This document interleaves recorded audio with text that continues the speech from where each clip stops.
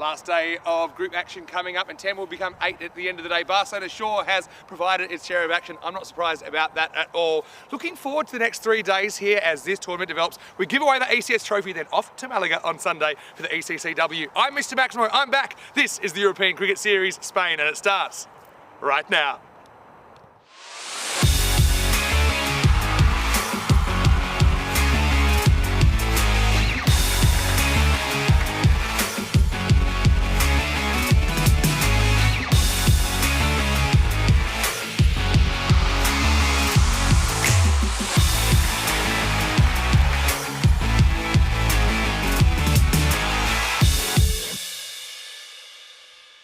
This European Cricket Network event is proudly brought to you by HCL Software and BizAway. Buenos dias, good morning to you wherever you're watching from around the world. Welcome to the beautiful Montjuic Olympic Ground here in Barcelona. It is time for a big day of action. It is day number 18 here, and that means it's the last day of the qualifying matches. Of course, we start this journey with 10 teams. 8 will make it through to elimination day tomorrow. And look, it's kind of a big prize the higher that you finish, and we will kind of see those positions settling today. The top 2, in fact, they get to skip tomorrow, elimination day, and go straight through to finals day. So we're starting the day with match number 86, and this one we'll see Barcelona International taking on Royal Barcelona. Let's see what happens at the coin toss. We've got Stefan Gooch with the 2 captains. Royal Barcelona to call. Head is the call. It's tails. Barcelona International on the toss, and they are bowling. Thanks very much, Stefan Gooch, and buenos dias. Good morning once again to all of you, and it's great to have your company as we are getting ready for the last day of group action. Matches 86 through to 90, and you saw the news from the toss there. It'll be Barcelona International sending in the Royals, but let's have a look back at yesterday and see how day 17 went. It was Kalyan Red who put a pretty much par 128 on the board against Bengali, but some good late hitting from Hardeep Singh. He ended up with 78 not out off just 26 balls, so 3 a ball pace for Hardeep. He got them over the line in the last over with 5 balls to spare, and it was a pretty entertaining game. Kalyan Red, Tanvir Iqbal continued his good form in the first innings, 43 not out off 15. Ali Hassan, 34 off 18, but couldn't go on with it. Ramanullah, again, he's been so reliable for Red, but it looks like they are going to have to do it the hard way as they weren't able to hold on to the points in that one. They were back on the rack, though, against Barcelona International. They were able to get the points. Exactly the same score this time, 128, but this time they were able to defend it against a Barcelona International side who, well, let's be honest, they have struggled, haven't they, as far as putting runs on the board. Ali Osama with 24, the only kind of shining light there. They were rocked in the 60s, and they didn't get the points there. Bengali, though, they put 171 and were looking pretty good, weren't they, in match 83? But what about that innings from Asjad Butt? A second century in the tournament to go with his 99 not out. And it was the 4th highest chase in ECN history. Sohail Ospitalet getting home once again with 5 balls to spare, as Bengali not able to get a single wicket in that match. And Sohail continued the good form with the bat. Asjad with another century. So an incredible feat for him to go back-to-back centuries. That was his second, in fact, to go with his 99 in match 84. 178, and Barcelona International never really in the hunt this time, managing slightly better and batting out the 10 overs in the final game of the day. As day turned in tonight, Barcelona International, a much more competitive effort with the bat, a 54-run opening partnership, setting up a total of 114. Berhan Ijaz with some good hitting at the end, but set up by Farid and Sheikh. But Bengali, despite kind of having a few hairy moments in the chase, they end up looking pretty comfortable there, don't they? Getting it with 9 balls to spare. So, look, this is the last day of qualifying action. All those teams will have played 18 games by the end of the day, and the top 2 get a free pass through to finals day. 3 and 4 get a free pass through the first half of elimination day. 5, 6, 7, 8 will survive, but they'll have to do it the hard way. They'll need to win 4 matches if they are to win the trophy. Weather conditions here, you can see it's a beautiful day. Currently a little bit chilly, 9 degrees to start the day, but expecting a maximum temperature of 17 and no rain or anything like that. In fact, I don't even see any clouds at the moment.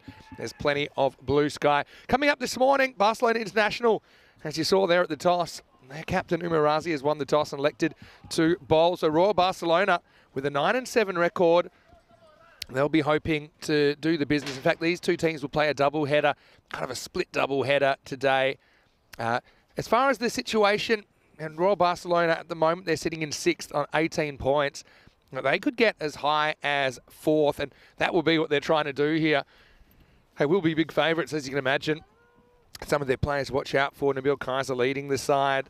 Got to say that he'll be very important, as well as Sharjeel Kaiser, who'll be behind the stumps. Taki Mazar, though, he's the man I want to talk about. What about his century in the last match the other night? His first in ECN cricket. He was very, very good. And as far as Barcelona International, looking at their side, they're putting on the park. Well, I do think you're going to have to bat Umar Razi, the captain, a bit higher than we saw last night. They've been trying to balance their kind of workloads amongst the players and give them some exposure, some experience, given their situation at the moment. We know that they won't be a part of the knockout stages, but still, a great opportunity for them to create a few more highlights for their team and their club. And they're a wonderful bunch of guys. Could see Jack Jewson behind the stumps as well for Barcelona International. I've got to say, I've been really impressed with his wicket keeping. He's a real specialist there.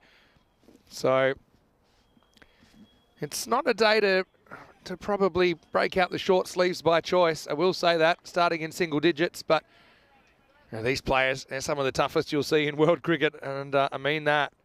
Basali looks like he's going to get us going. It is the Kaiser combination for Royal Barcelona. Their eyes on the prize. Yeah, like I said, they are 18 points with 2 wins. They could go to 22. And depending on how the results go today, Bengali are on 20 points, but they play Pakai Care twice. So Royal Barcelona with 2 good wins could play themselves into the 4, which just gives them that free pass tomorrow morning.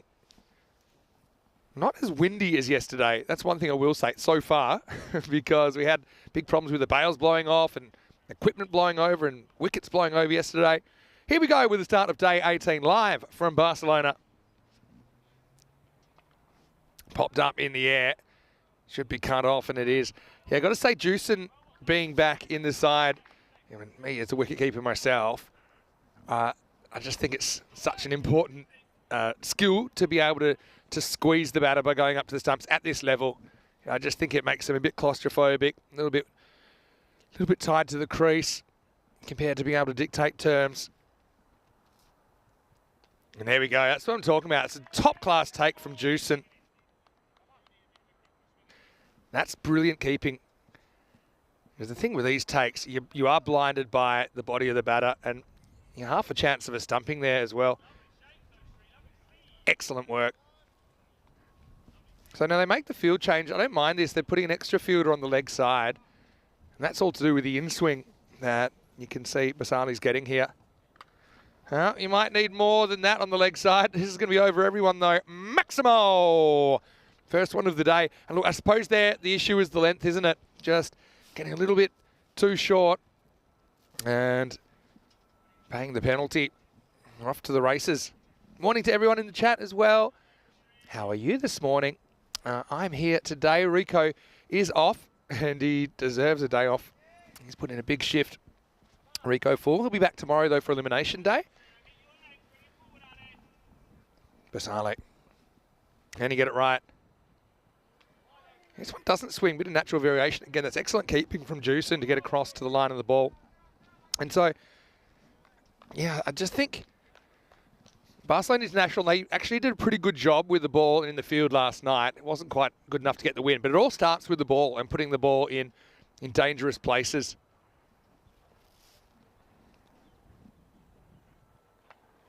That's okay.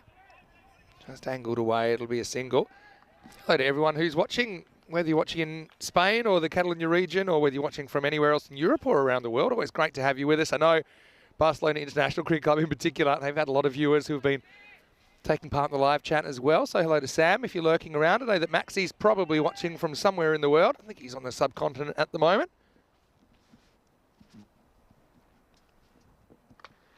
A little bit short again, but found the fielder, and he's taken a magnificent catch.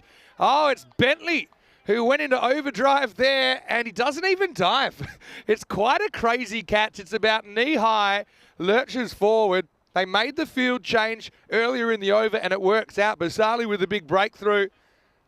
Nabil Kaiser, the Royal skipper. Have a look at the way he takes this. He doesn't get off his feet, probably doesn't need to, knows it's carrying, but it's just a matter of whether that sticks to his hands or not. And let me just repeat, it's 9 degrees at the moment. The temperature might be 9, but that's a 10 out of 10 effort from number 11, James Bentley, to pick up the first catch of the day, the first wicket of the day. Pretty good technique, and I suppose he maintains his balance pretty well for a slightly awkward kind of run at the ball. There's plenty of Bentley fans out there, and they'll enjoy that one. The first wicket of the day, 10 for 1. Hashim comes to the crease at number 3. And yeah, it starts with the ball. Okay, it was a bit more pitched up, like I said, so it wasn't an easy kind of put away pull for 6 as if it was a half tracker. Credit to the bowler, credit to the fielder there. Barcelona International hoping to play spoiler here on day 18. Yeah, a little bit of luck going your way as well for Barcelona International fans.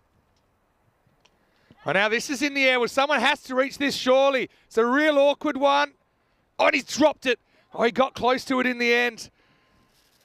Oh, it's Ali Osama. Let's have a look at it again. He took responsibility. I wonder if Jewson had thoughts of going for this problem. I suppose when you're up to the stumps, you can lose the flight of it. I mean, he does pretty much everything but catch it, doesn't he, Ali Osama? And that's a big let off. Hamza Hashim dropped very first ball.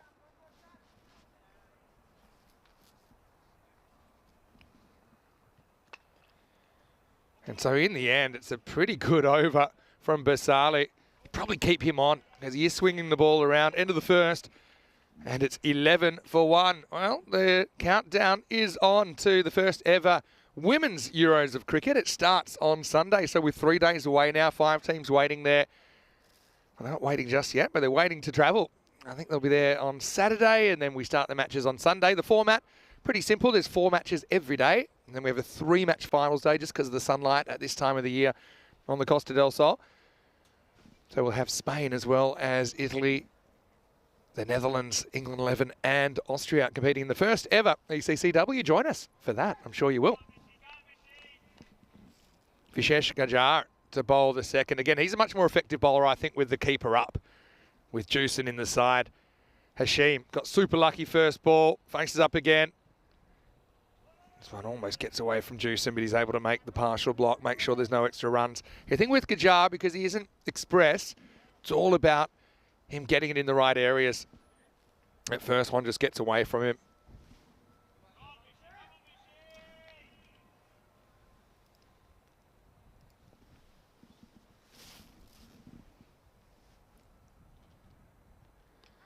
Oh, is that out? He likes it, thinks there's an edge, and he's gone. He's caught behind. And once again, magnificent wicket keeping. It's a ball that bounces a bit. And so Hashim gets a bit of luck early, but he's fresh out of luck here at the start of the second over. Again, excellent keeping. Look at this. Up it goes. I mean, I think it's an afterthought with the stump. Yeah, so I'm pretty sure that gets given out court. It was given out by the bowler's end umpire. And so, fantastic bit of work. See it again here. Little nick. Actually, probably see a little deflection. Again, really like the technique of Jewson behind the stumps, making such a big difference. And fantastic bit of work. Good reward for him as well. He's made a solid start to this innings. And so, Hashim goes for 1, and that one was off a drop catch.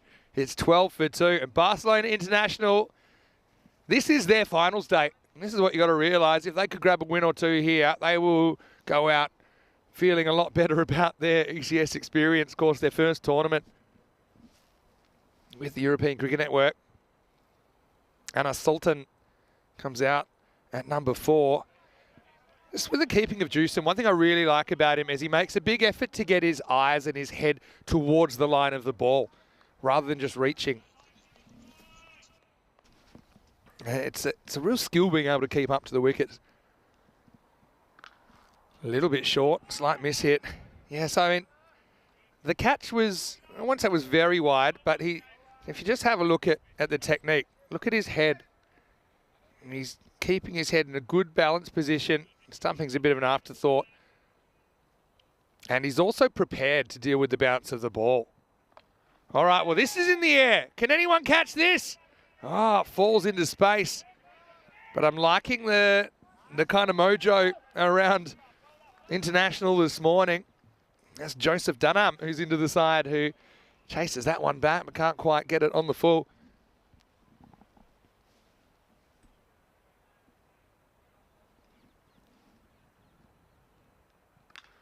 Well, this is crunch though, and it's going to be 1 bounce 4. So it's a bit of width that time, and Sultan, he gets his first boundary. Yeah, nice shot. I like the way. Goes over the offside, and it's quite a classical stroke rather than trying to drag it to leg side like we see so many batters doing in the series. Hello to Tony, who's in the chat asking, can Nabil Kaiser bowl? Well, theoretically he can. This one's hit hard. Probably would have been a wide, funnily enough. Again, that's good fielding down there, just keeping the pressure on. Yeah, I suppose Royals looking at their options with the ball. They got a few of them. Nazir not behind the stumps. Shadjul Kaiser with the gloves, so Shazid Nazir becomes a bowling option. Takil Mazhar, of course. All right, in the air now. Is this going to give you a chance? Well, not if you're on the field. Gets the distance. Maximo. Shadjul, bit of a pressure buster. Takes on the long off and wins, and takes us to the end of the second over. It's 26 for 2.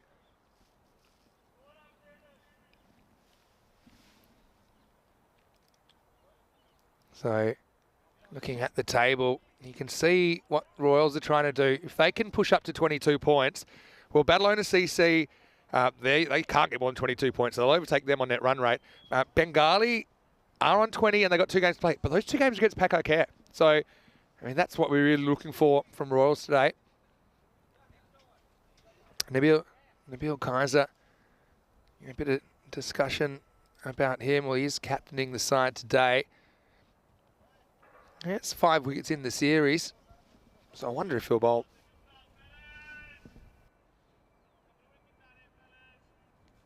Some other bowling options in there I'll probably be going to first.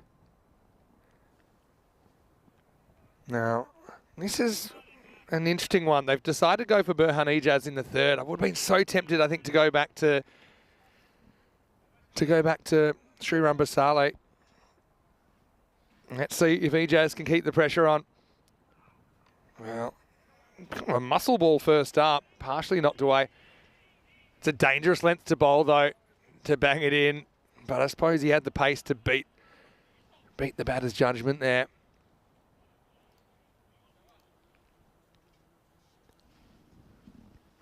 But yeah, banging it short on this pitch has generally not ended well for bowlers. Well, this is pitched up, but it's not quite block hole, and it's going to get hit and hit well. Maximo! And that's a really good shot by Kaiser. And I'm all for pitching it up, but you can see it's not quite, that Yorker length, which I think you can't pick up and go over the top. Shadjil dealing well. Looks like they'll be considering a field change here. Now, I did get an update on the ball situation here, because we do lose a lot here at this stadium, and I'm told it is endangered. The balls are endangered at this stage of the tournament. Well, this time it's up in the air. Can anyone find it? Well, look who it is again. Oh, and it goes down again. Ali Osama. And couldn't avoid it, really. This is a classic one with you might go, why doesn't the keeper go for it? But again, he's trying to find it, and so just doesn't get the jump on it, Juicin. And just misjudged at the end. Again, dealing with the sun. Barcelona International. I think a couple get away early. Now this one is too short, and it's hit away behind square, and that'll be a boundary. So yeah, every time they have dropped one, they've been punished soon after. It's a really good shot of it there. Nobody on that angle, despite the best efforts of Ravindu Madaranga. That ball finds the fence.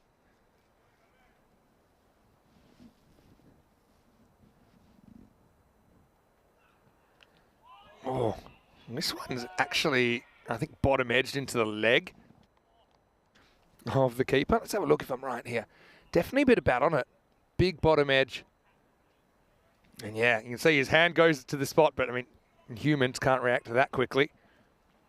Big deflection. If you're very lucky, that might hit the inside of your leg, and you can kind of pop it, grab a catch on the pop-up or the rebound, but last ball the over. That's again, it's better length, I think, as it'll be turned away for 1 into the power play.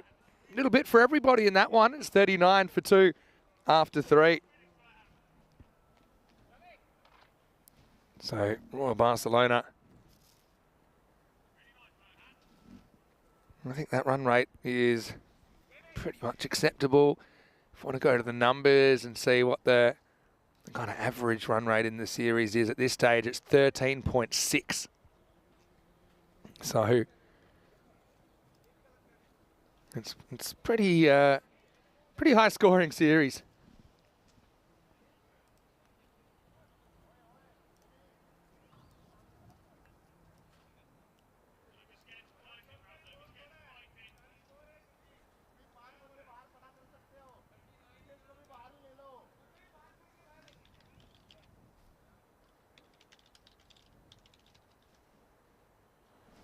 All right, so it looks like Ravindu, he's going to get a bowl here.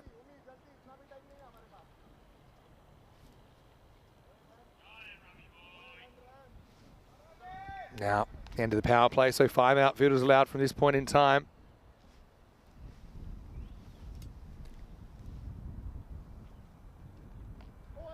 It's pretty well bowled first up. Mataranga, he's a leg spinner. He's not a huge turner of the ball. A lot of them just kind of slide on. And the power of being able to change pace. Sultan, named large, but didn't leave the pitch. This is pitched up, but it's hit pretty well. Bit of a challenge delivery for Mataranga, and Sultan's up to the challenge. Maximo. So Barcelona International just ruining a couple of missed opportunities early. That was a really good cricket shot. It wasn't a bad ball from Mataranga, but this pitch is pretty batter friendly. Now this one a little bit shorter, but it's going to go the same result. And oh no, it's hit the snack table. Well, Maximo, but the real question is what has been hit? It was right next to El Máquina de Café. Let's have a look. Ooh. No, I think that's the tea bags. And now, well, nothing's going to be hurt by this except maybe the figures of Mataranga as he gets pumped straight and over the fence. Maximo 3 in a row. What hitting. And, well, I've got to say, it's pretty tough being a leg spinner on this pitch. You've got to really maybe get a few more revs on it, try and turn the ball a bit more, I guess, if you're able. That does come in risks with control, but it's pretty good hitting, you got to say, from Anas Sultan. Quicker one. No, credit to him, and he does. But it's a decent shot, and it's going to get to the boundary as well, 4 runs. I mean, that one was kind of a little bit wider, and it actually turns a bit. This would have been a good ball, I suppose, if it was a bit straighter. The one that has a bit more side spin, you can see that one actually does kind of grip a fair bit. But very productive over this for Royal Barcelona. It's gone magical now. And it started with the dot. And now he gets him. So, well bowled by Mataranga. Credit to him. He kind of stuck at it. Didn't get the results through the middle of the over, but it's the block hole length. And after that big assault from Sultan, he just couldn't resist. Went to the well once too many times. I just think that's a good result for the bowler, and he deserves it. I don't think it was that bad of an over. And he really persists, and he gets the wicket of Sultan, but not before Sultan does a fair bit of damage. He'll go for 24. In fact, like that, add 10 to that. 34 off 13 in the end. 61 for 3 after 4. And over. 1 for 22. Looks like James Bentley's going to come on here in the 5th. They take nothing away from the hitting ability of Sultan there. Like I said, they weren't terrible deliveries. They weren't half trackers or anything like that. Backed himself to drive straight down the ground, and when it was a bit shorter, he'd go a bit more slog sweep over mid-wicket. Bentley's been pretty accurate in this series, and I've probably jinxed him, but he's been one side of the wicket. Again, I think it helps him having the keeper up, just putting the squeeze on a little bit. Shahid Nazir, who has a century in the series, comes in at 5 this morning. Right now, it's Shajil Kaiser facing up on 21. Now, this is high in the air. Catching opportunity. And, oh, it's dropped. And on the rebound, Natsuma Razi, the captain, did the right thing. I think it was his catch. Maybe Bentley could have got a bit closer for the rebound. I don't know. But really, Razi should be catching it the first opportunity. Here it is. He took it, with bent knees, was pretty low. Another one goes down. That's not a guy you want to drop. Shajil Kaiser dropped on 21. Shahid Nazir faces up for the first time.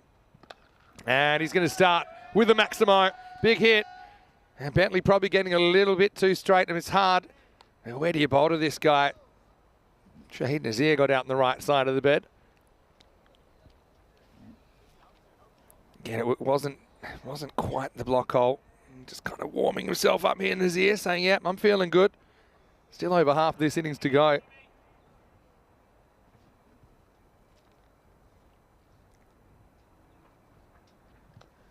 Yeah, okay. That one doesn't really go the same way. You know, that could still go for 4 tars. That's so cruel, really, for Bentley. This is the one I was interested because it doesn't really bend right to left. If anything, it kind of angles in slightly. And that's why it takes the inside part of the bat. In fact, I think that goes straight through his legs. I think it's the old nutmeg, if I'm not mistaken. Look at this. Yeah, straight through the legs of Nazir. I won't say that was deliberate, but it was a good result for Oils. Not so great for Bentley. Now, hit straight and hit hard and hit long. Maximo! That one rings the bell. And who we got up there? Is that Dennis up there? He's had a scary couple of days up in the tower. Yeah, well, that should be an extra prize because that goes bang off the tower. And it does stand the blow. Bentley wants to get in his ear sooner rather than later. He's come out 6-4-6, first set. I don't mind that. I mean, almost gets a swing out of Nazir there. Also, maybe you're at half a chance of a stumping with the keeper up.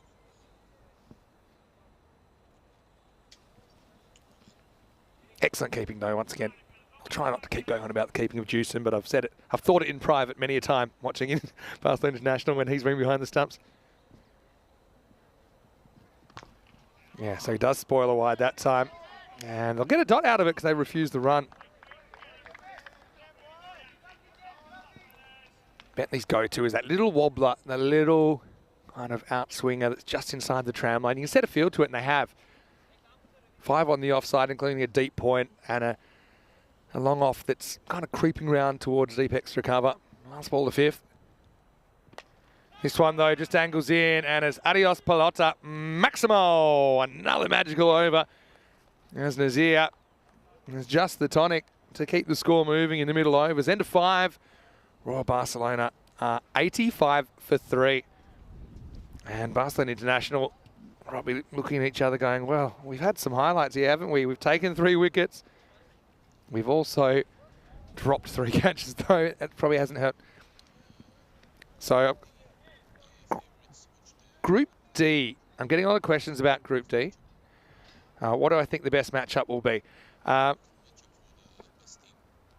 would say in Group D, we'll come back to it in a sec, but I'm really looking forward to the French derby.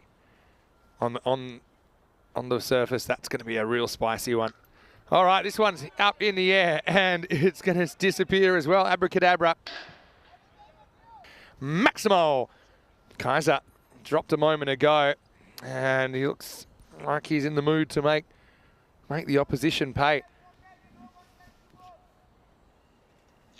The other thing, I think Empire CC of Finland will be keen to prove themselves. And Ljubljana, I mean, they're going to be big underdogs there. That'll be the game they feel that they might be able to take some points.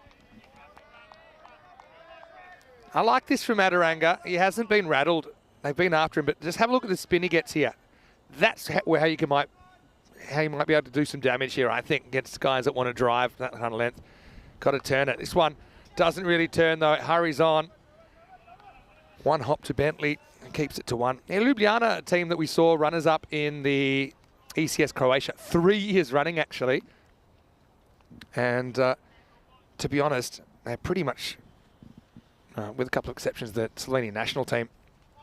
Not as many clubs in Slovenia. So we saw them take out the series 3-1 against Croatia when we were there about a month ago now. Maybe slightly more. Yeah, that one just stays inside according to the umpire. He says that when it passes the crease, it's inside. And I've got to say, I agree. Okay, by the time the keeper takes it, it's outside the line, but it's all about where it passes the batting crease, the popping crease. This is going to be hit away, and it's going to be 4. And I think Mataranga, that's the one that doesn't side spin as much. I think when he looks back on those 2 overs, tactically, probably could try and rip a few more. I think they were the ones that the batters struggled, the ones that just kind of had a bit more top spin. And they felt pretty comfortable getting under. And that'll be a 4 to finish the over. 96 for 3 after 6. Looking at the scorecard, 3 main contributors at the moment. Shahidul Kaiser with 29 off 11. He's still there. Sultan with a hard-hitting 34 off 13. And Shahid Nazir, he's come out swinging. Currently on 26 not out off just 8 balls. Joseph Danam will be the new bowler. And what a great opportunity for him. Doesn't have a wicket in the series as yet. Starts with a wide, but it's not a bad spot to miss, to be honest.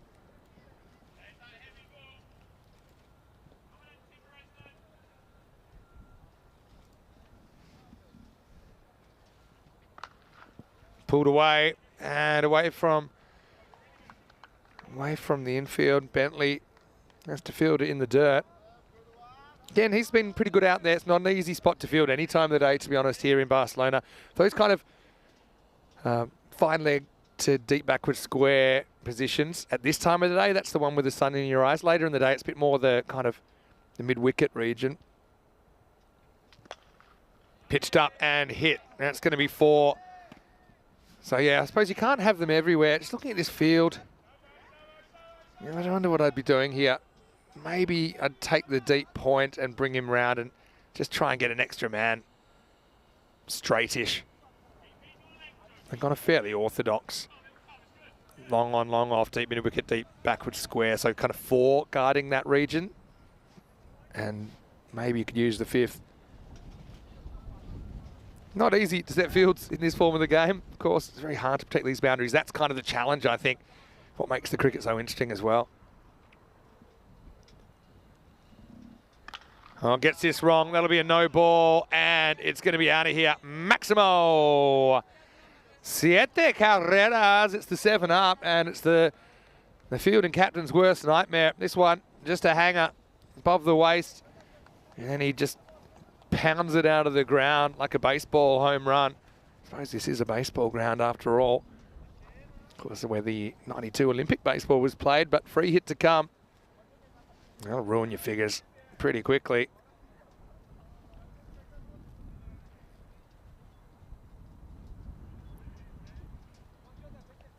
Nazir, he's in the mood. That's better bowling, still dragged away. Can they make the stop? They can't. Well, that's all about placement. In the end, they come together. I think it wasn't a bad ball. It's almost a Yorker. It was low full toss, but Nazir, he was able to find the gap. And I think that was a bit more by fortune than design this time. And I know the fielders are a little bit worried about running into each other, so not really committing to a big dive. I suppose you can understand that. Right, this one is in the air, and it's a catching opportunity, and it's taken. Nice pair of hands there by Sri Rambusale. And so Nazir's innings is over after a quick fire 40. He's going to go. Sometimes they've had it, sometimes they haven't in the field this morning. It's pretty clear. That one went high. And he was determined to kind of cradle the impact of that, even kind of lifting 1 foot off the ground to provide a nice cushy surface for the ball. Nazir, though, was there for a good time, not a long time. He ends up being dismissed for 40 off 12. So that's 20 and over pace. And the score is 113 for 4. Taki Umazar, not a bad guy to be able to come out at number 6. Centurion the other night.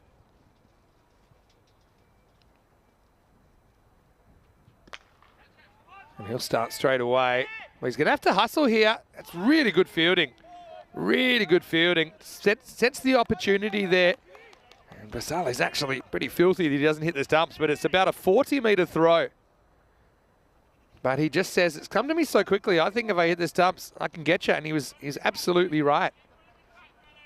Pretty tough one for the bowler to get back because he's in his follow-through. Last ball, the over. Drag leg side, Bentley can deal with it. This one doesn't go magical, but not far away. 19 come off the over, plus the wicket in there. Well done to Joseph Dunham. It's his first wicket in ECN cricket. This is what's coming up tomorrow. Elimination day, and the top 8 teams will survive to the knockout stages. So the first and the second team will get a break tomorrow, and they'll be back on Saturday. But this is how tomorrow works. So you can see if you're 3rd or 4th, you get to go straight through to the second half of the day. If you're 5th, 6th, 7th or 8th, you have to play eliminators twice tomorrow. That's assuming you win the first one. So it's all coming up tomorrow. As the day goes on and we get a better picture of what that'll look like, we'll be able to maybe fill in some of those teams.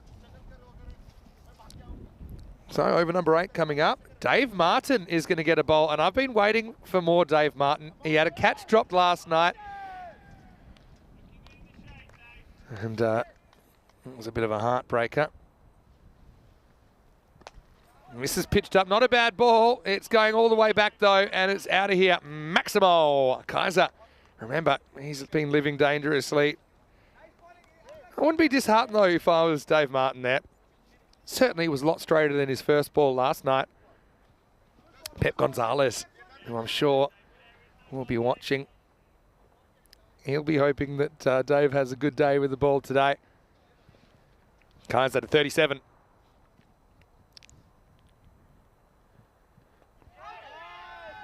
And maybe beats the bat this time. He's kind of lured him into an across the line stroke. A fair bit outside leg, I think. And typically, keeper finds those hard to locate. This one's a fraction short, and at that pace, it's going to travel, and it does. Well, that Marzi, oh, and he's put it down, and yeah, he dropped one in that exact position yesterday. And I think we got this on the camera. Marzi, 9-degree catching, not something he would have learnt growing up in India. Let's have a look. It is, yeah, that's a bit of a finger buster.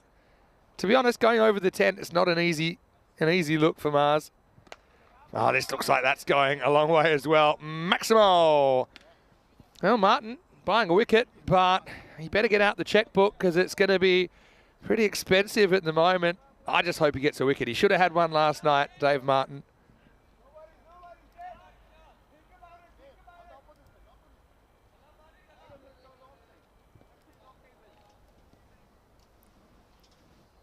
Hang in there, Dave. I think it's off the top of the pad. Trying to make a case for a bat pad, but I don't think so.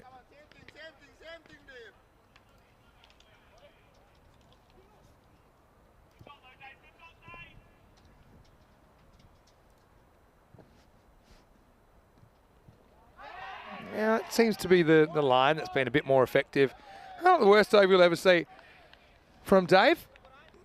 Keeping the dream of the baggy green alive. It's the end of 8, and it's 133 for 4.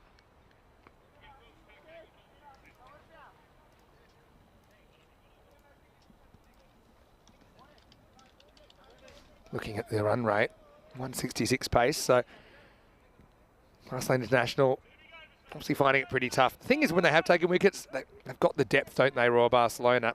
More hitters coming out.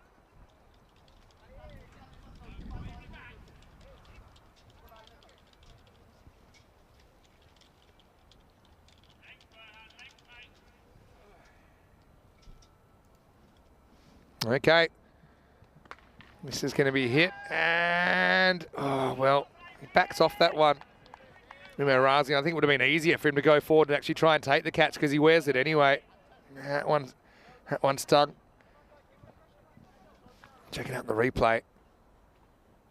You have to try and take that one. That's well bowled and well taken as well. Kaiser has moved to 49.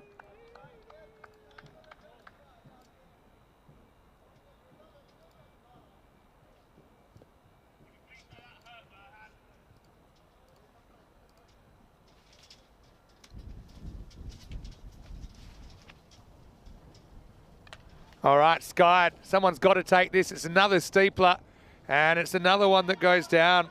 This time it's to Narman. Interesting one. They're going to turn down the run.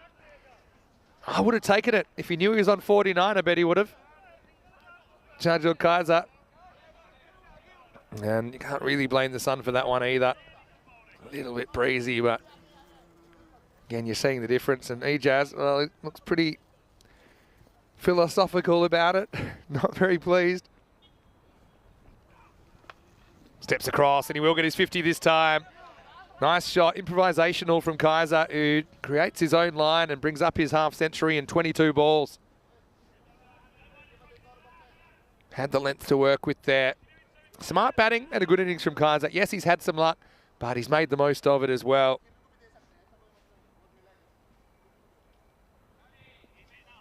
That is his first four, believe it or not. He's hit 7 sixes in his half century.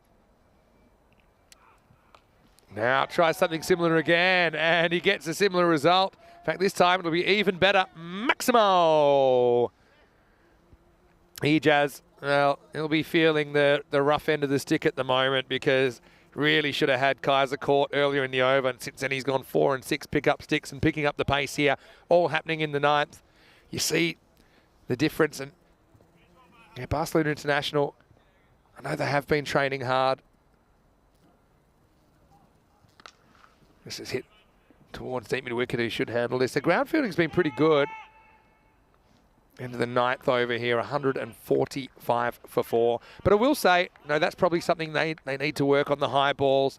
And maybe it's even starting with slightly softer balls. So, if you're training hard, you don't want to be just busting your fingers, but just getting in the right position and judging it better. So maybe some indoor cricket balls, that's probably what I would do. They do swing around a bit in the air as well, so maybe that's something I would do just to get guys feeling a lot more confident and also not worrying so much about hurting themselves in these conditions. So, and then, graduating to, maybe a limited amount of practice, maybe 5 balls at the end with a hard ball once you're feeling a bit more confident. That's just something that I would be doing. You even see professional players now sometimes doing the high ball catching practice with these kind of little gloves on, just to protect the hands a little bit more, depending on the conditions. And that's the golden O to finish off for us, and I've enjoyed watching him during this tournament as well. Of course, Barcelona International, they'll play the first and the third games. So will Royals this morning. And that will be the last time we see Barcelona International for this series at least. Hopefully we see them again next time we're here in Barcelona. 10th overtime. First one, line's a bit wrong. This was the issue for O'Donnell last night. Sometimes getting outside the legs of the left-hander or the right-hander. This time it's the right-hander. And it's just pretty much a free swing away from Kaiser, who moves to 64.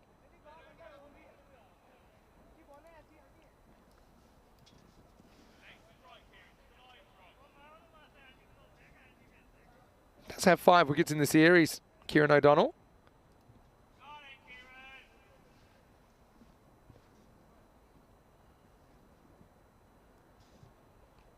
Yeah, good. Yeah, you got to call that wide. I was going to say good leave. But I had to think, because he does step towards it, but I don't think it's a pre-movement. I think that when the ball's bowled, the batter's pretty much in his normal stance.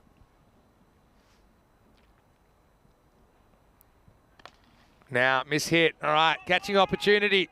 He's caught well, but this time he won't. That kind of sums it up. They should get 2 now on the drop from Basale.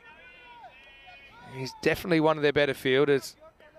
And Kaiser, he's living a charmed life at the moment.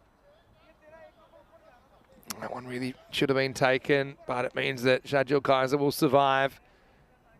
And O'Donnell nonplussed. Have taken a couple of good ones.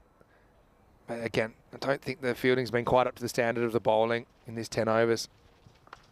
O'Donnell induces the shot leg side again. Watch the bounce this time. Nicely done. That's Mataranga out there. And they'll only get a single. So Taki will get another opportunity. And yeah, Taki was brilliant actually in the commentary box the other day as well. He was in with Rico. And I love listening to cricket commentary in different languages. One of the things I really enjoy. Oh, now he's almost... All right. Have a look at this. I mean, Taki goes the full George Bailey, but more. Turns almost backwards beyond front on. And I think he freaks out O'Donnell. He says, if you want to stand there, I'm going to bowl it somewhere unusual as well.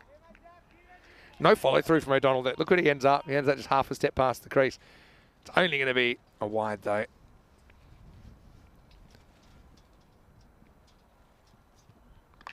All right, hit in the air, catching opportunity, and down it goes. Burhan this time can't hold on. O'Donnell, to be fair, it's a ball that was sitting on a tee for Taki.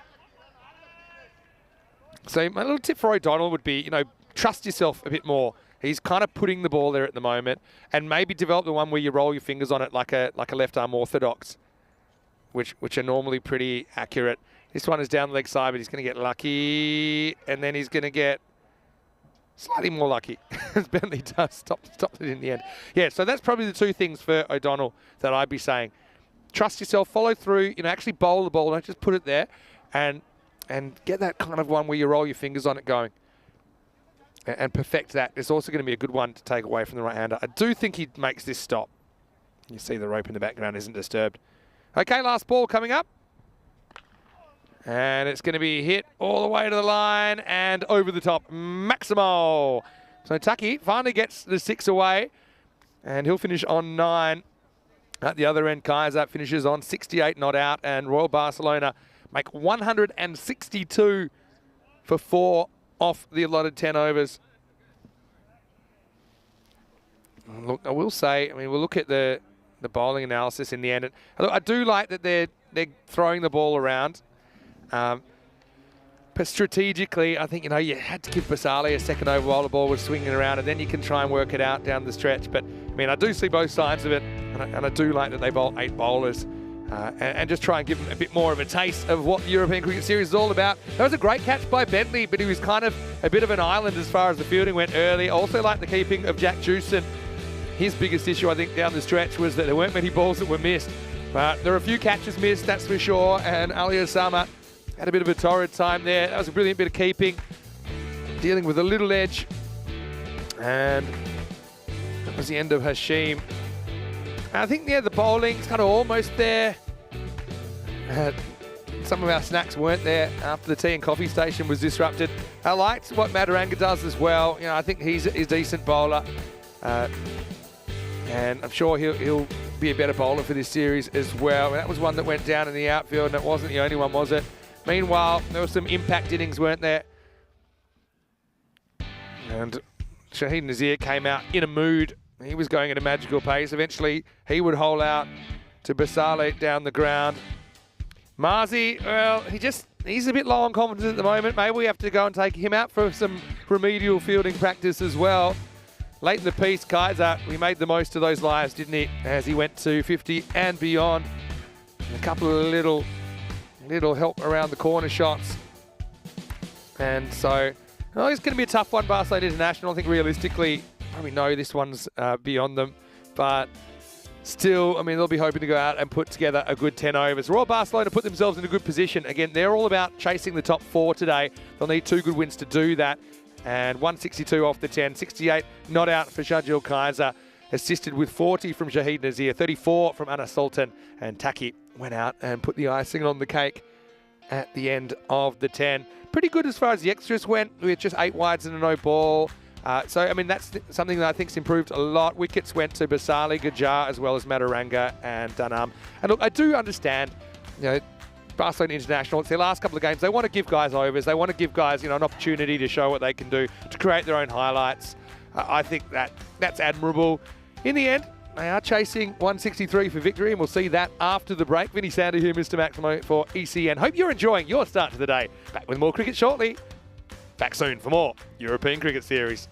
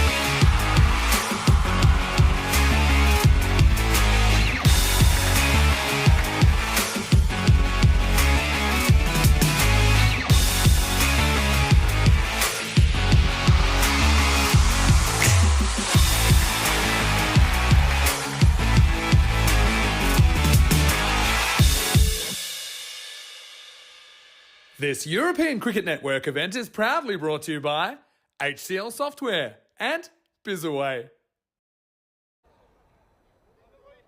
Hello, welcome back. Great to have your company as we roll into the second half of the first match of the day. Barcelona International taking on Royal Barcelona. These two teams will play each other twice today in the first and third matches. We know that we won't be seeing any more of Barcelona International in this series, at least after today, so they're certainly hoping to make the most of things, and including this run chase where they'll be chasing 163 for victory.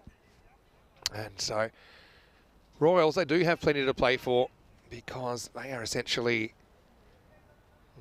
trying to push up into the top 4 spot, which would just give them an easier path to the prize. If you finish in the top 4, you only have to win 3 games in the knockout stages to win the trophy. If you finish 5th or below, you'll need to win 4. So it does make a bit of a difference. And so Alio Sama will be keen to make up for a couple of drops in the first innings. He'll be facing up out there with Ravindu Madaranga. So great to have your company once again, wherever you're watching from around the world. Opening the bowling will be Hamza Hashim. So settle in, this should be fun.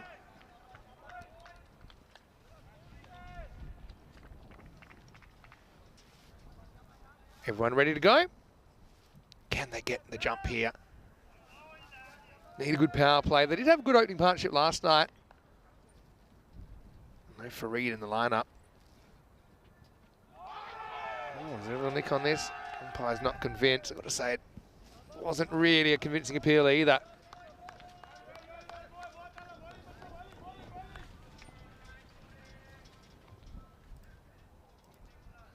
Well, welcome back everyone watching on Fan Code, as well as everyone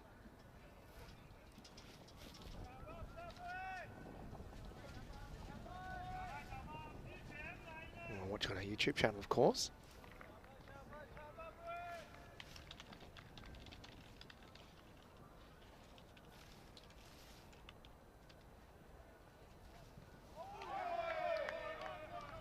And next ball through, and another dot ball, so not an ideal start.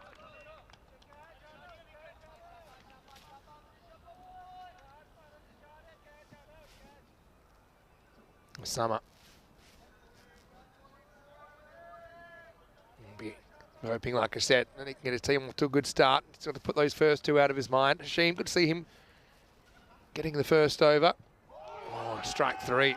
This is the length, though. Have a look where it bounces. And I think it actually hits the chalk.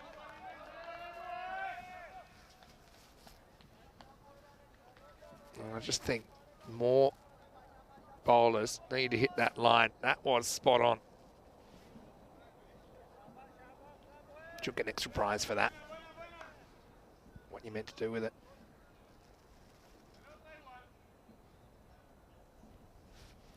Good little bit of outswing as well from Hashim.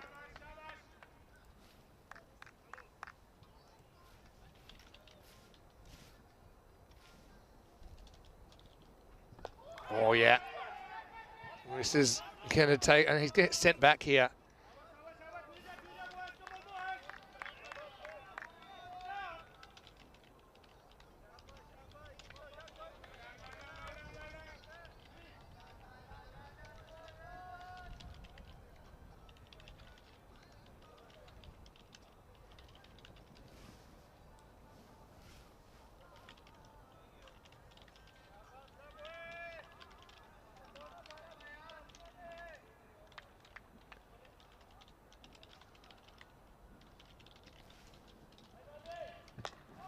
Gets good bowling. This time they will take off. Oh, have a look at this at the end. Had to work really hard for his first run, didn't he, Ali Osama? Let's have a look. That's not the greatest technique. If you're going to get hit. You got your pads. You'll be all right. Would have been run out. Happy to see him get off the mark, though. Eventually, Madaranga will have a go.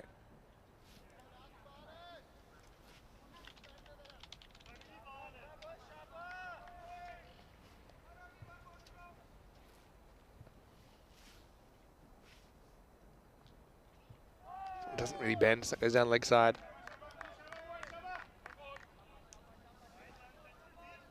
Yeah, and a question from Amy. Hello, Amy. Asking about that boundary stop by Bentley in last over. One thing you got to learn, I suppose, and we do a lot of cricket, obviously, is that sometimes the camera can, because it is trying to create a two-dimensional innings, it can look like a fielder maybe on the far side is touching the rope when he's not. There was that kind of awkward stop from Bentley. Bit of pace this time. And it will be called wide, I think. Let's have a look on the replay. Yeah, that's probably a wide. So it wasn't 4. I could just tell from my experience, even though, you know, you can't see all of the rope, but the rope never moves. The other thing is the officials are on that side of the ground, so they're actually watching live. And if they'd seen him touch the rope, they would have said so. If boundary stops inconclusive, we follow the ICC. And to me, that wasn't even inconclusive. But if they are inconclusive, we follow the ICC procedures, which is that you give the fielder the benefit of the doubt. And it is a stop. So anyway, just explaining that one, because I did have a question over the innings break about that. That's the end of the over. And it's 3 or 4, make that without loss after 1. 3:37. Now, this is something which is... Yeah, we've got to go make a stop to this. We need a golden ball at some point. Doesn't look like it's going to happen this game, the way things are panning out here. But, yeah, 3:37. Will it be in Barcelona? Will it be in Malaga, maybe? I guess we'll find out at some point. And every game is one closer to a golden ball, I will say that. So that's what we've got to look forward to. Anyway, Saeed Ali Hussain to bowl over number 2. Don't worry, he's not going to bowl just yet. Batter still making his way to the batter's end. I've got to say this pitch has held up really well. Yeah, it's one of those things where, when you're trying to capture a three-dimensional image in 2 dimensions, it makes it tough as well with catches, whether they've carried or not. It kind of can raise more questions than they answer. Anyway, Mataranga off mark straight away. Now, turns it around the corner. Barcelona International, I think last night, they actually ran pretty well. They kind of just made up their mind. They're like, okay, we're running. You know, if we hit it to infield, let's both go. Let's kind of avoid the hesitation. I think that's not a bad strategy, especially if you're finding boundaries hard to come by.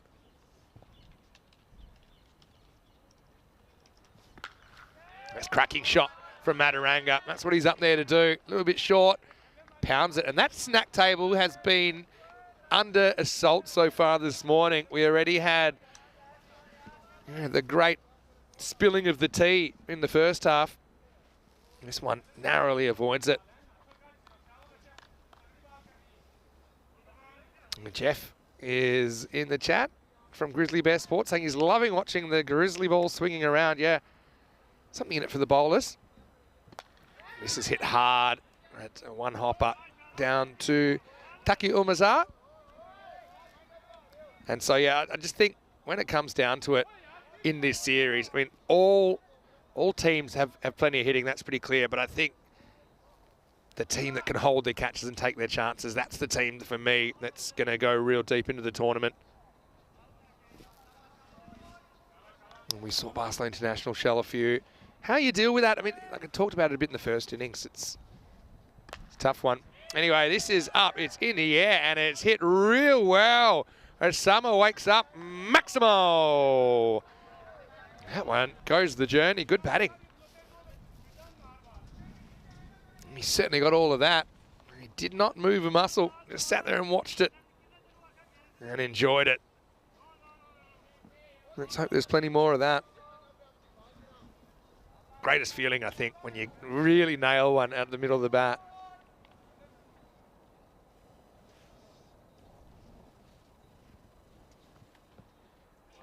Be a wide. Again, probably just getting carried away with his own success there a little bit. Ali Osama. Well, Jeff Maguire in the chat. I'm a little bit interested about you referring to yourself as a medium pacer. I would have thought maybe you're a little bit quick of that. Maybe you're just being modest, Jeff. It's well, I'd probably have you a little bit quicker than medium. This one will be another wide.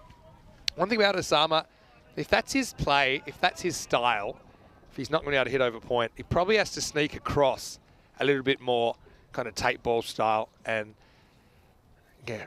access these balls that are a bit wider outside the off stump. Instead, he goes the other way. And now it's hit, and it's hit towards Taki, but he can't get there. Maximo! Well, Ali Osama with the moonwalk and reverse moonwalk prior to delivery. Have a look at that. Steps back, steps forward. But if he never moved, it would have been in the same place. And he gets just enough of it. So good to see him getting a couple away after he had a bit of a shaky start.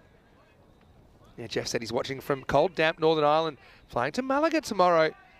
Maybe a bit of karaoke with me? Well, possibly. My voice is actually in pretty good shape, having had a bit less of a workload over the last week or so. So you never know, Jeff. That's in the air as well. Taki, oh, he can't quite climb the ladder. Maximo, and 6 more. And Ali Osama, he's going to take a few highlights away from this game. And who knows, if he could get on a 6-inning rampage, could he pull off an unlikely victory for Barcelona International and spoil the Royals' run towards the top 4, a potential run.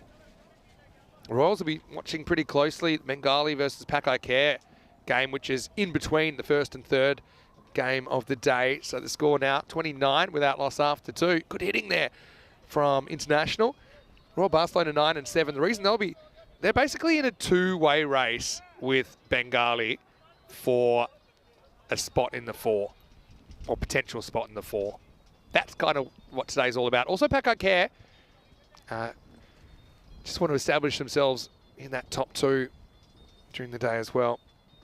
Bowled him, and it's a good outswing up from Hamza Hashim, who is brought back. And again, I think it's smart captaincy. He was swinging the ball around. You bring him back, and he goes straight through. Ravindu Madaranga crashes into middle and off. You can see that with the angle, Madaranga thinks it's going to kind of slide in towards leg stump, but it just straightens a touch. Again, it's good full length that allows it. Over goes the castle, and Barcelona International 29 for 1.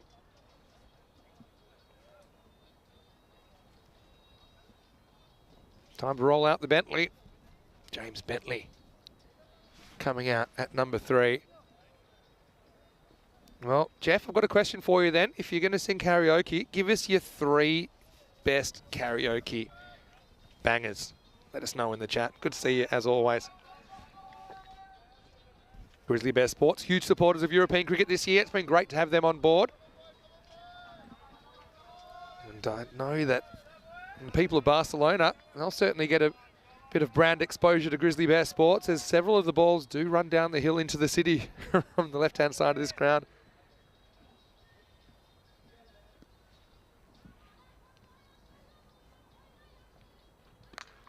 Nice shot by Bentley first up. Cracking cover drive, and he'll get 4. I like he kind of holds his shape here, doesn't lose that front shoulder. We'll check it out on the replay.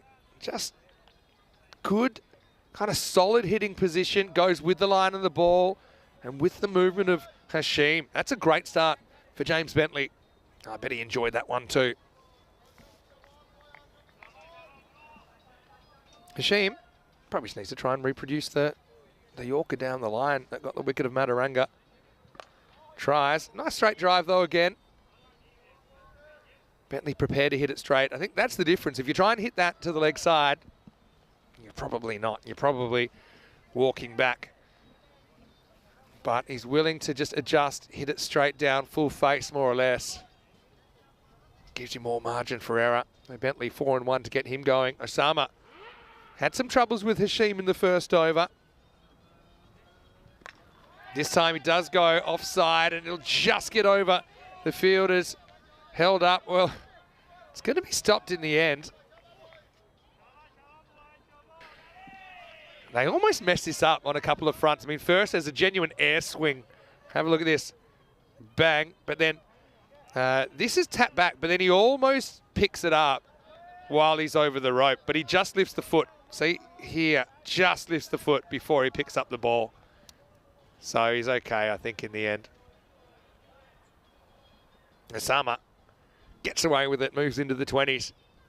I like that he's going offside though. Wow, it's quite a remarkable pull shot. It's almost like a tennis smash here from Osama Hashim. Rather than kind of sticking to his guns because of the fancy footwork, he tries something different and he gets swatted away by Ali Osama. Cuatro carreras. Pretty good shot. Osama gets full swagger points for when he does actually nail one. Last ball of the power play, round the wicket again. Why would you do that? Well, it finishes like it started. Interesting one-on-one battle. And Barcelona International hanging in there at the end of the power play. 40 for 1.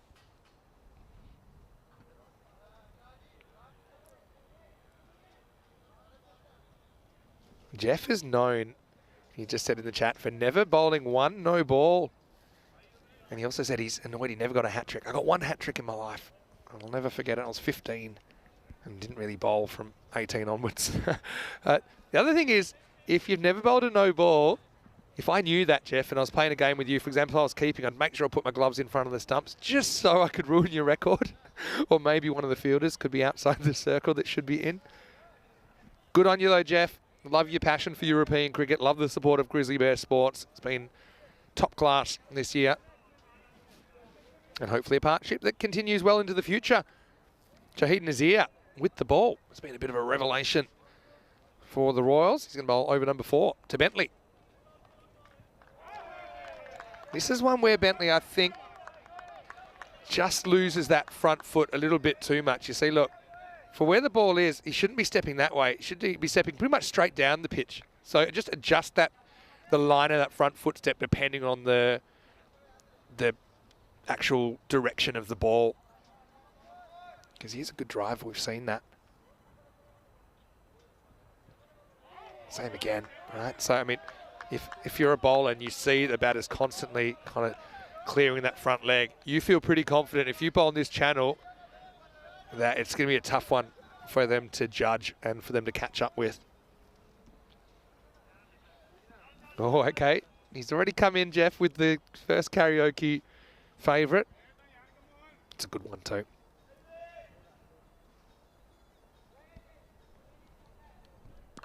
Yeah, well, Bentley couldn't have hoped for a better delivery here, and he's going to pump it over backward square. Maximo! It was short, it was in at the body, and if that's what his kind of trigger step is, then this is kind of served up on a platter, isn't it? As he gets 6, Barcelona International still fighting. And good to see the Catalunya flag there, and the Christmas tree and the bench, and a few guys looking a bit cold over there.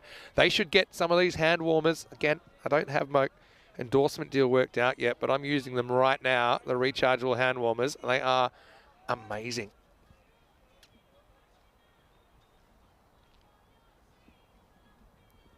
Oh, another one, but can't catch up with it. It'll be called a wide. So Jeff's karaoke classic was Islands in the Stream. Yeah, Kenny Rogers and Dolly Parton. Classic one. Very good one. I'd also put Don't Go Breaking My Heart by Elton John and Kiki D in that category as well. This one actually swings the other way. It'll be another wide. Yeah, Jeff says he loves duets. And yeah, the ECC obviously was a pretty crazy schedule, so I didn't really get to do any karaoke during that.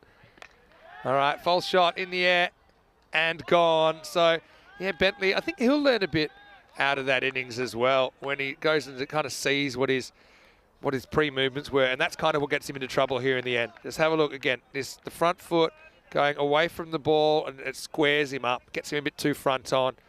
So it's more or less a bit of a leading edge, and a simple catch taken.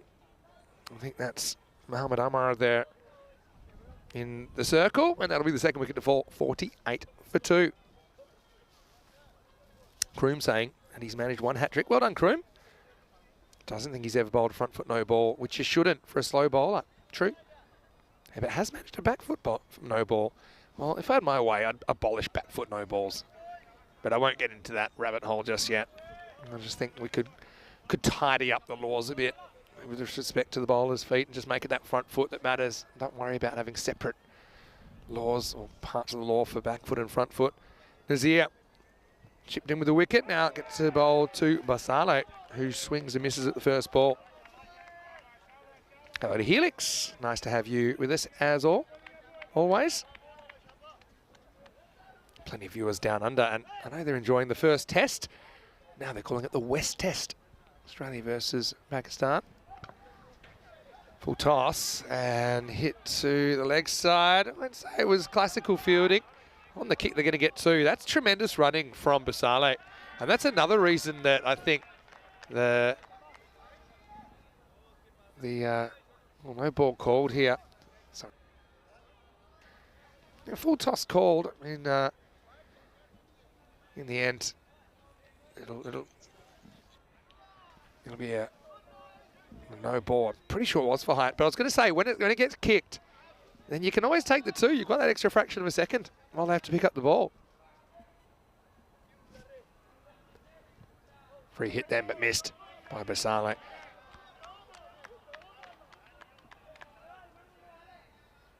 Yeah, Sweet Caroline's a good one as well. There's a few good ones coming in. 51 for 2 after 4, so the 50 does come up in that over. And it's a nice effort so far from Barcelona International. I know they've had a tough initiation. Like I said, I've loved watching them in the nets when I have been here and when I've been able to have a look. And there's just a few little things I think that they can work on, because there's definitely a lot of talent in their lineup. The high balls is one, like I said, get innovative with how to do it. Maybe you don't go hard ball all the time if you're just going to break everyone's fingers. Get guys feeling confident. Even, tennis balls we used to practice with as well. I'll tell you why. We go tennis racket, tennis ball. That's great high ball fielding practice because they swirl around and you don't really have the fear of, hurting your fingers. But, on a windy day, you send them some swirlers. And if you can catch those, okay, yeah, the ball's going to get harder. In a way, it gets easier.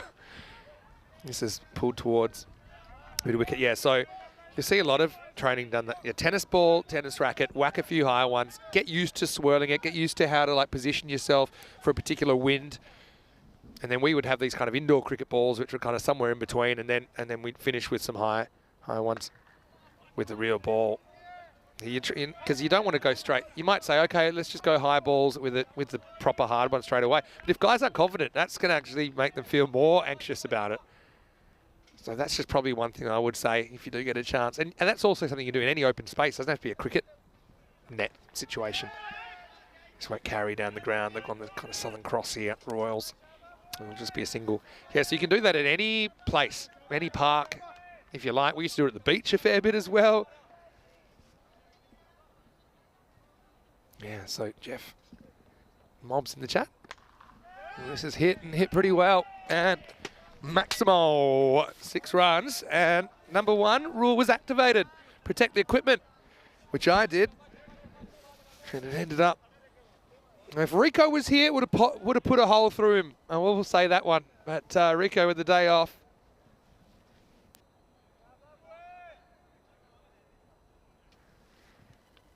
Now, beats the bat. They're going to take it on. Half a chance. Oh, I think it would have been out if he hits. But now we got potential overthrow. But they won't be able to take it because Ali Osama's run through so far. They'll leg by to finish the over. And at the end of 5, it's 62 for 2. Oh, well, got me into action. Having a look at the ECCW squads. Can't wait for this. It's going to be on Sunday. And of course, the full fixtures at the moment are on our website, ECN European Cricket Network. Maybe let us know what are the games you're looking forward to. And of course, they'll play each other twice during the round-robin stages. Italy, Netherlands, I'm really looking forward to because they played a one-run thriller, last ball thriller earlier in the season. I'm also looking forward to England 11 Netherlands because to see where those two teams are at. I also think Austria, Spain, and a bit of a battle of the Reds will be a good game. And those two locked horns earlier in the season. Takio Mazar was able to slide this one into the pads. Well, gave a run last ball, last over, instead of a leg by. Not so sure about that. Yeah, so Jeff Mobbs was asking about the test match in Perth. Yeah, it is in the new stadium now. They'll play the men's test there, typically. Pad's getting a workout at the moment. This one has to be given a leg bite and signalled that way.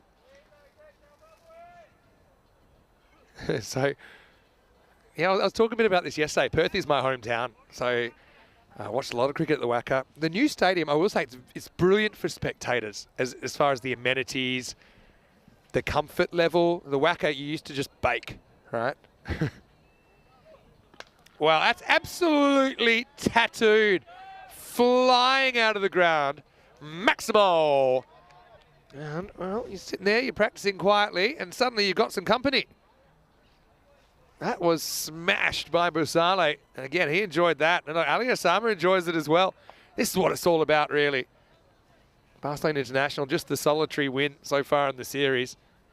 I'll be thankful for that. And that was a shot so powerful that it blew his shoelace apart. Busale really smashed that. Yeah, but the new stadium's brilliant for, you know, food and drinks and vantage points, and it's, you know, built as a whole stadium, whereas the Wacker was, you know, grandstands put up at different times. Originally it was just a suburban ground. Oh yeah, let's double down. This one's a bit shorter, and oh, it's gone all the way over. It's an upper decker for Busale. Maximo. Well, let's have a look at this one. Somebody get out the measuring tape. How far have we tracked this? Because there's that big foul ball fence, and he hits it all the way over. It's an upper decker. They love it as well. Well, could it be the start of something beautiful?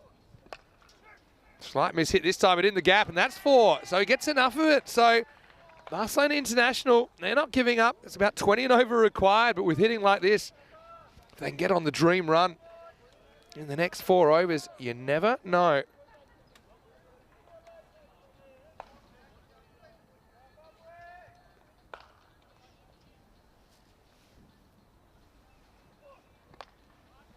This is up and over the offside, and it's going to be 4. So it goes magical, and it finishes the over. And the score at the end of 6 is 83 for 2. Good hitting. And kind of came out of nowhere. They need 20 and over, so look, if you can do that 4 times in a row, that's the play at this stage. Treat every over like it's the last, and you need 20. Almost like getting all the numbers in the lottery. But if you can do it from here, it'll be a memorable win for Barcelona International. Got some other good ones. Hello to Dave B. Good to have you. Oh, yeah, some Christmas karaoke probably required at this stage. All right. Let's have a new over.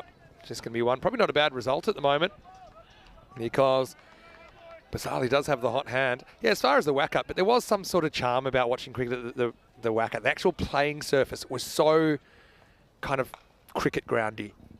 You know, it was built for cricket, had an amazing outfield, or it still does. Ooh, full toss.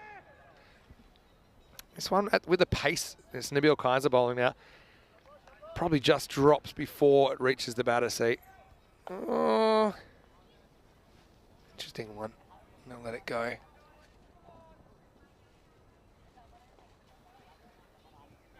Now hit over the offside, and Taki's after it, and he won't stop it. So 4 more. Osama continues the assault. Dreaming and chasing miracles at the moment. Oh, I won't mention all of these, but there's a couple of really good ones in the chat. There's a long way to the top if you want to rock and roll. Is a brilliant one by Helix. The Christmassy ones there, very cheesy from Dave.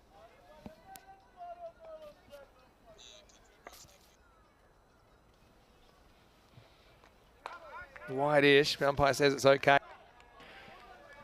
Again, not really stepping towards the ball, Osama. Is this one fully inside? I think it's probably a wide, if I'm honest. I think it's a little bit of the line. Tough call for the ump, though. So he goes for it again, and this one is coming our way. And, well, the cube's been busy. Again, a sprung into action, Rule 1, which is protect the equipment. Yep, that's me. I was just making sure it didn't take a skip into the computer, but it was fairly comfortable. Took my hands off my hand warmers. This one's knocked down partially, and it'll finish the 7th over, and the score is 96 for 2. Let's have a look at what's coming up next. And Bengali had a very strange day yesterday, but they are 10-6. They'll play their last 2 games against Pakai Care Badalona, who are 12-4. Still a chance to top the table, Pakai Care. Let's look at the 2 teams. Bengali, obviously, we've seen a fair bit of them lately, but Pakai Care, been a little bit longer since we've seen them. They've got Isan listed to open with Umar Ahmed, Mochim listed at 3, Asad Abbas at 4, Atif at 5. Pretty good side. Wouldn't expect anything less, really, from Pakai Care Badalona. And they've won the toss. They're going to bowl. They like doing that. That game coming up in around about 35 minutes right here on the European Cricket Network.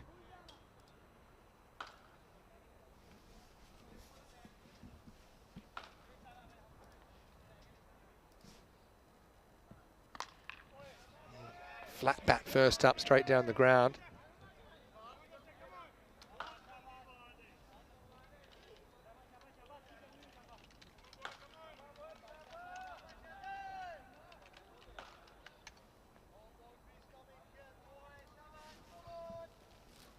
Basale. He's swinging for the fences, but pretty well bowled by Nazir. Gets in the right channel.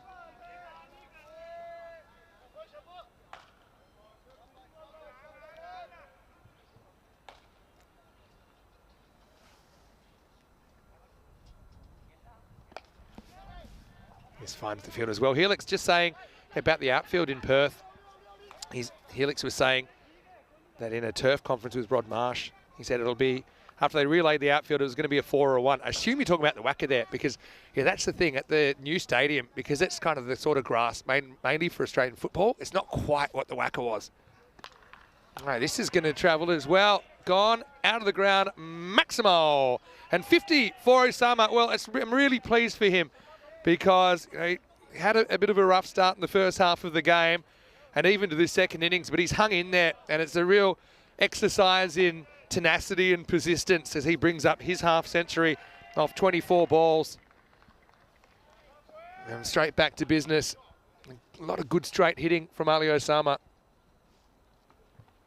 Now he's going to go over cover. The more he's batted, the better he's looked. He's made better decisions. He goes over the offside and goes Maximo. So he's trying his best to try and keep things under control or get them back in with some kind of an opportunity. Yeah, so there's pros and cons with the 2 Perth stadiums, just to kind of conclude my discussion about that. The pros being, I think it's more comfortable for the spectators. In the old whacker, one side of the ground, you'd just be baking, looking straight into the sun all day until the sun went down. It was very hot. They were old concrete stands. The kind of concessions, the food and drink was difficult to get to. The stands weren't connected sometimes. That looks pretty high to me. That'll be a no ball, and it will also be a boundary. So, yeah, big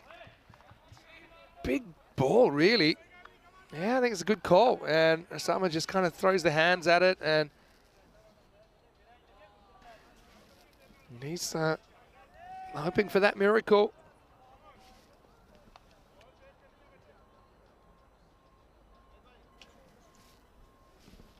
So, free hit, and over the offside. This will probably get away from Taki. No, he does well. And he's just going to take the 1. I think that's smart.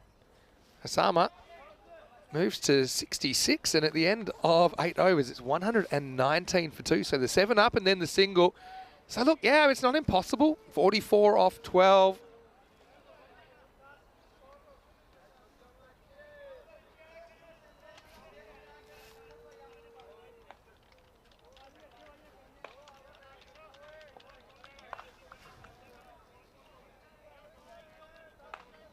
So, 9th over.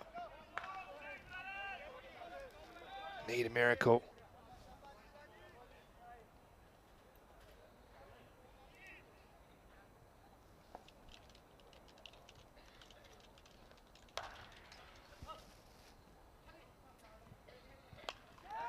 in the air.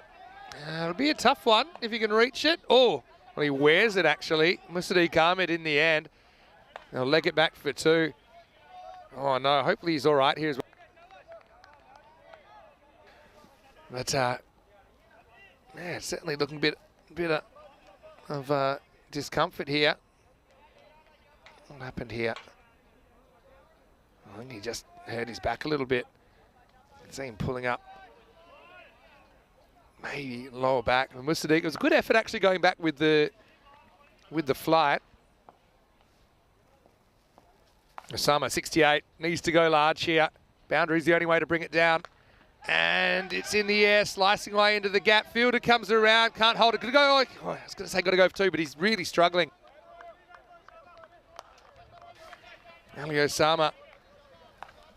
Again, this is one, normally you go for 2, but just have a look at him. He's really hurt himself here, I think. Nabil does well to reach it. Always slicing away from him. But yeah, just have a look at him. No, I guess it's going to be up to Basali. Go for broke. Misses. 41 off 9 now, gets really tough.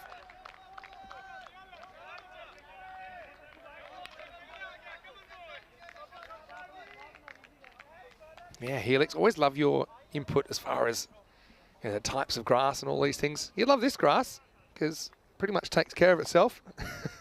The AstroTurf. All right, into the bat, but flying away. Fielder comes back and spin away from him. Does really well. Basali, he's going to get back for 2. And Osama at the other end, he's really hurt at the moment. Looks like a little, maybe like a tweak of the back or maybe a slight kind of, don't know how to describe it, but you can get these kind of almost cramps in the back or real pain spots trying to run through it. Well, this is foolish as well.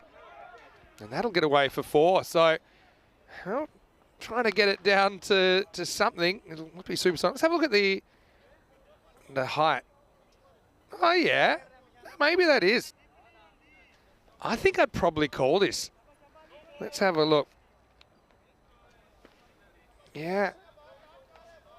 What have they called this? I'm just curious. I saw the 4 signal.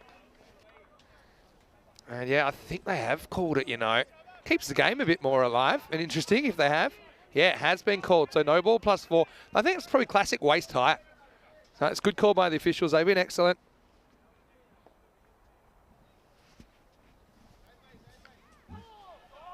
And so that'll be 4.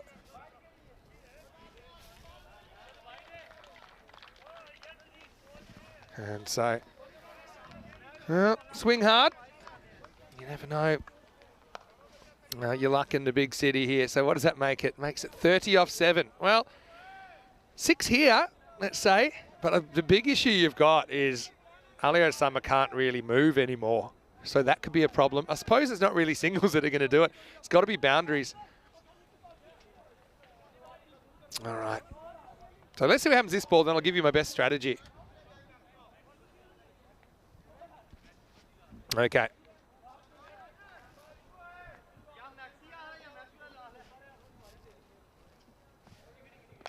All right, well, there you go. It's hit deep, and it's dropped. And they take 1, and so that'll be the end of the over, 134 for 2. Well, I suppose he does save the boundary at this stage. That's probably more important.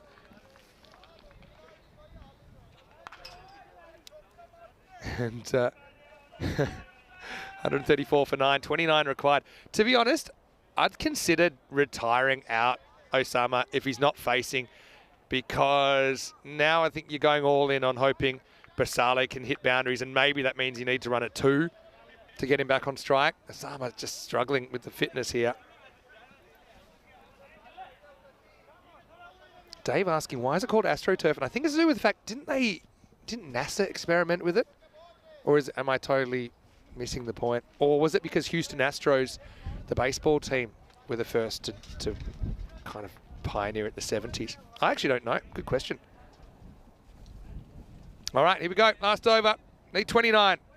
It's the worst possible start. Probably run out. Doesn't bother running him out. Probably rather have him out there. But this is a classic batter footwork error. You cannot let a ball that passes down the leg side not be a wide. Go straight through. You got to get across in front of your stumps. If anything, be well outside the off stump. Now you need to be perfect. Nah, it's clever from Taki.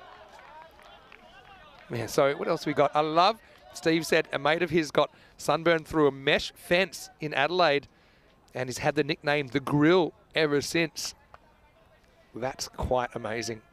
Probably the comment of the morning, Steve. Good to see you. You know, credit to Barcelona International. They're not going to get the win here, but they have really put up a fight, and that's what you're looking for. If they'd had more batting innings like this, I think when you consider their bowling's held their own for the most part, I just think they would have won more games. Picked up over the leg side and all the way, Maximo. So nice shot by Basali. I suppose the only question now, can he bring up a half century? He needs 7 off 2 to do that. Hello to Sam in the chat as well. And if someone can let us know the Astros or the AstroTurf origin, that'd be handy during the break. He hits it down towards the fielder and, well, he lets it bounce in the dirt, and that's always a risk. Well, it keeps the 50 alive, at least for Basale, who'll move to 47. Again, it's been a really brave effort from Barcelona International, who'll have one more game against the Royals. At least they know they're competitive against them. And potentially the Royals, the next time they meet in match number 88, could be playing for a spot in the top 4. So last ball coming up, 144. Maximo would bring up the 50 and the 150. Shriram faces up. Again, first and last balls, classic what not to do, but let's not take the gloss off what was a good batting effort from Barcelona International. They're going to finish with 144 for 2 off the 10 overs. And the margin of victory, 18 runs. So this is what's coming up next. Bengali taking on Pakai Care. Starting in 25 minutes, Bengali, well, they've also got ambitions of finishing in the top 4. But to do that, they're going to have to get 1 or 2 over a very tough Pakai Care lineup. Of course, Isan, all eyes on him. Over 1,400 fantasy points in the series. But Bengali, they've had some players in form. Farouk Ahmed, to mention one. Also Abdullah Al-Mamoon and Hardeep Singh, a very strong top 3 there. You've got Shahidur Rahman, Proppy to open up. But first, it'll be Bengali with the bat, because they've been sent in by Pakai Care in match 87. Superstitious number for all of our viewers down under. And we'll be bringing that to you when we return. Right now, let's go and have a look at the highlights. It was quite the mountain to climb, as the snack table and the coffee station was constantly under assault. So was the cube, or where the cube was formerly stationed here in my position. But Ali Osama, after kind of having a rough start, he found his confidence. Meanwhile, it was good reward for Hashim, as he was able to get Madaranga after Madaranga played a couple of nice shots, full and straight, and just a hit of outswing. Ali Osama, though, really started to turn it on. That was quite a remarkable straight swat pull shot. Bentley played a couple of nice shots out there, but just chipped one to cover, and that was the end of him. But Barcelona International, they'd only lose those 2 wickets, and then this partnership really flourished, didn't it? In the end, they put on 96 in 6.2 overs. And some really good hitting out there. Basali absolutely smashed a couple. And Ali Osama, even though he's battling fitness issues there towards the end, I hope he's okay for the next game, because with him hitting the ball so well, you want him in there, wouldn't you? Late in the piece, this was dropped, but it did keep the ball inside the field of play, which meant the game was never really in doubt. A classic case of how not to attack the ball. In fact, the ball had the fielder under attack there. Competitive game to start the day, but 18 runs the margin, and Royal Barcelona keep their top 4 aspirations alive. Looking at the scorecard, Ali Osama, 69 off 29. Very good innings from him. And fought back from adversity in that game. So it was really nice to see. Madaranga was gone fairly early for 6, Bentley for 11. Then Basale with 47 just couldn't quite reach the half century. But again, he'll learn a few things, I think, especially in those clutch situations. Don't give the leg side back to the bowler. far as the bowlers went, it's only really Hamza Hashim that has figures to shout about. 1 for 15 for him. The other wicket went to Nazir, but he was a bit expensive. He wasn't the only one. And in the end, Royals, good enough, but probably would feel that they didn't quite hit their straps in that game. We'll take a break. We'll be back in about 20 minutes with the next game. Pakai Care sending in Bengali. Bengali, the ultimate Jekyll and Hyde against the former European champions. That should be a brilliant match. Join us for that one. And once again, thanks for the discussions in the chat. Vinny Sandhu here, Mr. Maximo for the European Cricket Network. See you after this short break with more European Cricket Series.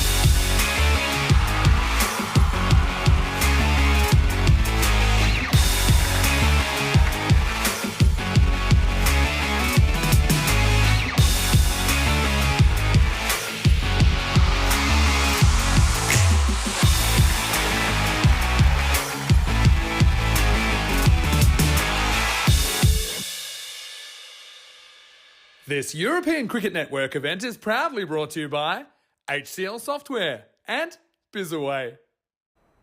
Hello, welcome back to Barcelona. It's great to be here as we get to the concluding stages of this tournament just today. And then, of course, 2 days of knockout cricket to come. And coming up next, we have match number 87. It's Bengali who are here once again. They're taking on Pakai Barcelona. Let's see what happened at the coin toss a little while ago. Stefan Gooch had the two skippers. Pakai get a call. Heads. Heads is called. It is heads. We will bowl first. Pakai have won the toss and they're bowling.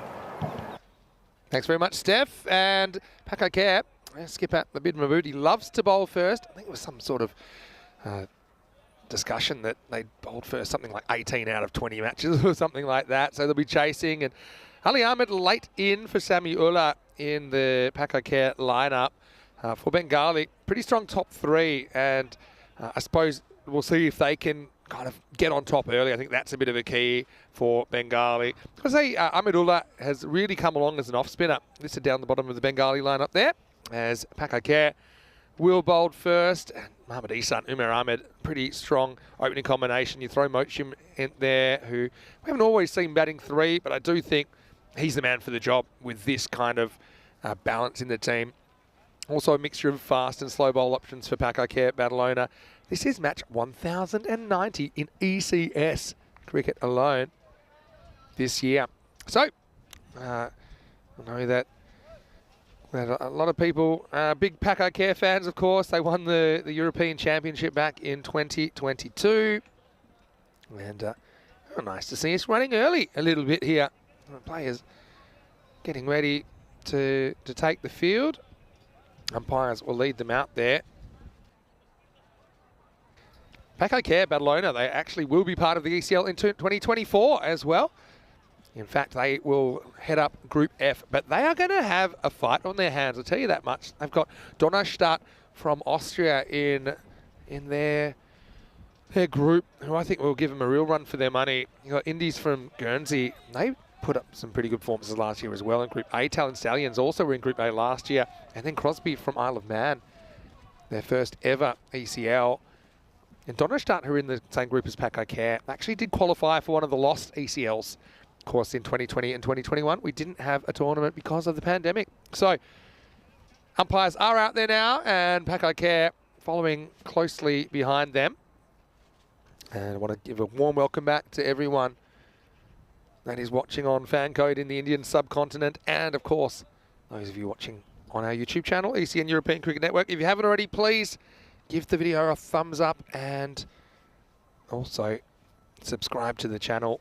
Gotta say, when I was on the plane on the way back here after my few days away, I watched a pretty interesting kind of documentary on YouTube and how it developed, and it was pretty fascinating. Can't say I was an expert in it, even though I've got quite a lot of hours on the platform now. Yeah, but quite fascinating. And it was a bit of a walk down memory lane about how, pre-smartphone, how you'd have to create video and the capacity of the internet obviously not being as fast. It was a bit more difficult to share. Anyway, I think, can't remember what it's called, but it had YouTube in the title. Tell you that much. Anyway, ready to go here, and match 87. We'll see Bengali batting first, and Farouk Ahmed is going to be opening up. Abdullah Al-Mamoon, no surprises there. Atif will bowl the first over. Tall, lanky left armour. He's been one of the most improved players, I think, over the last couple of years in the ECN era. We've seen him trusted in some key positions for the Spanish national team. Farouk, though, he's a guy, he's a bit of a journeyman on ECN as well. Seen him in Sweden as well as in Portugal, now here in Barcelona. Good game coming up, I think. Can Bengali bring their best? They'll need to against Paco Care. Back on the park. Here we go with the start of match 87. And it's a laconic looking back cut shot from Farouk, who's off. First ball for 4 runs. Really nice shot. Doesn't try and overhit it when you've got someone like Atif. You don't need to swing hard. Just use the pace up and over the top. Shows you how much cricket's changed when you see that kind of a shot first ball and you don't blink. Hello to Lance Hall, who's also watching. Lance, how are you? Let us know where you're watching from this morning or this afternoon, depending where you're watching from. What a great start for Farouk. Deep third back for Atif, makes sense. A similar kind of shot this time. He doesn't count for the bounce. And so, bowler with a good comeback.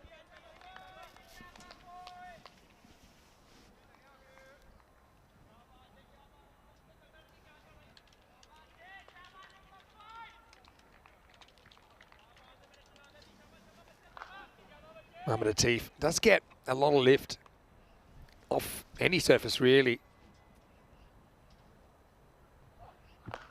This time up in the block hole. Again, that's a good delivery. Paco Care. They are a team that fancy chasing no matter what the situation, and it's hard to imagine a score they couldn't chase, isn't it? That's the thing. The other day we showed the replay of their 2022 ECL final match against Tunbridge Wells, where they did that chasing, but built the win in the final on the back of a really good restrictive bowling performance. Pitched up, but not quite a Yorker, and Farouk, he's ready for it. Maximo! What a good shot. And again, even a bowler like Atif, who's very skillful, if you just miss your spot, it's going to be trouble. Farouk stays very still. And yeah, just determined to make good contact. He does.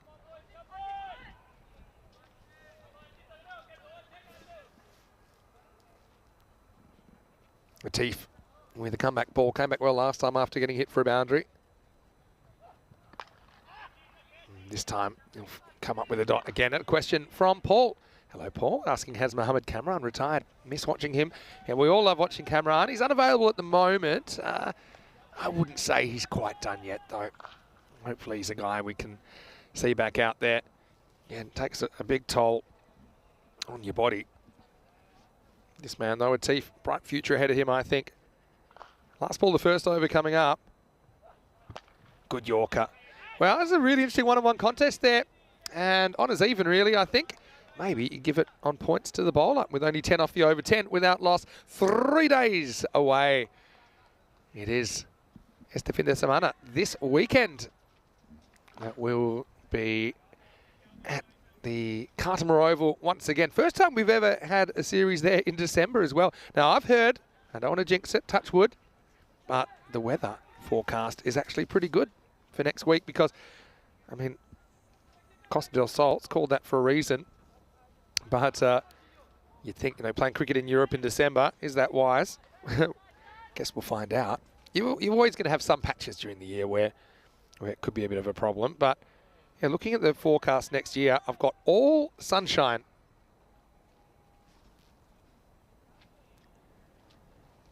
Twin left arm attack, but it's the batter on the attack here, Al-Mamoon, who puts the first one over the fence. Maximo! Powerful strike as Hassan Ali comes in and disappears just as quickly. Really nailed. Great start for Abdullah Al-Mamoon. Yeah, just looking at the temperatures. So on Sunday, it's meant to be 17 and 17, 19, 19, 19, 19. Sunshine every day. That's what I'm really happy to hear. that we want to have an uninterrupted ECCW. Goes shorter, up in the air, but he gets enough of it. Maximo! So just a straight pull. I feel he was a little bit late on it, but that's the thing. If you're aiming leg side and then you're not quite there, you can still get plenty of wood on it, and that's exactly what Abdullah Al-Mamun does. So back-to-back sixes. And we're going to be in for a fight here. We're going to be in for a scrap. You've got Paco Care that are wanting, essentially, the top position. If they can get it.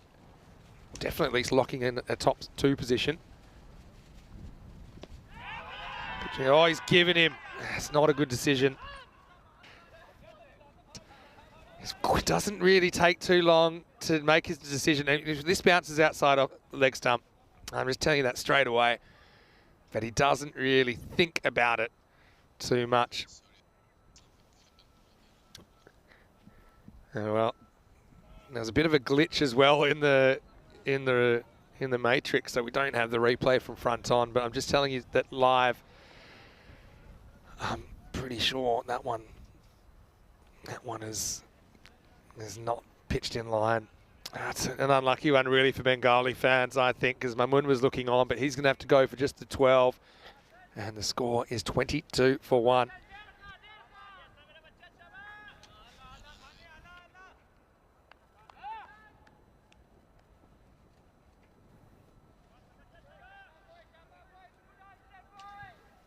Anyway, that's the beauty of the game, if you want to call it that.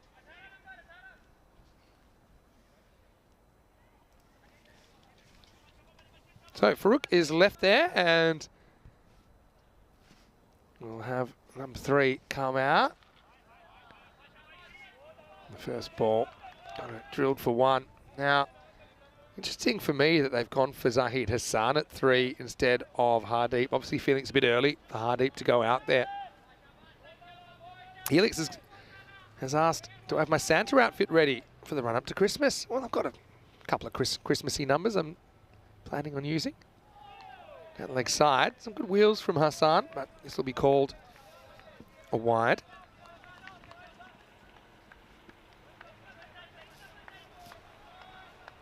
Yeah. I mean, I always have a lot of sympathy for umpires, but there's a couple of things I think you can do just to kind of mitigate that. And look, errors are always going to happen. Wow, he's very late on this. Pops up in the air. Was this bat or was this shoulder? Yeah, it's shoulder, actually. That's good pace. Check out this. This is the sting. Oh, yeah, right in the point of the shoulder. Yeah, look, one of the things I think the umpire could have done better there is just count to 3 and replay it in his head. And the number one thing you have to ask is when the left-arm bowler bowling to a right-hand batter, is there any chance this ball hasn't pitched in line? Has it pitched outside leg stump? And that's the number one question. All right, this is hit down the ground, and this is going to be another Maximo to Farouk Ahmed. He's looked very good so far. And so, check this out. Bang. Easy as you like. Just a very kind of natural swing of the bat when he gets it right, Farouk Ahmed. Yes, that was a really good bit of advice that I heard for some umpires before. I'm always happy to pass that on. As far as this game goes, it's 30-1 after 2. Bengali hoping to reach 24 points, or even maybe 22 with a better net run rate. Paco Care, like I said, trying to nail a spot in the top 2 and a free pass tomorrow.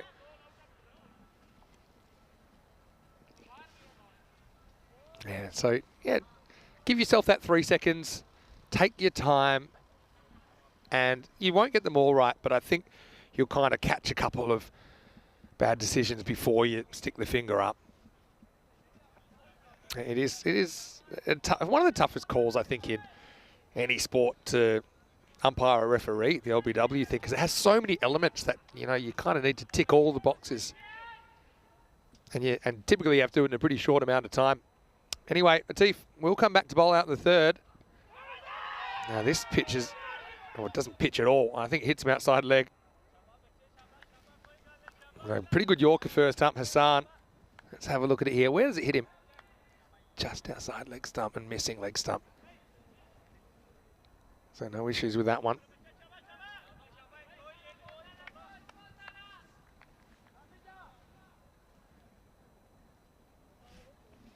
Dave's got a question. Will I be able to play the piano at the hotel? I doubt it at this time of year. I don't think they have that part open. Plus, I think they were going to sell the piano last time we talked to them, just to keep me off it. But you never know, Dave. Hassan yet to score off the bat in his 3 deliveries.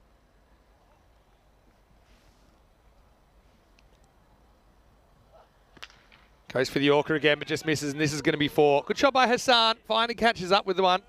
It's about a shin-high full toss in the end. And look, it's not a bad spot to miss. It just happened to go in the gap.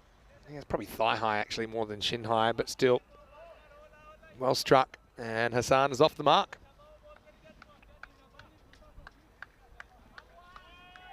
It's the beauty of the power play as well. I think later in the innings, that isn't going for 4. Only 4 balls left in the power play. But just have a look at where he ends up here, Hassan.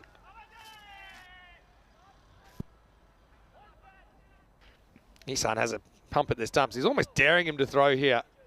Hassan, look at this. He's just staring at Hassan in the eyes. It's like the reverse Johnny Bairstow. But I think he's just in. Yeah, I think. Where does the ball actually hit the stumps? He's still sliding.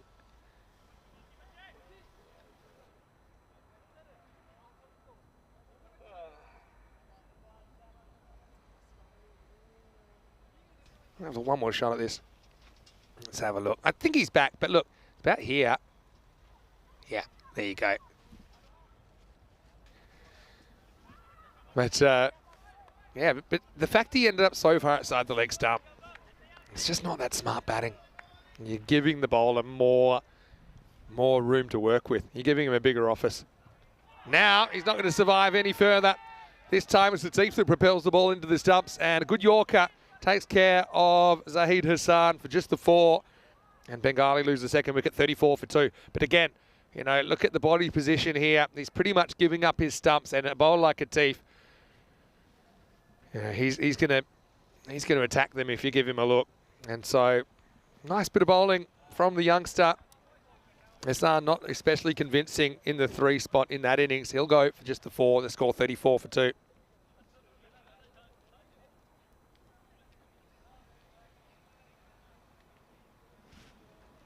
And that one, I mean, the fact that it crashes into leg stump shows you a lot about where his body position was. It's something we foreshadowed the ball before as well. Jeff saying in his 3 years umpiring, the only decision he would change is to give Ravi Pancha LBW in Spain's inter-squad matches. He still mentions it. I will say, Jeff, you umpired a game that I played, one of the few games I've played in the last couple of years. And I thought you did a great job. I think you also umpired the HCL Software VIP experience game before. It was a pleasure having you umpire me. You obviously love your cricket. We all do here at ECN. Latif now will bowl to Hardeep. So clash of the Titans here. 2 balls to go in the 3rd. And 2 more balls for Latif to get his man. Again, he's just kind of exclusively trying Yorker at the moment. Hardeep drives it but doesn't beat the field first up.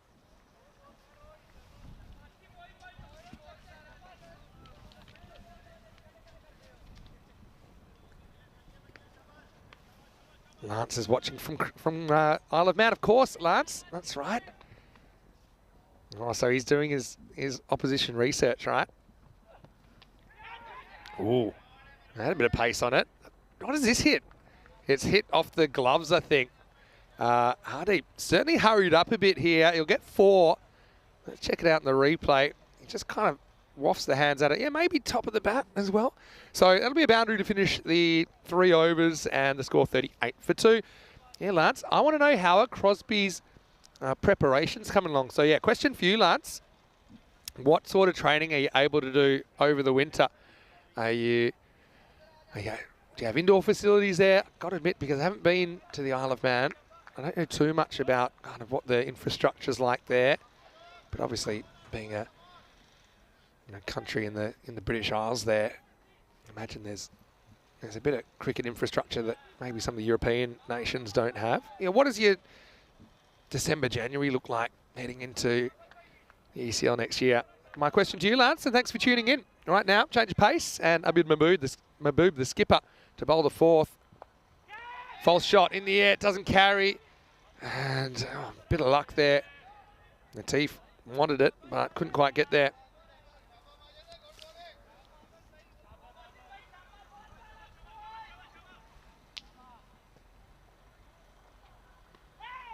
No full toss, missed out. Mahboob's quite clever. He can change his pace without a real discernible changes in action. I think that's one reason that batters find it hard to time him up.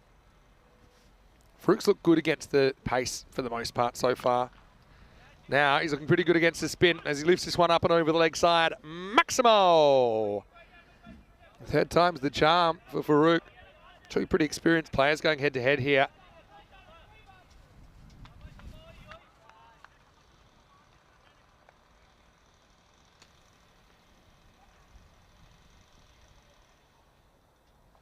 Yeah, I think if that's on the full, it's got to be a no ball. Yeah, and it's been called now. And so, free hit coming up, and 7 up in the end. Mahboob. Another full toss, free hit, so it doesn't really matter if it's caught or not. Probably some good catching practice. Now they make a late decision to go for 2, and they'll get it. The throw pulls in wide, but another one. This one didn't seem quite as high. Plus he's kind of on the charge. So no issues there. There's Mochim up there. Drops a catch, but it wouldn't have mattered. But they do get back for a couple. Another full toss. This one into the gap, and that's 4. So Mahboob just cannot find the pitch at the moment. Succession of full tosses, even starting with the first ball of the over that slid into the pad. Yeah, and Farouk hasn't always looked 100% convincing. I know last night had a few struggles finding his touch, but I mean his strike rate is more than acceptable. 28 off 12. Now he's going to get 6 more. Hits with the spin, Maximo, and into the 30s. So what a good innings this is turning out to be from Farouk. And that's cricket, really. I mean, sometimes you got it, sometimes you don't. But you know, I judge players a lot of the time by how effective can they be, even when they're maybe not quite at the top of their game. And Farouk's had a tough 24 hours form-wise, but still delivering. There's the quicker one, goes through the offside and finds the fielder. It's Ali Ahmed out there. So that will be the end of the over. It does go magical in the end. 20 off the over from Mahboob. It's 58 for 2 after 4. Jeff Maguire asking me, apart from Cameron, who are some of the fastest bowlers in Europe? It's always tough. I would say Rahmatullah Mangal is one guy from France that can really get him through. I'll give you another name from France. I would say that Mohamed Rafa, who played for Dreux in the ECL, we haven't seen him qualify for France yet. He played with a bit of an injury in the ECL, and he didn't bowl that much. We saw him batting in the end, kind of in the top 4. But he's a guy that really can get it through, and he's got a killer slower ball. And then you've got, you know, some others like Javid Zadra and the Wild Thing in Austria. It's hard. There's a few that are around about the same. Depends on any given day. That's not to mention, you know, some of the ECC bowlers we see, like Viv Kingma, Rich Edwards and the like. Well, this is another full toss, and it's going to go all the way. I think it has been called. We'll check it out in the replay, but yeah, a couple of things to check here. Firstly, let's have a look at the height. Yeah, that's too high, and it's going to be a 7 up, Maximal. So, yeah, free hit to come. As Umar Ahmed getting a bowl. It doesn't get it right first up. And now the free hit will go. Well, that one's a 13. It is 13 carreras. Solo la pelota primera. Only the first ball. Goes for 13 runs. So worst possible start, really. Good hitting, though, from Farouk. Had the immunity cloak. Doesn't try anything that funky. Doesn't have to. Says, look, I'm just going to back myself to hit it. Hit it correctly. Hit it well. He does, and he gets the result.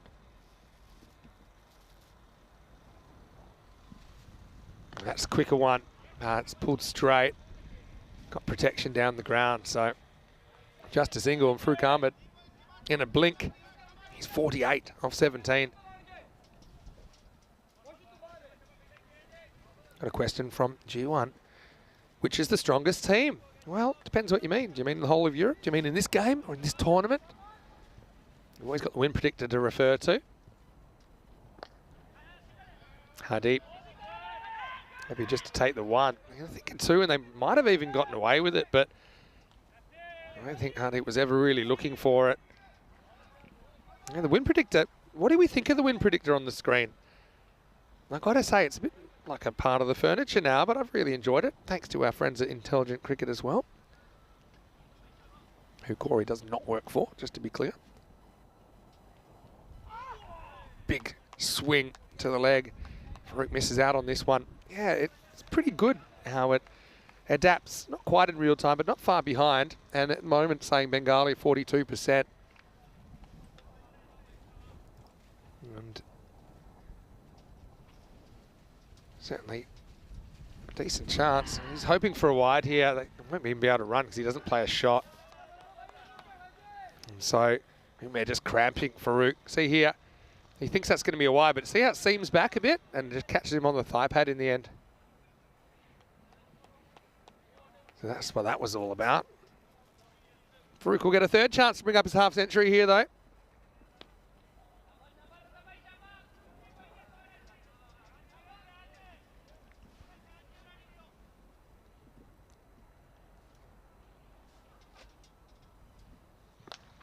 Hit down to long on, and that will be a single that'll finish the fifth over. Farouk will move to 49, and the score is 74 for 2. Okay, so I know that Lance is here from Crosby from Isle of Man, so he's going to tell me a bit about what the facilities are like there. I will tell you that what I know, Donnerstadt, probably the one player that is a standout there with the bat is Rasmal Shigarwal. You know, I think he is a real class player. I hope he's available for that. For Indies, we've got a few to watch out for. We'll say that last year, when they got it right with the ball in the field, I think there was no one better in Group 8, if I'm honest. They ended up going down to Hornchurch in Group A, the Group A eliminator. And Talent Stallions, watch out for Saif ur Rahman, the Baltic boss. A bit of a Chris Gale lookalike in appearance and hitting ability when he gets it right. Right now, Farouk Ahmed is going to bring up his 50 with a swing behind square leg and brings up his half century off 21 balls. Mahbub brings himself back despite going magical in the first over. He says this time it's personal. He wants to be able to get his man, but he won't there.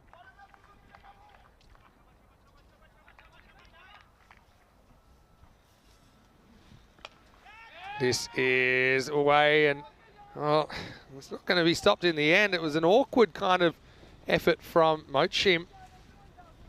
Let's have a look at it on the replay. I think he kind of wears this one, to be honest, on the way up.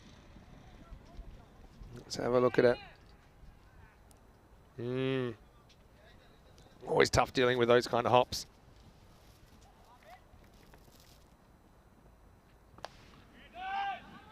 More work from this time, but a bit more regulation, just a single.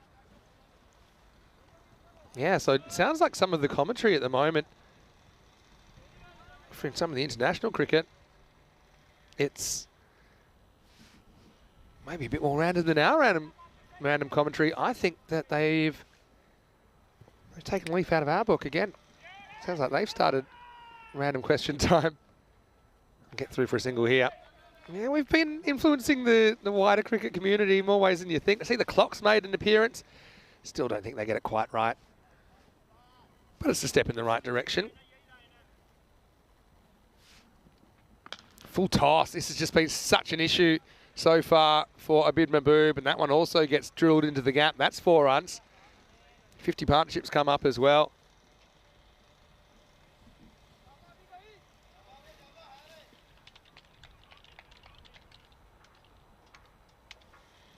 So this is going to be another one. So Mahbub just can't get it right at the moment. Farouk's cashing in. And that will be another magical over. Check this out in the replay. This time he does pitch it, but it's too short, so it's the overcorrection, isn't it? And so at the end of 6 overs, the score is 94 for 2. Back-to-back 21 overs for Abid Mahboob Bengali. 94 with 4 to go. This rate, they're up for high 150s. They'd hope they could even kind of go up a notch, I'd imagine. The fifth bowler to come in, Zain Ali. He's a bit of a wronging specialist to bowl over number 7.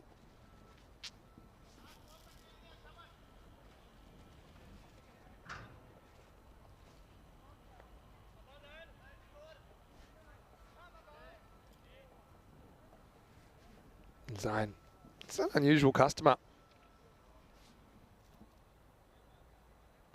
I've got a good question from Arch asking, can Hamza switch his club to play for Pakai Care? Well, every team is allowed 2 wild cards. And I did hear a couple of names linked to Pakai Care. I'll explain that in a minute as well. Good question, Arch. The first one's just on the pitch. Spins back a bit, but not as much.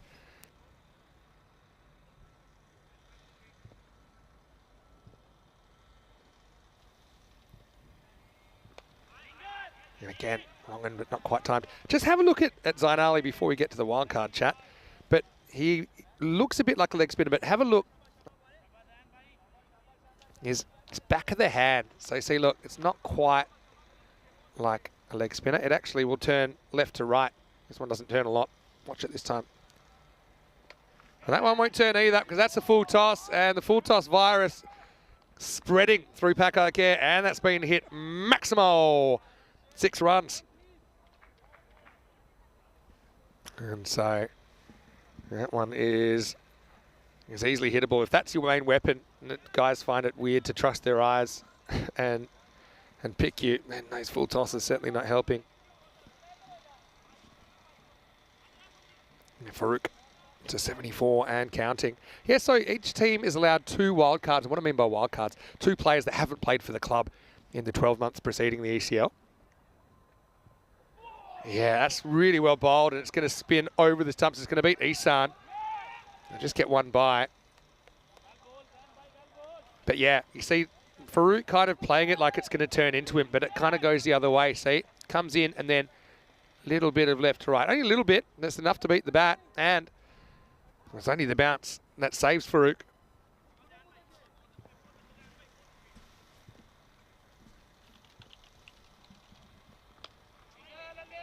And it will just be a single here.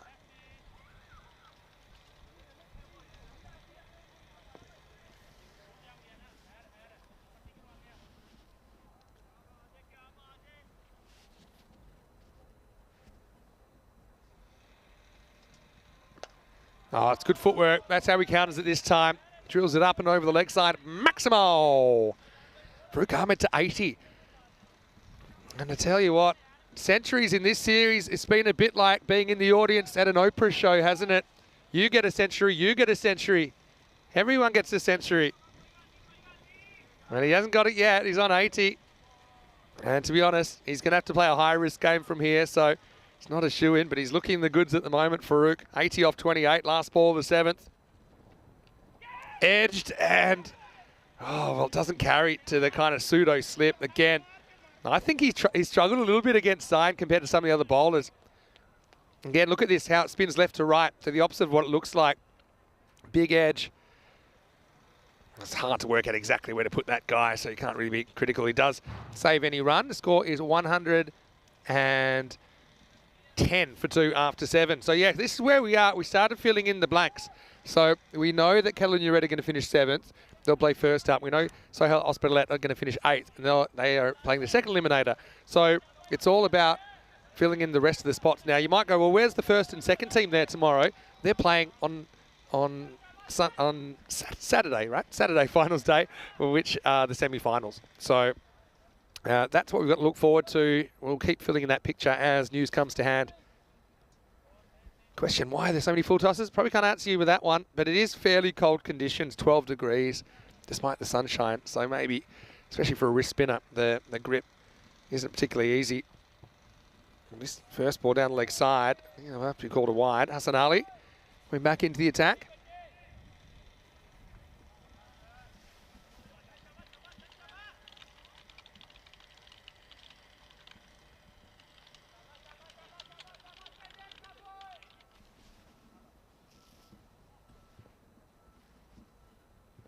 Good wheels, though, from Hassan.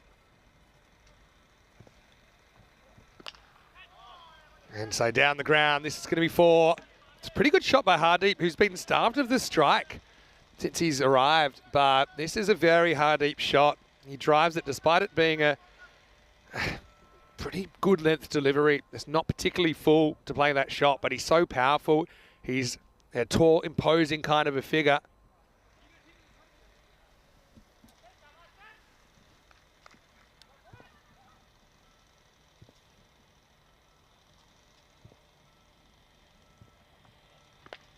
Low full toss, attempted Yorker, dug out for 1.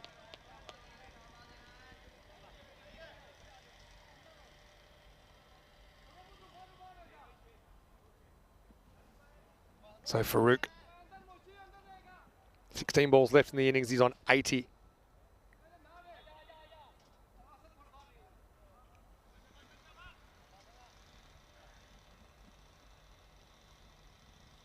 Hassan Ali steaming in. Goes short, Farouk on the pull, in the air and gone. So it'll be no 100 for Farouk. Tries to take on the short ball, doesn't quite get it. And well taken out there on the deep mid-wicket boundary. That's Umar Ahmed that takes the catch. So good innings from Farouk comes to an end. Well bowled by the youngster as well. Rolled the dice with the short ball. And yeah, you can see a bit of a top edge or towards the top edge. That's why it doesn't fly over the fence. It flies into the hands of Umar Ahmed. And so the 3rd wicket falls. End of a good partnership. And a good innings from Farouk Ahmed. And he'll go for an even 80 off 30 balls. So essentially, yeah, the pace he's going, 80 off 30. If everyone was able to score that fast, you got 160 off your 10 overs.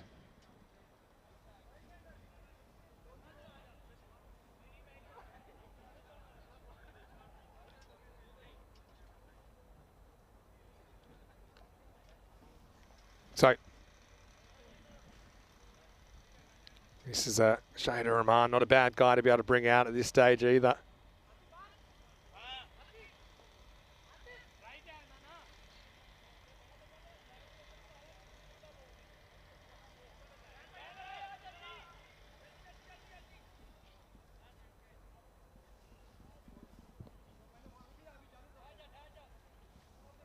So quarter of the innings to go.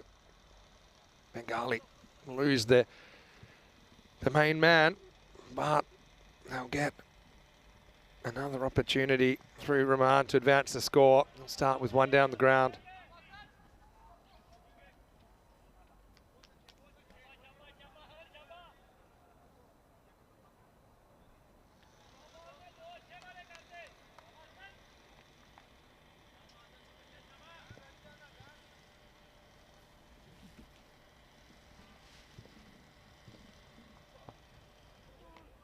And so bouncer pretty much goes straight over him, so he's not going to get the wide call here. This one's about head high. Checking out the replay. It's an interesting one, that one, because it kind of goes over his shoulder. So I think that's why they don't call it a wide for down the leg side. Umpire's kind of got a bit of discretion there. You can see quickly. Always found it a bit disconcerting. We've never come up with a better signal for one for the over than pointing, because pointing's associated with being given out. It's a good shot. Really good shot from Hardeep. And this is what this guy can do. Maximo. In fact, that one is going to end up around second base on the softball court behind us. Finishes the 8th over with a bang. It is 123 for 3.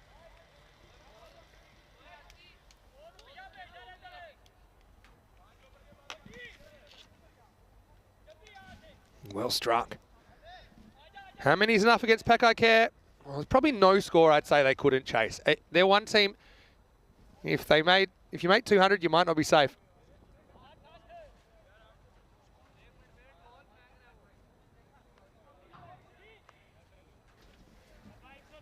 So 9th over coming up, and they're going back to Zain Ali. There's no left-hander left at the crease.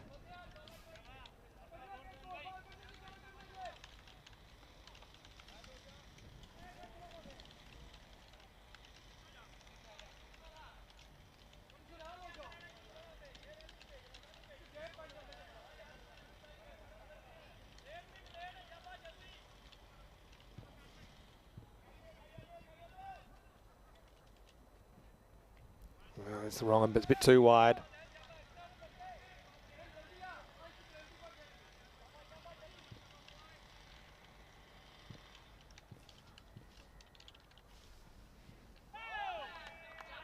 And so that's a dot. And Pakakare, and when they make these chases look so easy, let's not beat around the bush and look at the fact that they could be chasing 150 here. It's no slam dunk. Hanging full toss, drilled towards the fielder, takes the cat. And they may want to look at this for height, but I feel at this pace and the kind of bowl that Zain Ali is, I don't think there's any issues there. Yeah, that's definitely coming down by the time it reaches the crease. So pretty good catch taken down the ground. Because when they hit that flat, it's not particularly easy in these conditions, and it's Mohamed Atif that takes the catch.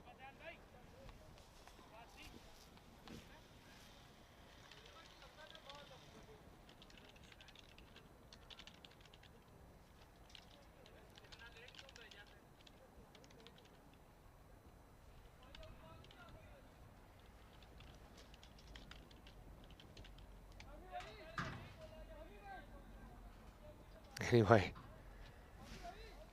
10 to go. Yeah, good to see we've cleared up all the loose ends. Some people still going on about things from earlier on, but yeah. I will say, just going back to that, well, was it 4, was it not 4? I don't want to keep going on about it, but like I say, the camera, you got to know how to interpret camera angles, especially with things like boundary stops. You got to understand how there can be some optical illusions. There's been times I've actually seen a guy definitely not touch the boundary, and the camera makes it looks like he is. You know, so that's the thing. I've seen it with my own eyes, but because the camera's a slight different angle, your brain will join the dots and say, well, you know, I can't see a gap between them, so you must be touching. But that's not necessarily true when the camera's shooting from far away. Anyway, it's Zahid coming out to bat at 6. And the first ball he faces is going to get drilled down to the ground. Maximo. Well, if you don't mind, and he knew exactly what Zain Ali was bowling. Quite a shot there from Sohail Zahid first up.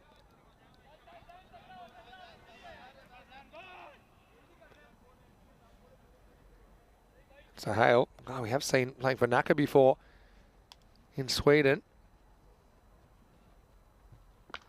Now in the air as well, slightly misjudged, but well caught.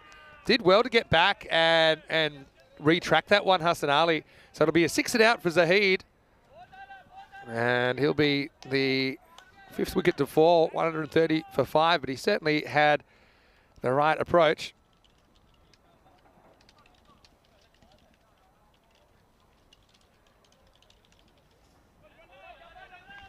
Well held, because he did creep in a little bit.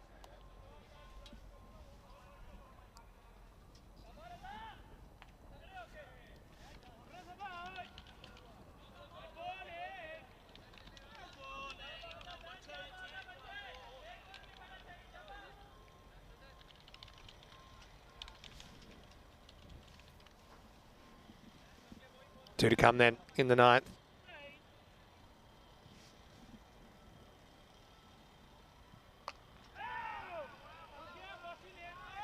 And so, new batter out there is Ubedur Rahman. 150 pace at the moment. Probably take a dip after that. 148 pace. Sneaking in by a minute or so with the time, so no issues there for Pakakare.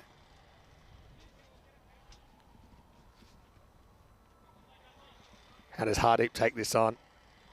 He probably wants the strike, but he probably wants a 4 or a 6 more. Yeah, that's really smart batting because you don't have to worry about it turning if it doesn't bounce. Bangs off the top of the wall. Maximo! The counter-attack comes from Hardeep Singh, and at the end of 9 overs, the score is 137 for 5.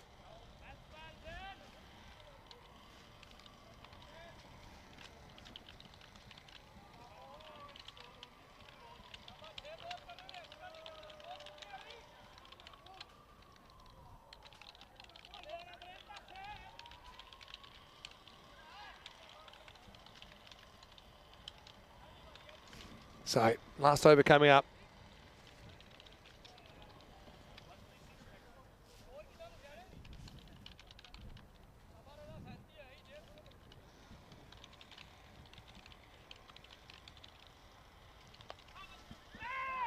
All right, 10th overtime.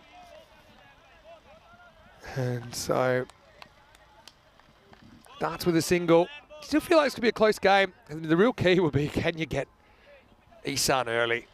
And there's plenty of talent around him, but I mean, Isan's really the one at club level, international level. He's been doing some crazy things.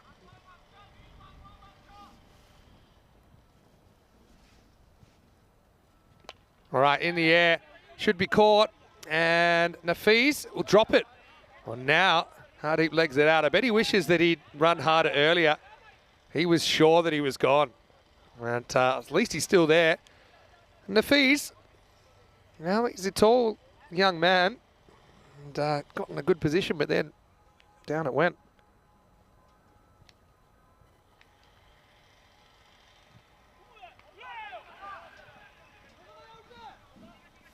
Now they're going to take on a pretty risky one.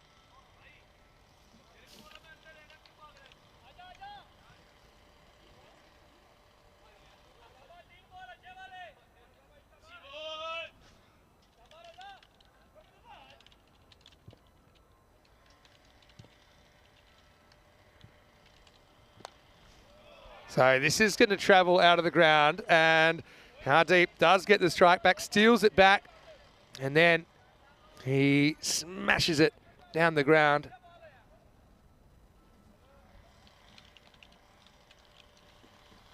So a couple to come. Still that 150 on the cards. 160 pretty unlikely. Hardeep, he's going for broke now. And he's going to get 6 more. This was outside the front hip and helped on the way over the fence. Up to another fence. Maximo Hardeep dealing again. Got to say, he's a guy, I think he should have come in a slot higher. They might have missed a trick here. They would have loved him to have a few more balls. As it is, he will bat out the innings. 150 comes up with the ball remaining.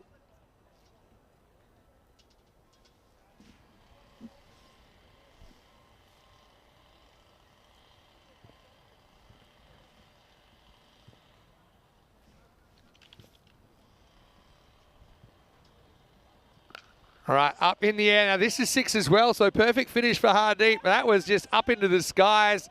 And Maximo for Bengali, who are going to put 158 on the board here. So, yeah, I'll be curious to see what the win predictor's thinking about this. Because can you have a team favourites when they're chasing 159? I guess we'll find out. Where's that score gone? But, look, it won't quite be highest chasers, but it won't be far off. The top 10 chasers there. Of course, yesterday we saw Sahel Ospitalet chase 172. That was the most recent edition. But right now, it'll be 159. And Pakai Care, they're going to have to bat well, put it that way. And let's have a look at the start of this innings. And Abdullah Al-Mamoon was in a mood, wasn't he? Out there with Farouk Ahmed. And there was a slightly dodgy LB that sent Abdullah on his way. Then Zahid didn't look too comfortable out there, had his stumps rattled for just 4, but Farouk just found his mojo, didn't he? And just looked pretty relaxed and made good decisions there. Had a few bad balls bowled to him as well. And so, you know, he just kind of went on his merry way, and he's certainly not intimidated by the opposition. Pretty experienced campaigner. And went to his 50 and beyond. Pulled pretty well. Okay, the odd shot, I still think he's premeditating the leg on the pull a little bit, but for the most part, I think he made some good decisions while he was out there. Shada Rahman came out, he went 6 and out. Hardeep, though, really put the finishing touches on and did it very, very well. And yeah, big last over. Ended up going for 21, and it finishes 6-6-6. Again, what about stealing the bye? Doesn't that make a big difference? Because they end up going 18 off 3. And yeah, that snuck by. It makes a huge difference. 158 for 5 then. Throwing down the challenge to the former European champions, Pakai Care. Farouk Ahmed leads the way with 80 off 30 balls. Al Mamun 6 and out. Hassan 4 and out. Sahel Zahid 6 and out. And Hardeep with 44, 6 to finish. Gets them up to 158. As far as the bowling went, some clear good performance and some not so much. Atif I thought was pretty good. Some good battles early, 1 for 18, but he couldn't quite get Farouk. 2 for 32, Hassan Ali. Zain Ali with 2 wickets with his wrong-uns, and Mahbub with 2 magicals. Certainly not going to plan. And Muhammad also pretty expensive, particularly those last 3 deliveries. 159 the victory target. Pakai Care on the rack after this, so don't go anywhere. We'll see you very shortly for more cricket live from Barcelona. You're watching the European Cricket Series.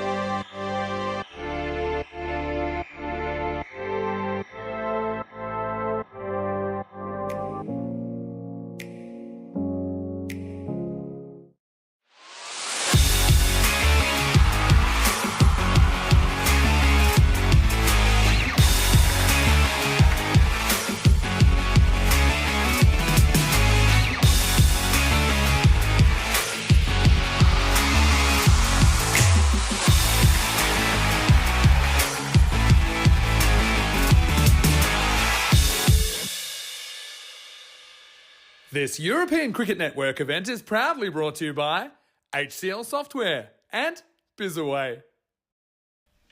Hello and welcome back. Great to have your company once again as blue skies are greeting us in Barcelona, and we're in for a real treat here, I think. Pakai Care chasing 159 for victory. This was the old record, actually, 159, which Cluj chased down on final day in Romania a couple of years ago. And as it is here, 159 will give Pakai Care some breathing space. In fact, in kind of lock up that second spot for them. Visions of maybe reaching the top. Currently, they're tied on 24 points with Magic. Having said that, they've got a pretty healthy net run rate. So even if they were to lose twice, I think they hold on to it. They won't want to lose, though. For Bengali, though, they've got a real opportunity. If they can win here, then they'll go above Badalona CC into the top 4. Whether they stay there or not is yet to be seen. So 159, the victory target. Have a look at the win predictor. 50-50. And that shows a lot of respect for this Pakai Care batting lineup, doesn't it? Mohamed Ihsan is going to face up Umar Ahmed, his opening partner. So as listed for Pakai Care. So, well, this is going to be a great innings. I can feel it already. You want to see good teams put to the test, and Pakai Care will have to bat well to get the points here. Let's go. 159 for the win. And it starts with the ball outside the off stump. It's Ihsan, let's go. Probably hoping that that would kind of keep moving for a wide, but umpire's got to judge it when it passes the crease. He felt it was completely inside. It's funny, first balls can make such a big difference. Ihsan probably already has a little bit of a feeling, and because that hasn't gone his way. How are things going to pan out here? This is a similar ball, and it also won't get called. This is a genuine kind of swinger from Rahman who does get that kind of right to left swing. Yeah, I mean, you can see what the umpire's saying. He's saying, look, I think that when it goes past the line, it's inside. It's a tough one to deal with, the swinging ball, when you're trying to make those decisions at a snapshot in time when you're not in a great position to see exactly when it's passing the line. But yeah, fair enough. This one will be called a wide, though. But, I mean, I don't mind that from Rahman. Doesn't want to get too close.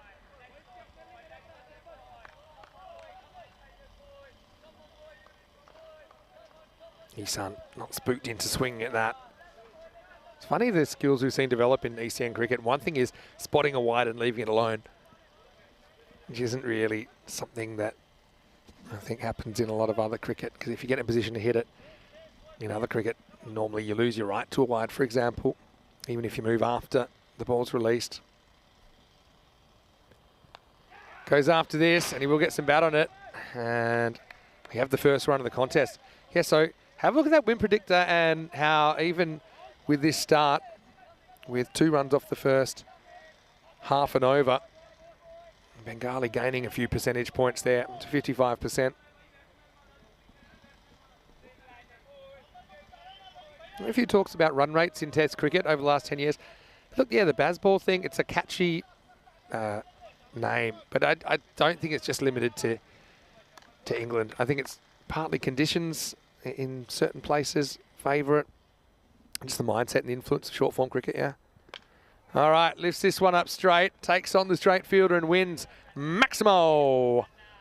Hardeep was standing waiting for a miss hit from Umair, but it never came. And so Pakai Care get into their work. This is the field that we kind of coined the Southern Star field yesterday. It's like when you have the straight fielder as one of 3 outfielders down the ground, but because it's the power play, he's the only outfielder down there. I don't mind that though. There's a chance you can get the skied ball from Umair, especially if he's trying extra hard to hit it over the outfielder. I think this is fine as well. So he's been pretty good at winning the battle with the tram line here. Umair steps towards leg stump here, or outside leg stump, and it makes it really tough to access this delivery.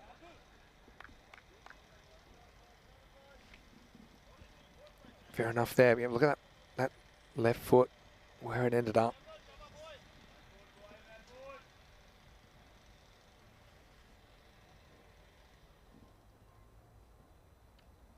Last ball of the over. Honours to Bengali so far.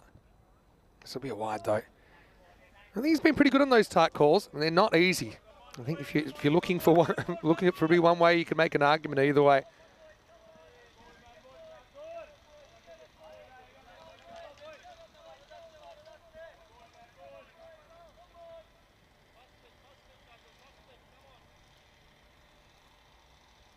So last ball, do over.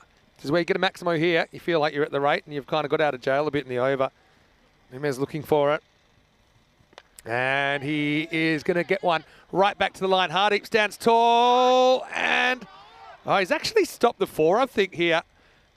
He's annoyed he doesn't hold it in the first place, but I have a feeling he was probably going to tap it back in anyway. So he was shocked that the ball was still on the boundary. Check this out. It's pretty unusual. He gets there and he does kind of go for the catch, and then it's like, whoa, whoa, whoa. And I don't think that this has ever touched the boundary. Yeah, the only question is that first bounce, but I'm pretty sure that when it bounces inside. There it is there. Yeah. And, well, he saw it, so he would have said if it hit the rope. So I think that'll just be a long single, bit of an unusual one, end of the over. And the score at the end of it will be 10 without loss. 3-3-8 we're up to now. Come on, someone send us a golden ball. We've been waiting. And well, you'll see it here on ECN. Just another reason to keep tuning in. I know a few people interested in the new bonus point system that we'll be launching on Sunday in the ECCW, because they scored 158. 70% of that's 110.6. So Pakai Care, if the bonus point system was in place, they would need to score 111 or more to keep their point. If Bengali could keep them to 110 or less, then they would get the extra point.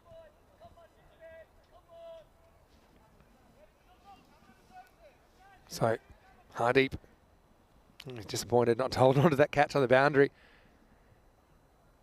Well, he's getting a chance with the ball now. Having a good series.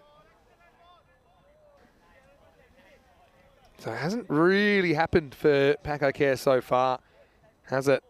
And the one side of the wicket bowling has been a key. Again, look at that channel. Look at the left foot again. And they've got the deep backward point there as well. So Bengali, it's pretty clear for me. You've got some guys with international experience out there. Just formulating some plans and just executing them. Again, really well bowled. Really well bowled. And this is something we saw. We saw it with Bentley earlier for international. Just look at the front foot. Where the ball is and where the front foot goes, it's just not helpful. It's a habit. And it's fine against guys that maybe aren't testing you for pace or guys that are going to bowl you bad balls anyway, but against a guy who's hitting his spots, it does limit you. Now, good Yorker from Hardeep. So really, so far, Bengali, they've been brilliant at stifling any opportunities to score for Pakai Care.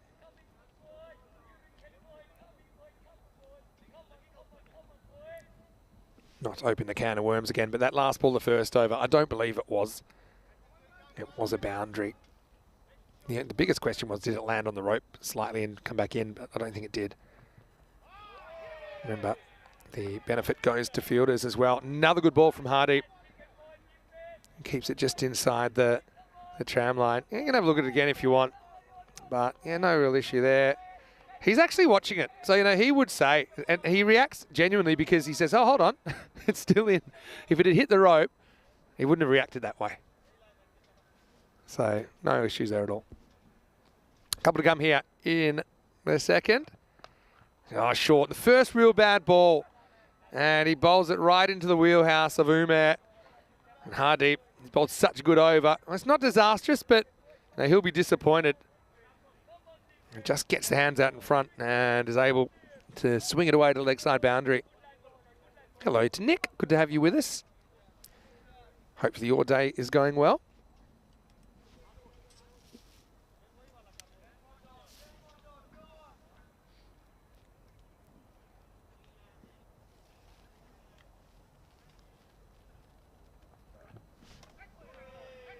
This one is called. Let's check it out again on the replay.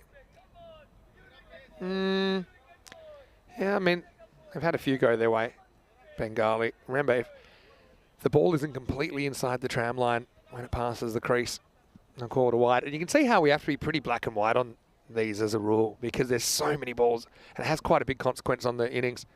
This will be a wide as well, swings a bit too much.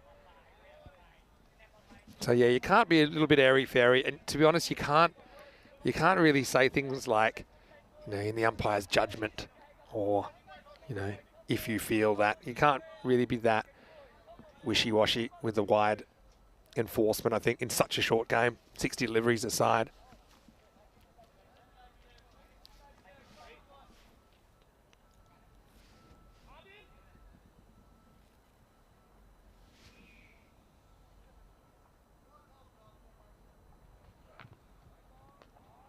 This one is also called a wide.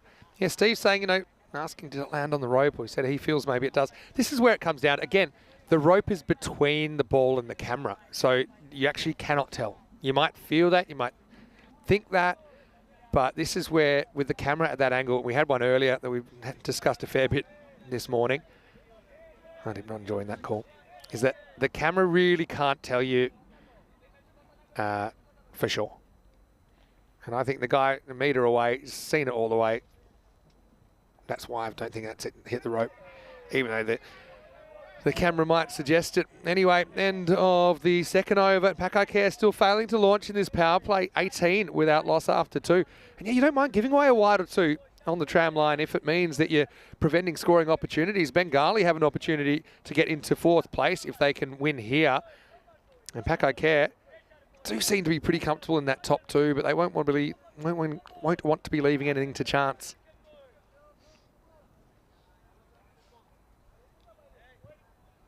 And I will say this one more time. Now on boundary stops, benefit of any doubt goes to the fielding side. So even if you suspected that hit the rope, unless you were conclusive, and that certainly wasn't conclusive, then it's got to go to the fielding side. So they've got him right so far. Whether you agree or whether you don't. There's procedures in place that have been followed, and that's all you can do. We do get tested procedurally more than any other cricket in the world, only because the amount of cricket we've got. I mean, if that did hit the rope, then Hardy, he should go and play professional poker, because he had genuine reaction that it didn't, and he was literally looking straight at it. All right, up in the air, sky ball should be taken, and it won't be taken. Well, we'll just remember that. We've seen a few dropped in that region today, haven't we? Look, it's Humian Kabir who's under it. Had that kind of body language, like he'd rather be anywhere else. And yeah, the result is a missed opportunity. We'll remember that. Umar dropped on 11.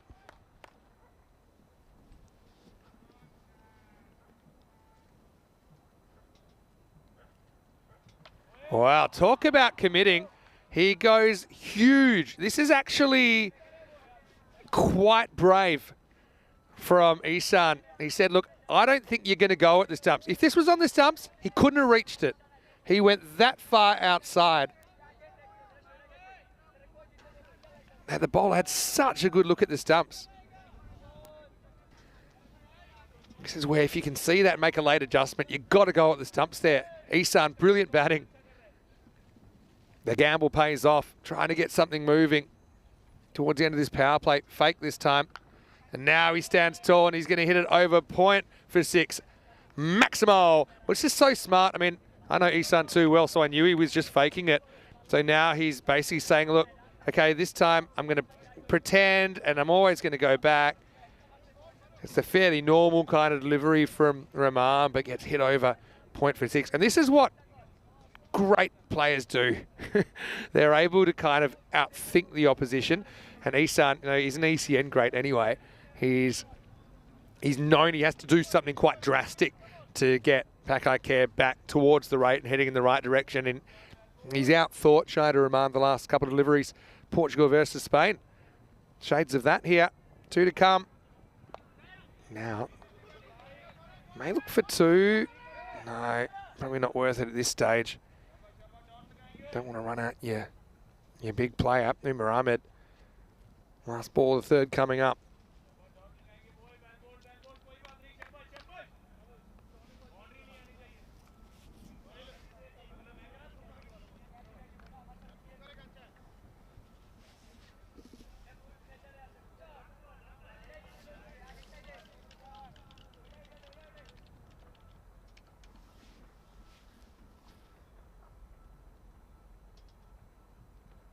Oh, big swing and a miss from Umar. That'll be the end of the third over. And Pakaiker, 33 without loss. Yeah, probably the other thing, not to harp on the boundary stops, because we've had a couple of tight ones. I mean, I've got a different angle than the camera there, because I'm kind of at long off. So I had a kind of almost side-on angle for that. And to me, it didn't look like it hit the rope either. You know, so I've got a slightly better angle than even the camera. And you've got to understand, yeah, the camera, although we do such a great job with limited resources here in ECS cricket, you know, we don't have necessarily all the angles you might get. And so my human eyes certainly, and if you listen to my commentary at the time, you know, I said, that's stayed in. Yeah, see, it's close. Oh, great job. Doesn't hit the rope. He's looking. He would have said if they hit the rope. All right, let's move on. All right. Hardeep comes back over number 4. And he's driven, but there's a fielder right there, so it'll just be a single.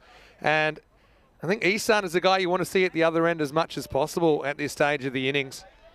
Umar has been okay, but you can see there's a couple of technical things with Umar that when the bowling goes up a notch, you know, he loses some of his superpowers.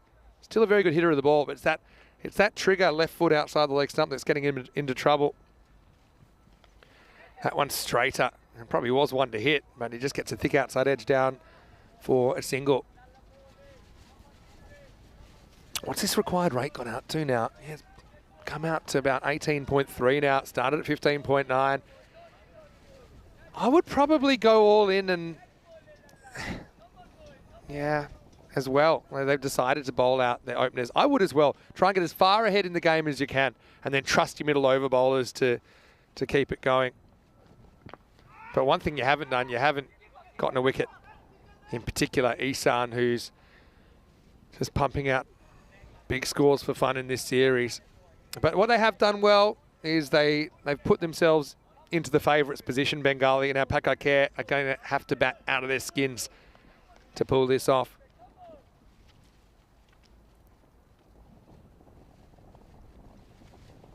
Hardeep.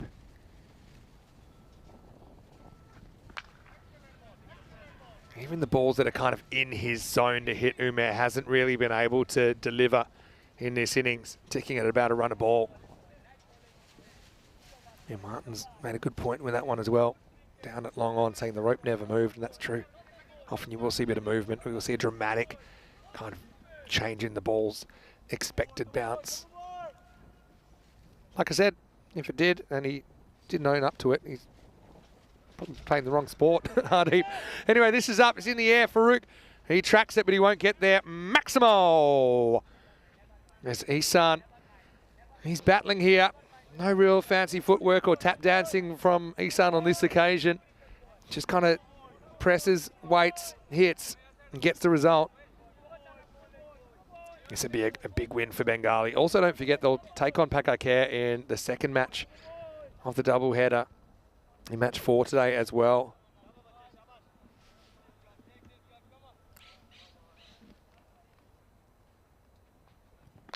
Now he's going to dance and he's going to enjoy it. Maximo! 6 over cover and Isan launches, and with him in the crease, Pakakare certainly would still feel confident of chasing this sizable target. That one disappears and the over ends up going for 16. The score 49 with that loss after 4. And that over went 1-1-1-1, 6-6. So you feel like you're tracking fine, 4 off 4, but then 16 off the over. And Hardeep goes for 24. Half of them came off the last 2 balls. Hello to Jamie Dodger. Nice to see you so far. He said, minus a couple of wides, it's been brilliant for Bengali. But yeah, I think they're an acceptable cost, especially against such dangerous batters. You don't want to miss the other way. If you get too close to them, they're going to whack you for 6s. So if you gamble with that wide line, even if it costs you 1 or even 2 wides and over, I think it's an acceptable cost to pay. What you can't really handle are big Gundy wides down the leg side. Okay, we have to make a change now. And Abdullah Al-Mamoon is going to bowl the next over. And it's going to start with a boundary. So let's just have a look at this now. The rate required at the end of the 4th over is 18.33, so 183 pace, which is a pretty tough pace to extend over 6 overs. In fact, 18 was the old point of no return. I've put it up to 20 now. Actually feel like that might not be enough here. But look, they're going to have to bat very well. Al-Mamoon will be hoping to restrict. And so far, it has been a good result because it's going to be caught, and Hardeep this time is able to do the business. It's Umair who was able to get the first one away, but yeah, this time prowling to his right. Hardeep, such an important player. He's taken his game to new heights, I think, late in this 2023 season, Hardeep. And Al-Mamoon, well, he likes it. Why not? Because Umair never really clicked there. He's going to end up 18 off 15 and the score 53 for 1. Look, the way it was going, it probably was time for a change. Umair had to hit out or get out. He does the latter. And Pakakare with a lot to do.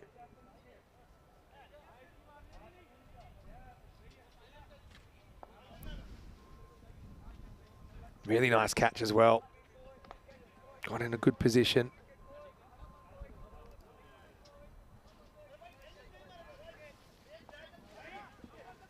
So, they're going for Zain Ali at number 3. So, yeah, big responsibility for him.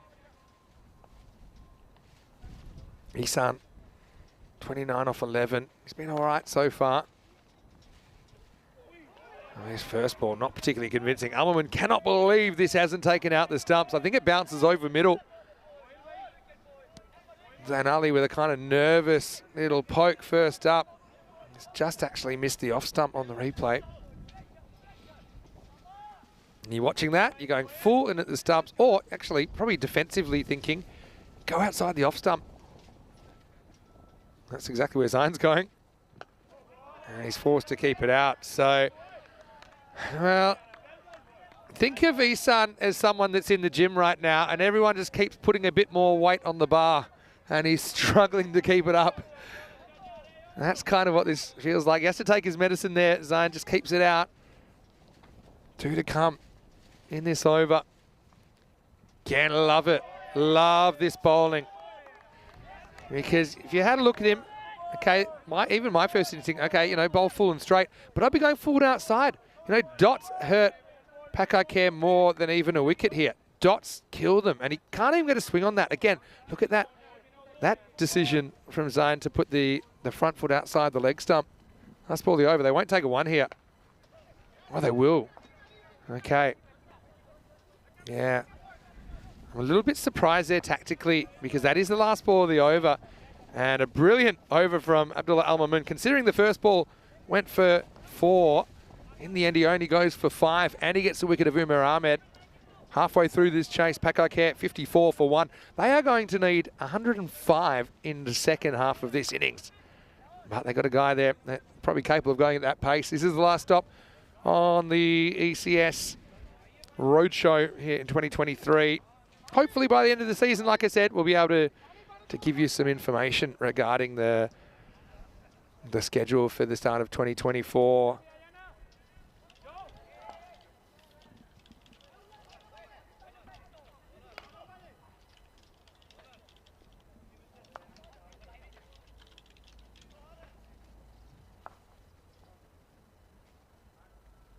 Okay, time for over number 6, and first ball from Kabir gets away. Well, that's a total bonus for Isan, because he's going to get down the end. It doesn't even cost a ball. Yeah, so Isan, as soon as he sees that there's a chance this will be fumbled, he's off. And I don't think he would have run if it was taken cleanly. So, right, needing to do something dramatic, but like I said, he's a special player, Mohammad Isan.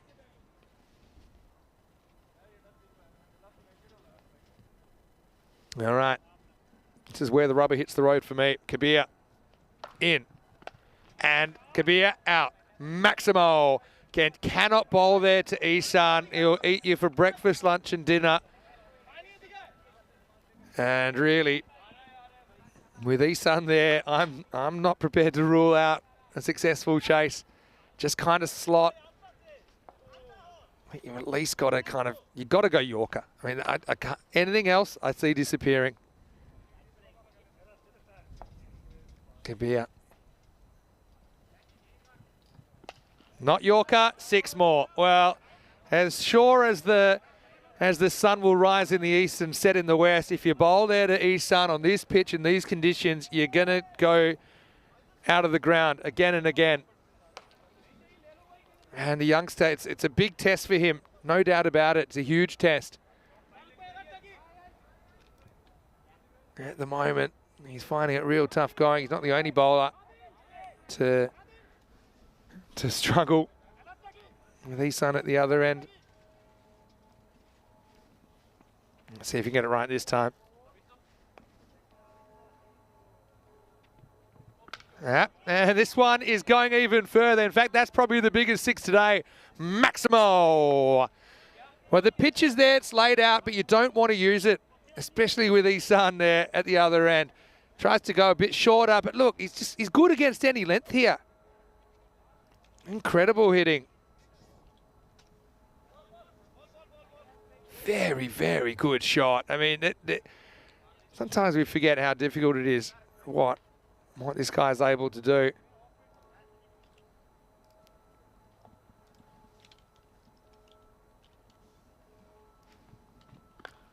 No, he's going to have to go offside, and well, a win for Kabir that time.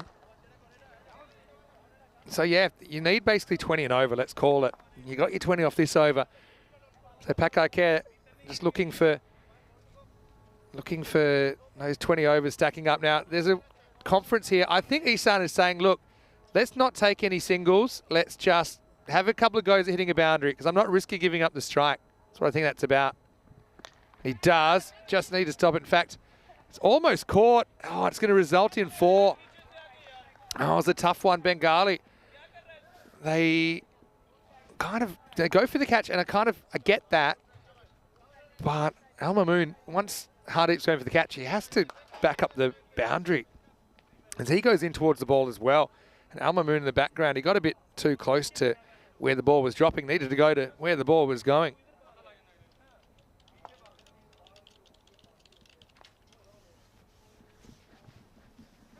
That'll be the end of the over. Goes for 25 in the end, and it's a pretty entertaining game. That care hanging in there, 79 for 1 after 6. Marnus enjoyed that pull shot from Isan, saying Ricky Ponting would have been proud of that. It made a noise like a gunshot off the bat of Mohamed Isan. Yeah, fun game this one. They've pulled the rate back under 20.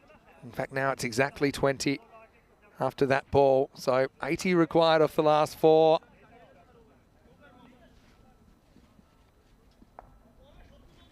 And you know, Isan's going to have to face most of the deliveries from here. He wants to face kind of minimum 4 balls and over, ideally 5 or 6.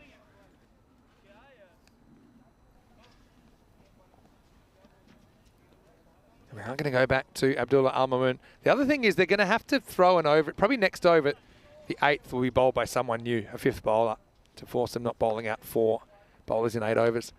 That's going to be 4. It's not a bad spot, to be honest, out the outside edge of the bat. And that'll bring up the 50 for Isan, but he's got his eyes on a bigger prize at the moment. Brings up his half century in 16 balls. That's actually his first 4. Hit 7 Maximos previously. This is what the Barcelona Bash can provide that I don't think any other location can. It is un poco loco. Hit hard, and he's going to have to settle for 1 here. And yeah, good fielding down there by the captain, Mahdi Al Mahmood. He wasn't going to risk an overthrow. And now really it's up to Zayn Ali. Still early in the over, so they will take a 1 here. That's why, yeah, who faces is so important at this stage of the game. Because if you can sneak a couple of dots on Zayn, really that rate heads up to 4 a ball or so. Oh, now they're going to get a wide. And also good result for Pakai Care. Although it could have gone for a minimo. I suppose that would have been worse. But Isan will get the strike back without a ball being burned here.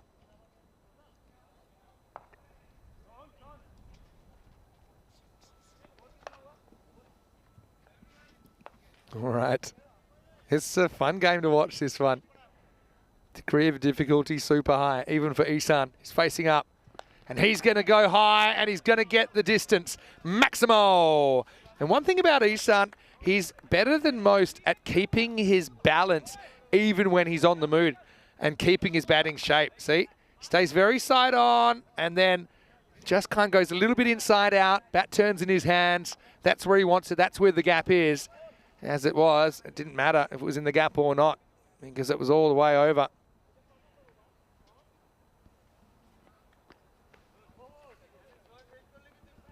All right. Mohamed Isan. Bengali not feeling comfortable as long as he's there. Oh, change of pace. And that's something we haven't really seen too much. I mean, the bowler taking some initiative. He has agency. He decides, okay, I'm not just going to run in bowl the same bowling machine pace every time. And you could see Isan wasn't really expecting that.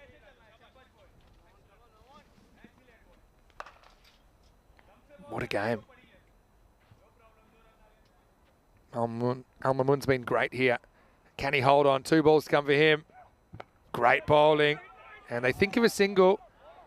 They won't take it. Again, Isan's always ticking upstairs. He knows he wants the strike, and he's prepared to take a 1 here and leave a ball for Zayn Ali. But he also doesn't want to be run out for no reason at all.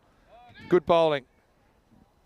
And now he's he's happy with anything here. If he gets 1, that's fine, but he'll still be looking to hit a boundary. He'll still be looking to hit 4 or 6 and then try and get the strike back in the next over somehow.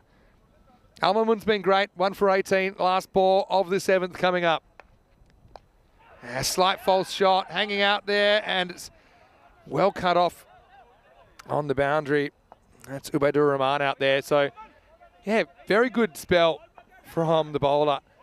Abdullah, after 7 overs, 93 for 1. This is coming up in match 88. Barcelona International, their last game of the series, taking on Royal Barcelona. Now, these two teams played a pretty entertaining first game of the day.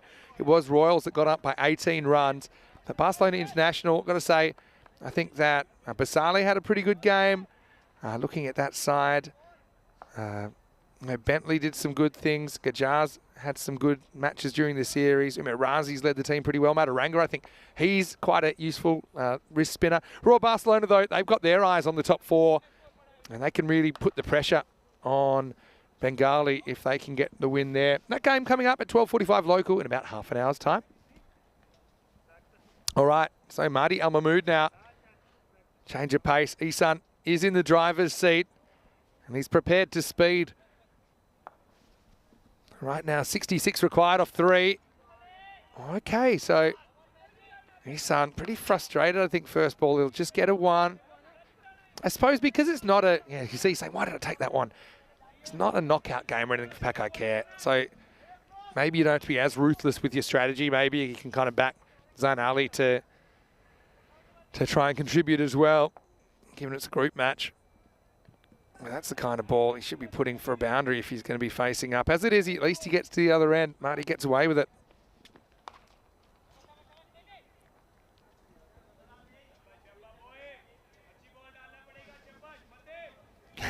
Steve McVeigh saying he's got the auto subtitles on. Interesting. Well, this is hit very well. Again, good use of the feet by Ihsan. Maximo! And when Ihsan commits to running down, he runs down, but he does it with poise and he does it with balance, like we said before. And that's just range hitting central. Back to the action. And the next one is also going to go out of the ground. Stand and deliver stuff from Ihsan. Maximo back to back, and Pakai Care still with visions of pulling this off. Again, look, that time he doesn't charge. Again, he's trying to mess with the length of Mahdi Al Mahmood. What does he come back with now? I think I'm going to draw him wider. Now he's looking kind of almost exclusively for the 1, but that means that Zain Ali's going to have to come to the party here. Steve said that Ihsan's name in the subtitles sometimes comes out as Easton and sometimes comes up as Samsung. Last ball, the 8th. Would have been a wide. That's the worst possible result, really, because at least could have had the extra ball and maybe an extra run and maybe an extra chance for a boundary. But Ihsan will face up in the 9th. 51 off 12 required, 108 for 1 after 8. And look, shades of Hamza Salim Dar winning a game pretty much off his own bat earlier in the tournament. It was a memorable innings. Ended up doing it in the last over, but you can see they're playing catch-up. And it's all to do with the work that was set up by the first couple of bowlers. What I will say as well is they're going to have to bowl their 5th bowler out here, and they're going to do that now. So they're going to stick with Kabir in the 9th. And I think with Ihsan now, I actually probably am not taking a 1 here anymore, because Zain Ali, he's really struggled. So I think, Ihsan, it's up to you. 51 required off 12. It's going to start with a ball that, yeah. Oh, it's going to go for 4. Well, I mean, they weren't going to take the 1 there, just had to make the block. And Mahdi Al Mahmood couldn't deal with the last bounce. So that's a total bonus for Ihsan. He was prepared to take a dot there. Great minds think alike. He said, you know what, the 1's not great. I'll spend a ball to get the strike back. Or maybe I won't get the strike back. So I've got to basically face them all from here. Now he's going to get 6, and that's salt into the wound, isn't it?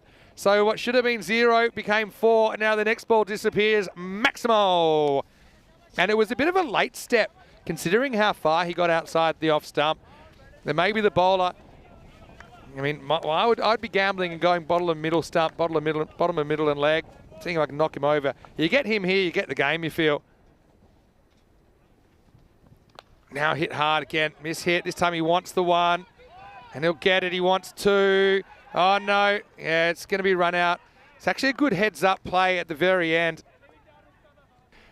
Ihsan, to be honest, I think in the beginning, he he shouldn't have run in the first place. It's the first half of the over. But what he does well here is he says, well, hold on. I can't run myself out. Sorry, Zane, but you're going to have to be collateral damage. But yeah, I think tactically, considering he'd been hitting Kabir so well, I don't think he should have run there. And I think he knows that too. He was thinking, oh, look, maybe I'll get back for 2. If they throw to the bowler's end, I can get back to the safe end and run out Zane at the other end. But I think he thinks he's running hard, thinking, look, let's get back for 2. But he realises his error, I think, around the turn. And then when he sees the throw coming back to the keeper's end, he's basically got to push Zane off the cliff. Mahboob comes out, and he's facing up. He'll get a wide. He wants one here, and Mahboob is going to be sacrificed. It's actually quite clever, and Mahboob probably won't be thrilled about it, but yeah, it's the right thing to do at this stage. It's awkward social dynamics because it is the captain that's going to have to go. And Mahboob, yeah, again, it's disappointing personally for him because he is capable, but I think you've got to give it back to the guy that's in. And so he does the right thing. Again, it's on the bowler there as well. He gives Isan the opportunity to steal the strike back without burning a ball. So in the end, it's kind of as if he got the 2 in the first place, even though they lost 2 wickets. But wickets aren't going to be a factor here. So he gets an extra run for that, gets the strike back without another ball being bowled, essentially. Such an interesting tactical battle here. All right. Oh, no, he misses it. And sometimes you can take your eyes off the main prize as well when, he's thinking so hard tactically about what he needs to do. But this is a ball that normally I think he smashes it for 6. It's a low full toss, and he just loses his form slightly. His head comes up slightly. So dot ball. Atif's at the other end, by the way. 2 Spanish nationals out there. Kabir trying to keep his way out of the naughty 40s. 2 to come in the 9th. And he's knocked over, and well bowled by Kabir. He went at the stumps. Isan tried that trick earlier. He's gotten away with it. But this is by far the best way to deal with a guy that is taking such a big step. You make it unreachable. You make it straight. And you make a moment for Bengali, which puts them well in control of this game now. Well bowled, Humayun Kabir. And Isan, he's fought bravely. But a little bit like an overloaded mum out to do the Christmas shopping with the kids. Hasn't had any help at all. And he's going to go, not before a well put together 85. 11 Maximos in there, but now it's all kind of backfired. He sacrifices Zain Ali. Okay, fair enough. Zain had his chance, sacrifices his captain. It was the right thing to do at the time, but now Abid's out of the picture. And with 39 required off 7 balls, Bengali surely can't blow it from here. Mochim, well, he's very capable, but he'll miss. And, well, wide given. Oh no, it's just over. There's a very elaborate over signal. I thought there's no way that could be a wide. Look at the umpire. I don't know if you've got it. He just says that's over. Anyway, 120 for 4 after 9. Kabir, credit to him. He was basically, they boiled the pot. They had the water inside. It was bubbling over. They had his feet in there, and he was feeling the heat. But really, that ball that crashes into the stumps, I think, is the final nail in the coffin for Packard Care, the European champions. And a few teams in the middle of the table that won't be loving this result either. Having said that, we have had 39 or more off and over a couple of times. More than a couple on ECN. Mahdi Al Mahmood finish off. Close, maybe just missing leg stump. Doesn't make a huge difference at this stage. Another ball ticks by. As far as that shot from Isan, it's easy to criticise, saying, oh, did you have to do that? But I mean, he kind of sparked things by doing that a couple of times. Latif, well done. They maybe go for 2 here, they should. It's a pretty good boundary stop. Oh, might have been close on the run out as well. But yeah, Bengali, when they're at their best, they're a team that put in a lot in the field. Partial stop, but then have a look at this acrobatic stuff. Keeps it in. Next ball up in the air, and it will carry Maximo. Nice shot by Mochim. He got the strike back on the 2 and then hits the next ball out of the ground.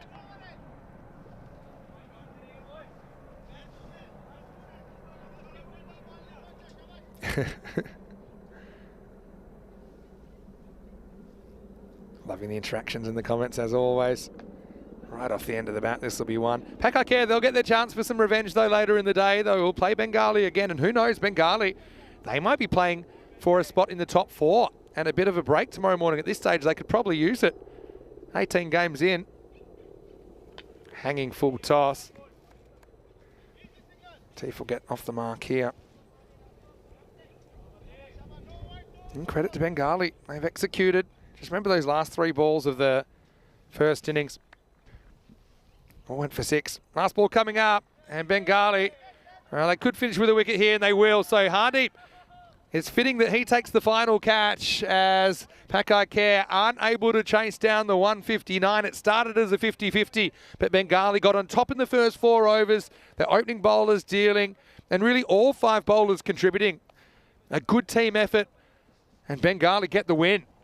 Final score here in match 87 is Bengali 158, Pakakare 131. The margin of victory is 27 runs. Bengali keep their top 4 aspirations alive.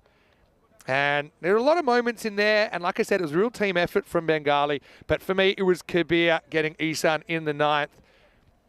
And that's the gamble. Ihsan was gambling that there's no way he's going to bowl in the stumps. Obviously, he did, Kabir, and he was able to get the result. Coming up next, Barcelona International will be in the field because Royals have won the toss, and they'll be batting 20 minutes away from the first ball there. Make sure you join us as Royal Barcelona. Well, they are also a team with some top 4 aspirations. Let's go back and have a look. And let's not forget Umar Ahmed. He just wasn't on here.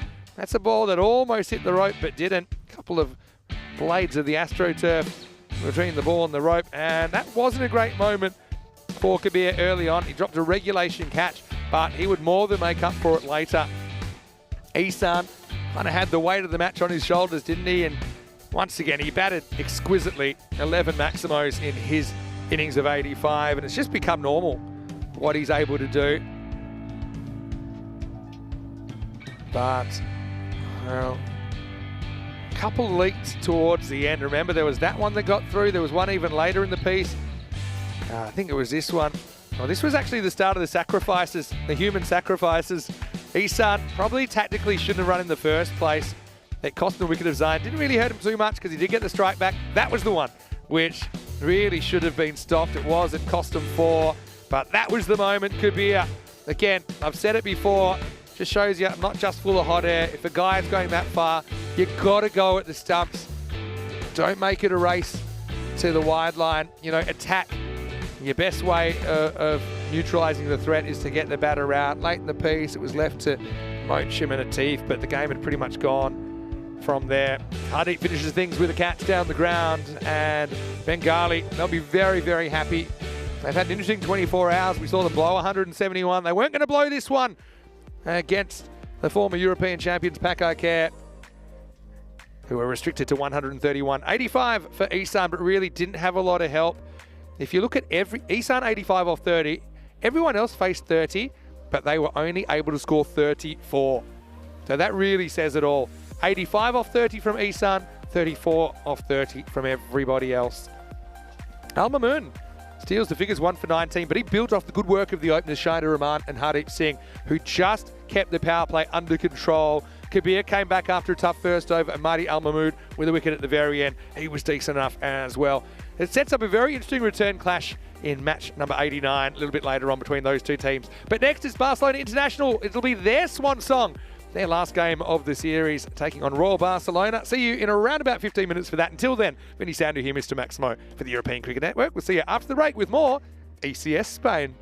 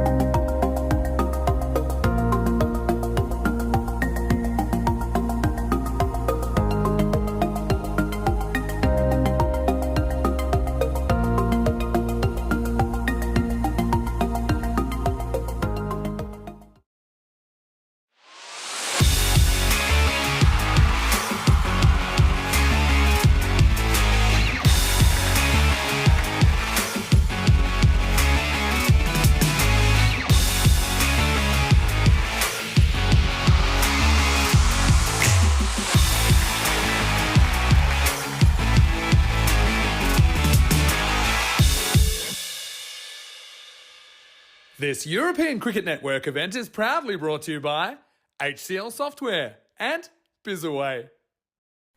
Hello and welcome back to Barcelona. Time for the third match of the day, and it's a rematch of a pretty interesting opener here on day 18. It's Barcelona International taking on Royal Barcelona. Royal Barcelona winning by 18 runs when these two teams met earlier in the day in match 86. This time they're meeting in match 88, a little bit earlier. Stefan Gooch, the tournament referee, had the two captains. Let's see who wins the coin toss. Royal Barcelona to call. Heads. Heads is called. It is heads. Who bat first? Royal Barcelona have won the toss and they're batting. So the news from the toss, as you heard there, is that Royals winning the toss, batting. They'll be hoping to put a big score on the board, and they did bat first earlier in the day.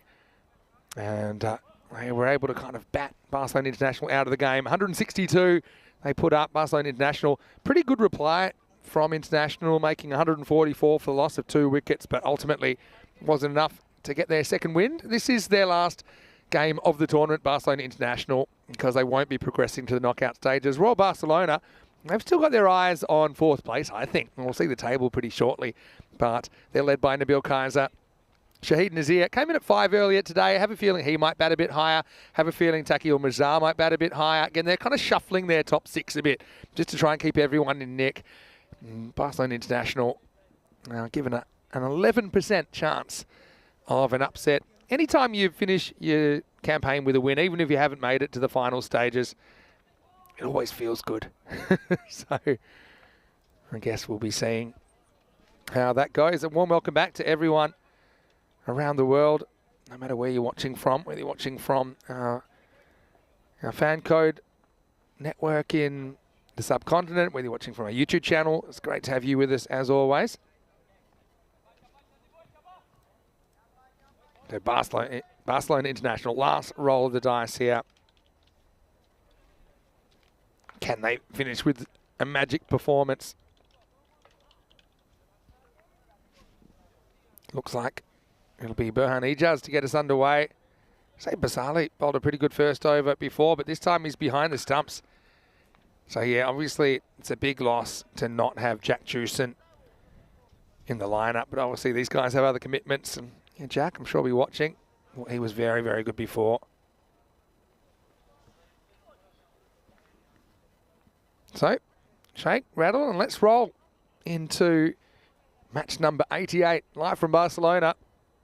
The first one gets away from Ijaz, a big wide. Vinny Sandu here, Mr. Maximo for ECN on day 18. Rico having a well-deserved day off. He will be back for elimination day tomorrow. Actually, I have quite an important set of meetings tomorrow, so I won't be here tomorrow, but I will be back some point during finals day to finish things off. Another wide. Ijaz getting some swing here, but too much. Can't control it at the moment.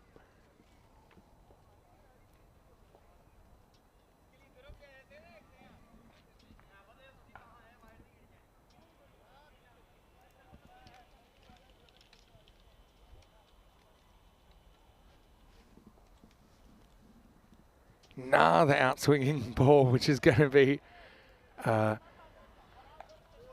wide. And yeah, frustration really.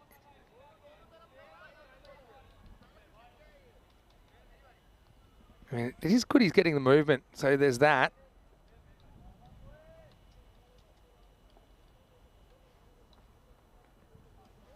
Oh well, that's 4 in a row, and he's pretty much going to burn 2 minutes off the clock with the first delivery. So that's not ideal at all.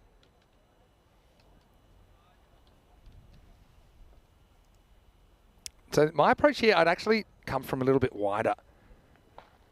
And you want to keep that movement. The movement's good. Now, this is a bit close up to the batter, and it's hit well by Nazir. So Nazir's out there opening the batting this time. Thought we might bat him higher. That's the way it's worked out. Shahid Kaiser keeps his spot at the top of the order. He was excellent earlier on.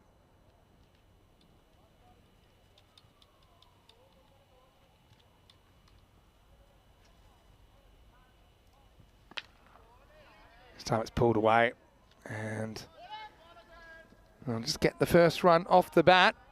5th run of the innings.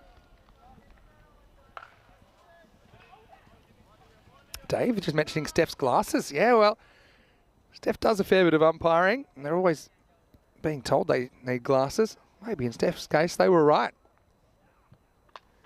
And now this is going to be cut up and over the top. So Kaiser picking up where he left off earlier on. And starts his innings with the boundary. He scored 68 off 28 earlier in the day. And although he had a few chances he gave along the way, he made the most of the missed opportunities. Finished with a good knock.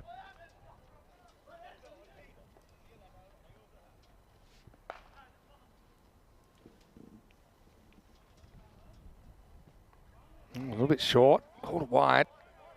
It's the 5th wide of the over. Check it out here. Yeah, it's a tough one to call because of the sideways movement, but pretty consistent with what we've seen today.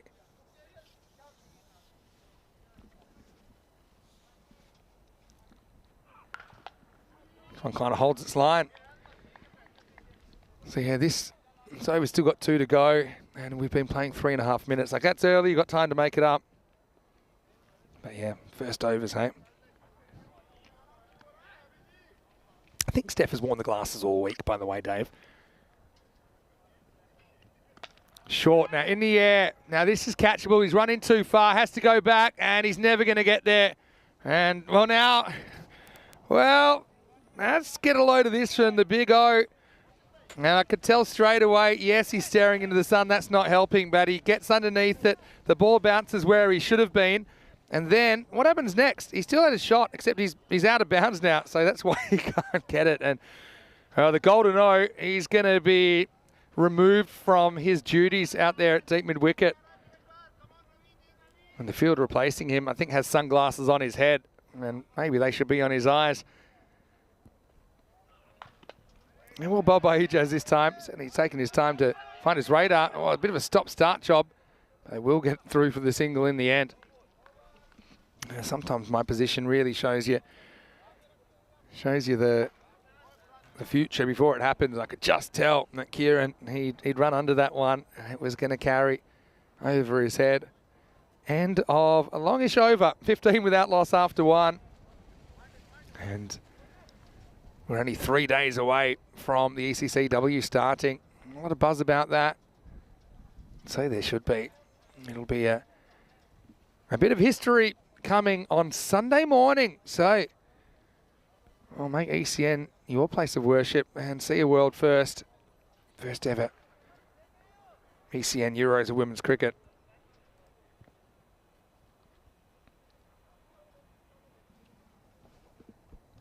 Second overtime, Gajar. He comes, he goes. Oh, trouble. Everyone's taking cover down there. Paco Care. I have another ball to practice with. Maximo, just too short from Gajar, first up.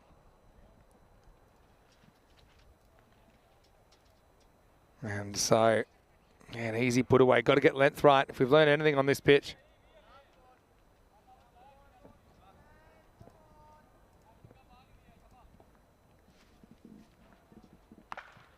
All right, false shot, but this is flying over the top as well. And with the spin, that'll go for 4. And Kaiser, he's just must have put a spell on the fielders today because he's had that bit of luck. And now this time, wasn't where he intended it to go, but he was pretty confident as soon as it flew up off the bat that he was going to get value for that stroke.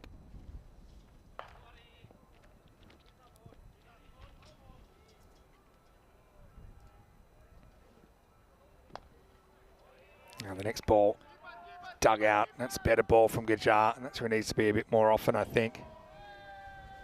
Well, that one might have gotten his ear. Yeah, he's worn it. He's not thrilled about it either. This is just one of those things about cricket. And yeah, he kind of sees it's coming. His priority is to get the crease, but he actually wears the full brunt of that on the full as well. Oh, yeah. Well, no pain, no gain. Shahid Nazir. And he'll be fine. I mean, this just needs a bit of time. Needs a bit of TLC. Probably needs a bit of a rub. But he'll be okay. Hey, good news. I'm pretty confident that we're we're close to being able to reveal the 2024 ECS schedule. That's just the news I've got from HQ. You couldn't actually be hit harder with a throw of that velocity. I mean, it got him in the sweet spot. This is where, you know, if you have the love handles, they'll give you a little bit of protection. But Nazir is certainly going to continue. It's just an impact blow. And, we wanted to take that out on the bowling, I think. Gajar, well, he didn't really create it, maybe indirectly. But he gets a softened up Nazir at the other end. Okay. I'll make the allowance on the clock for that. In fact, they've stopped the clock.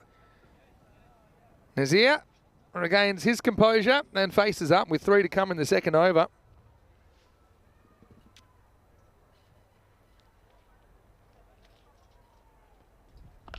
And, well, he puts it back from whence it came. Up and over mid-wicket. Maximo! Gajar, yeah, if he doesn't get the length right, he's going to have a bad time. And that's something I think he's realised sometimes the hard way. Nazir probably not a huge fan of running at the moment. He won't have to if he's hitting the ball like that.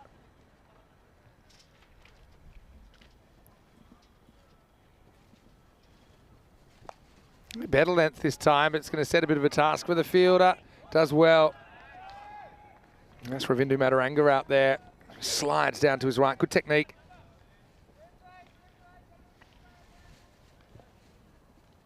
Cricket balls are very hard. If you've never actually played or felt one, it's pretty much a smooth rock. Pitched up, but again, not quite the Yorker. And that's going to be 4. So Kaiser to 24, and he's only getting started. Gajar goes magical 22, come off the second over, and the score is 37 without loss.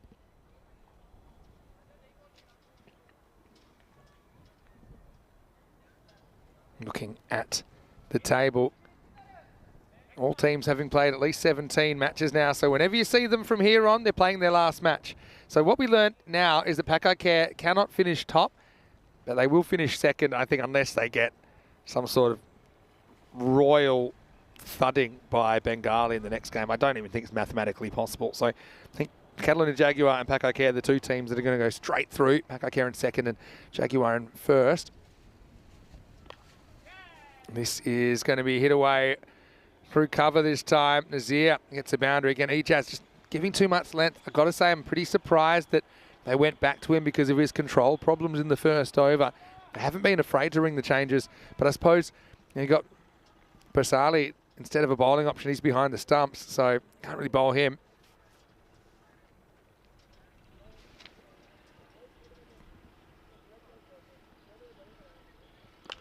Hit straight and hit hard. Maximo! He's just running in kind of bowling machine style for Ijaz. He's not the only bowler to have these struggles, but this length is just kind of step, hit, enjoy. Well, I think Nazir does enjoy it. Yeah, as far as the table, we're just talking about the table. For Royal Barcelona, now win here would finish them on 22 points, and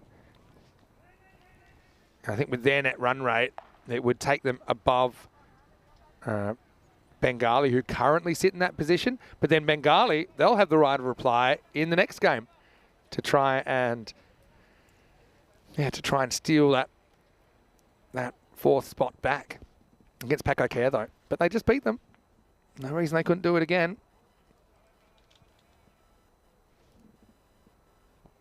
Now another ball that just bounces and it's in at the hip, and that's going to be more runs. This time it's 4. Nazir. Now, it wasn't that hip that got hit. This is the left hip that might have been in danger, but he swivels on it, doesn't miss out. That one bouncing just inside.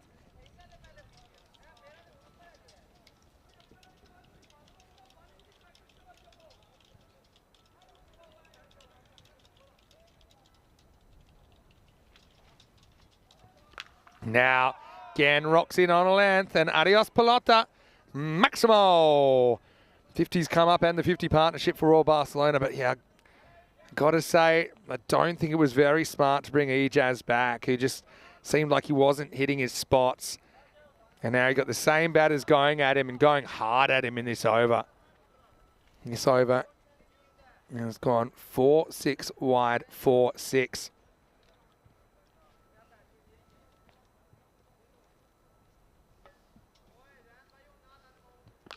Now in the air, and that's going to disappear as well. Maximo. Huge over on the cards here. He just changes angle. The result doesn't change though. Just kind of camps in his crease. Hits it on the up. And it's an all-you-can-eat feast here in the third over, which is now worth 27 runs. It could go supersonic with the ball to go as well. Well, maybe not. In the air, and it's Bentley. It's Bentley, and he's dropped it. Oh, well, all the Bentley fans, they had the heart in the mouth. He had forever and a day. He almost grew a second moustache in the time that ball was up in the air, but just a slight misjudgment at the end takes it away from the middle of the hands, and so it's a bit of luck for Nazir and more pain for Ejaz, who could have had a wicket in the end. He ends up in the naughty 40s. 43 off his 2 overs at 65 without loss after 3. Bentley is bowling the next over. Maybe that was on his mind, but he'll have to bowl at the guy just dropped. That over went 4-6 wide, 4-6-6. Drop catch 1.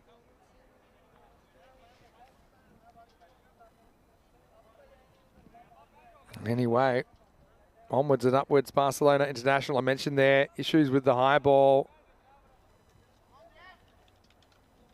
a little bit earlier on. And maybe some suggestions about how they might be able to improve that aspect. Maybe some tennis ball work, tennis racket work.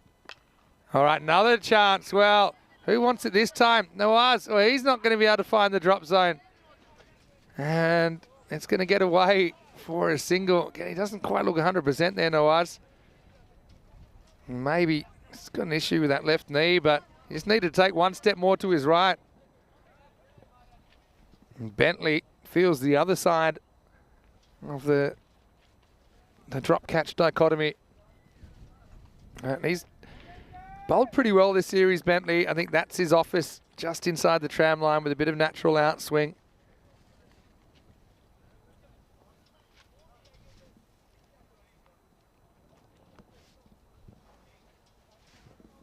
Anyway, ECN will bring you the drama and the action.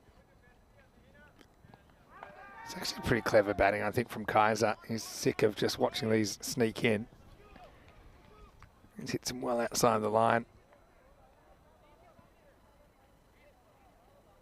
But yeah, trying to turn it into something he can turn away because there's no fine leg. So he's thinking, all right, okay, no fine leg, I'm going to create my own line.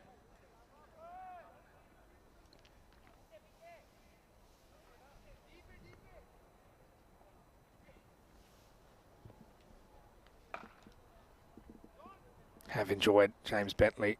He's a real character. Obviously loves his cricket. Now a slight miss-hit. This won't carry to the fielder. Have to deal with it on the bounce.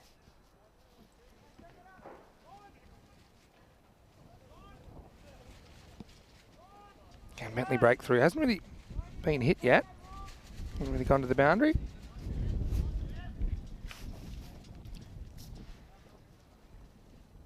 Nazir on 36. He's on borrowed time at the moment, really. Full toss, slightly mishit. Another opportunity. No, doesn't quite get out there in the end. And look who it is. The ball is following the golden O, Kieran O'Donnell. This time it doesn't quite carry, to be fair.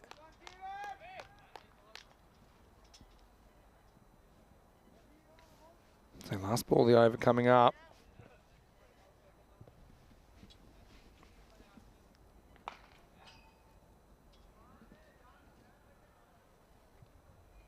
And he lets it go. Once again, Bentley just able to judge the line. Leaves the batter, locks him up, and clear non-wide call to finish the over. So well done by James. He'll walk away with just 3 off the over. So Good fight back from Barcelona International in that one. It's 68 without loss after 4. Still a pretty good start, isn't it? With the run rate very healthy at 17 and over.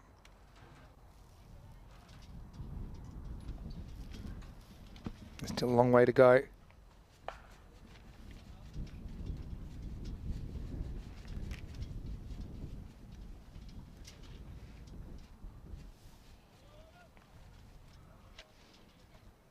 Mataranga with his spin now. I thought he bowled pretty well before. Didn't really get the results.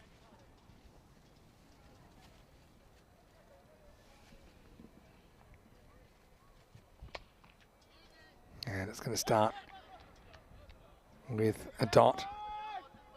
And a lot of his good balls disappeared before. I just don't think you could blame him that much.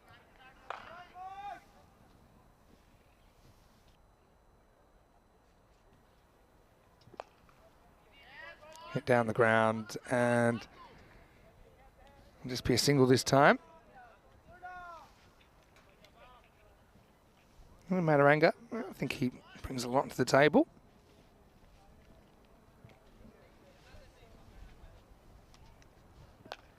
Wow, that's the kind of length that has been disappearing when he's been bowling. Maximo. And half a dozen more. Yeah, it's pretty well struck. Yeah, the issue here, I mean, because it's kind of unless it's a Yorker, this ball doesn't really have time to turn. And he can turn it, we saw that earlier.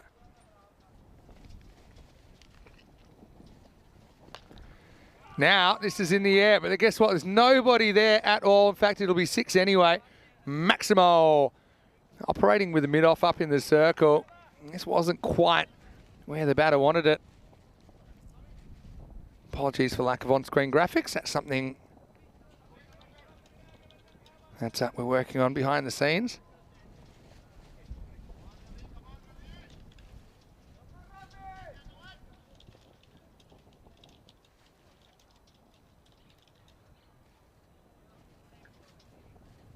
That's a quicker one.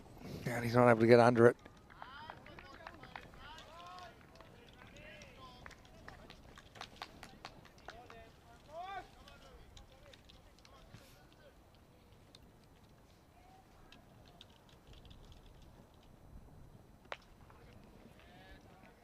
Just worked away for one this time. Again, still working on getting that score back.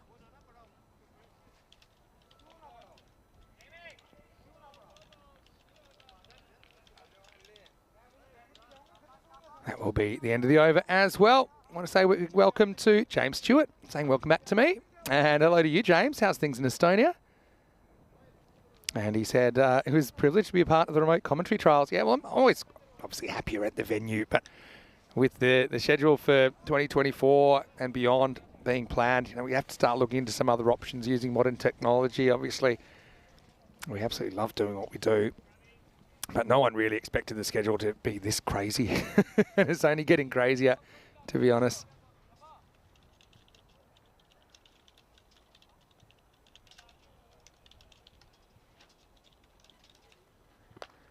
Well, this is straight down the ground, and this is 6. Maximo.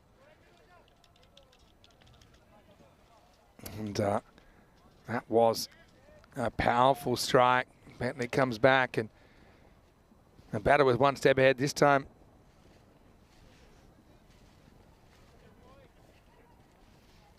Hello to Paul, asking how old's the bowler. Well, which bowler are you talking about? They've got a real kind of diverse lineup. Barcelona International. There's that swing from Bentley. Now you'd probably get a run if you're quick, but there's no need for that. Nazir sitting pretty on 45.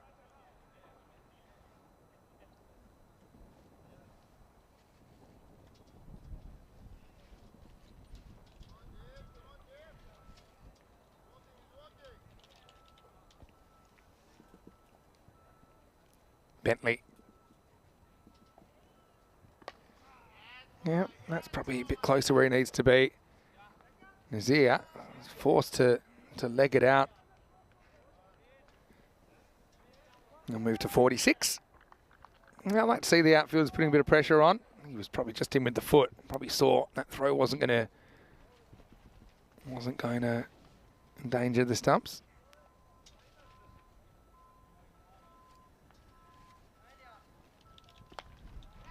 Right, now this one's in the air. Jazz will drop it. Oh, well. Boyhan is down the ground because they consider him one of the better fielders. And we thought he was a goner, didn't he? Yeah, Kaiser. He's putting some sort of confusion raise on the ball today because no one seems to be able to catch him out.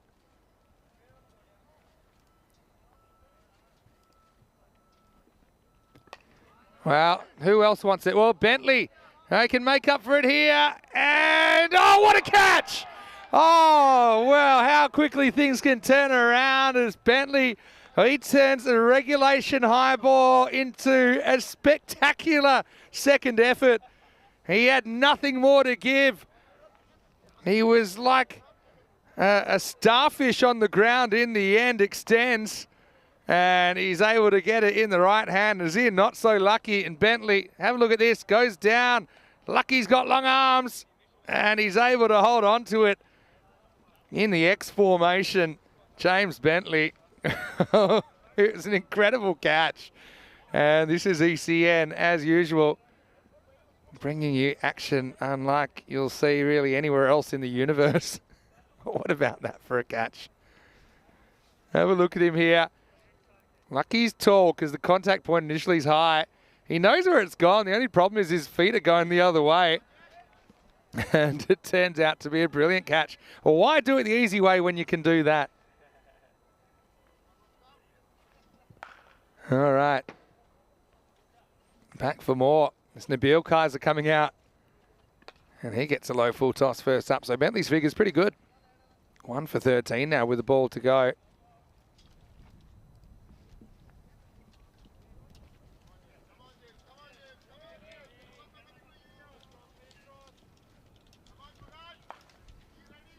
Well, this is what ECS is all about as well.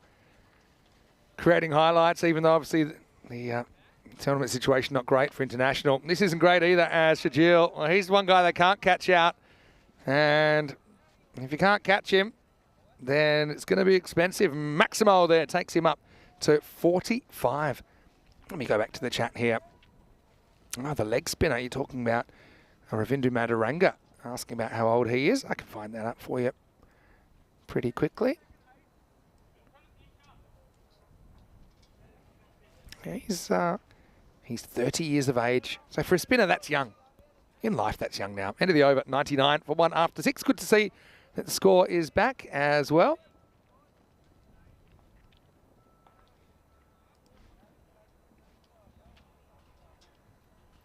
So 4 overs to go.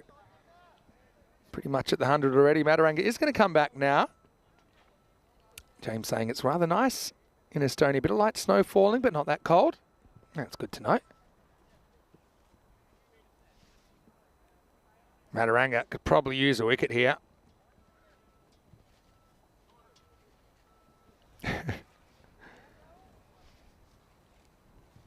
Well, this is an opportunity, or is it? Oh, with the wind, that's probably flying. And Bentley, he couldn't stick up the periscope. That's out of here. Maximo to start the 7th over.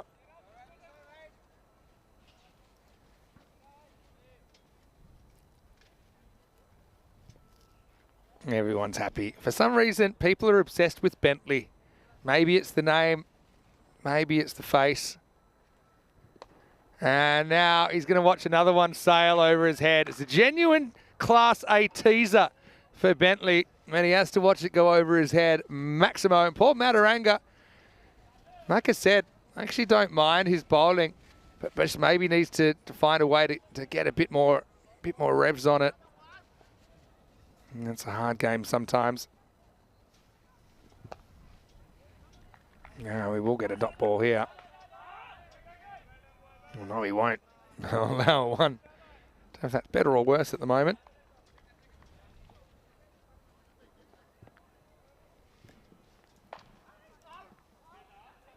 Kaiser, 45. Goes for his 50 and gets it. That's a good shot. Again, he's been so quick at picking up the length. It's going to crash into the forbidden tent, which is only semi-forbidden today, because you can kind of see in there. But Kaiser, 51 off 18 balls, and back-to-back 50s for him on day 18. He's hitting his stride heading into the knockout matches tomorrow. Such a good shot. Very low margin for error in that shot, but he smashed it now. Oh, great effort from Mataranga. He goes kind of goalkeeper style to his left, tries to tip it, but can't prevent the single. Again, I'd like to see this effort. Look at that. Oh, it's athletic.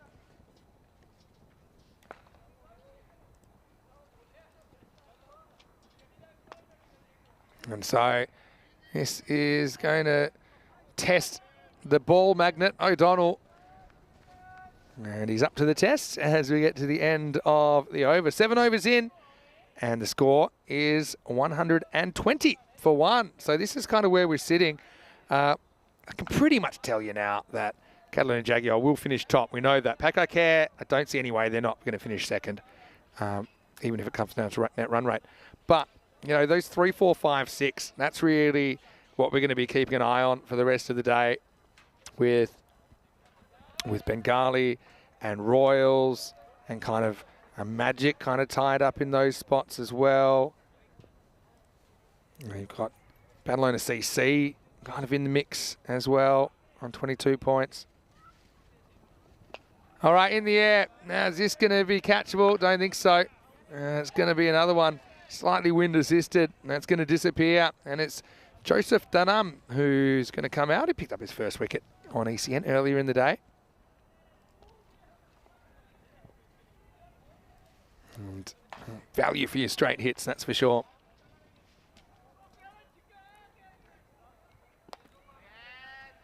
More work for Bentley. We'll keep this to 1. I will say this, though. I do hear this all the time, because a lot of the stuff that does go viral on the network, because it's so unique, it's often some of the bloopers, right? Well, that's just the way it is. Pulls the keeper, Basali pretty wide, but he's able to make the take, called a wide. And, you know, we'll post everything, obviously, on our social media, but the stuff that tends to get shared and reshared and reshared, it's the stuff you won't see anywhere else. So it is some of these more unusual moments, let's say. And the number one thing I always hear is there might be a chance of a 2 if they run hard. I think they're happy with 1 in the end. People say, oh, you know, I could play in that league. That'd be easy. You know, I could easily play in that league. I can tell you that it's a lot harder than you think. So on TV, it gives a bit of a false idea of how easy it is. Think about watching Test cricket. I mean, it looks pretty easy on TV, doesn't it? Sit there and get in behind it. But TV definitely slows the game down compared to if you're actually out there in the middle. So, yeah, now it's quite pleasant conditions, 16 degrees. But, I mean, first up in the morning is about 9, I think.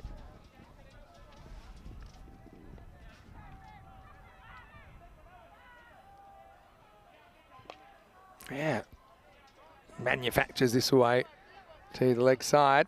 Pretty good over from Joe. And we have seen Barcelona International. I think they got a fair few players with similar ability level, so you know they're not afraid to kind of throw the ball around. And, you know, you got people coming down. You want to get them involved in the game. And we saw them use 8 bowlers this morning, for example. This one is wide and just a slight bit too wide. Will be called. Again, not a bad spot to miss though. Again, I like that keeping from Basali. He's a talented cricketer. Right foot making good position. This one's closer, and the umpire says that's fine. So that's the end of the 8th over, and the score is 131 for 1.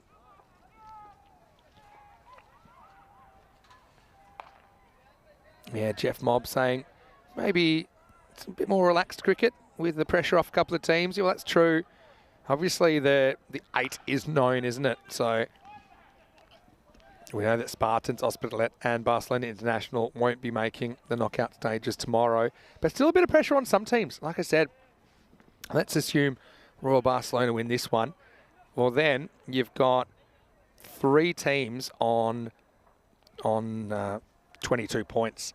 Bengali, Badalona, CC and Royal Barcelona. But Bengali do have one more to play. And that fourth place does seem quite important. Difference between finishing fourth and fifth is huge. Fourth getting a free pass through the first half of the day tomorrow. This one kind of ties up Nabil Kaiser.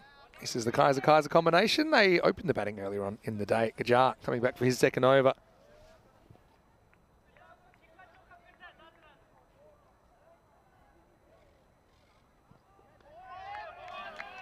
And Gajar's an interesting character, isn't he?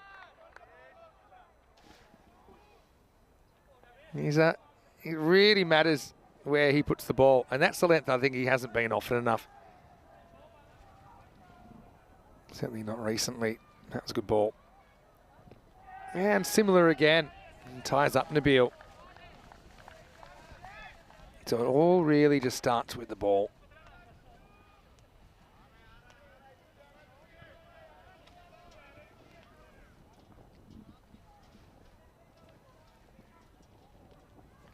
Yeah, I like it. Don't think this is out, but again, I like the length. It's simple. You don't have to be quick. Gajar, he's not fast, but how much more success has he had when he's been able to execute that Yorker? That was a wideish Yorker that time. This time he overcooks it, and that is the risk though. If it does turn into a full toss, it is hittable. Maximo as Nabil goes deep. This might be what puts people off trying to bowl Yorkers. It might tend to a full toss. But I do think that's a harder hit than one that bounces a metre short of a Yorker, that you're actually hitting it on the way up. Last ball over. Now it's a highish one. And it's going to come down, and it's going to be straight through the hands of the fielder. They're going to hustle back for two. Be curious just to see the height of this. Anytime I see someone pulling a full delivery, he's on the walk, though. Yeah, it's a tough one. Is it coming down quick enough? I suppose because he charges, he kind of loses his right to the no ball. But I think if he'd stayed in his crease, he probably would have gotten the call. That'll be the end of the over, and the score is 139 for 1.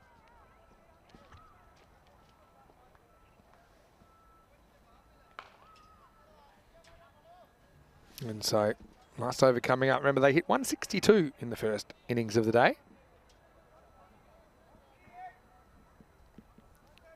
Joseph Danam gets a second over. Kaiser on 53. And he's going to get more here. Help yourself bowling really short.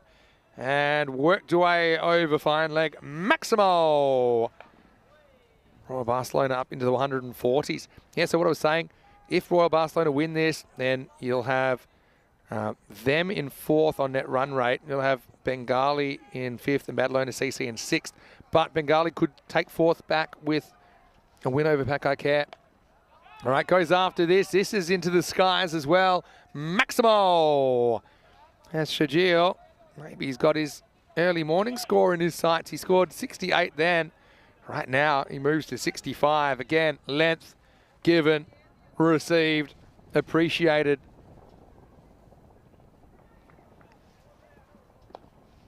Can't get under this one though, because it is a bit fuller. And it'll just be a single.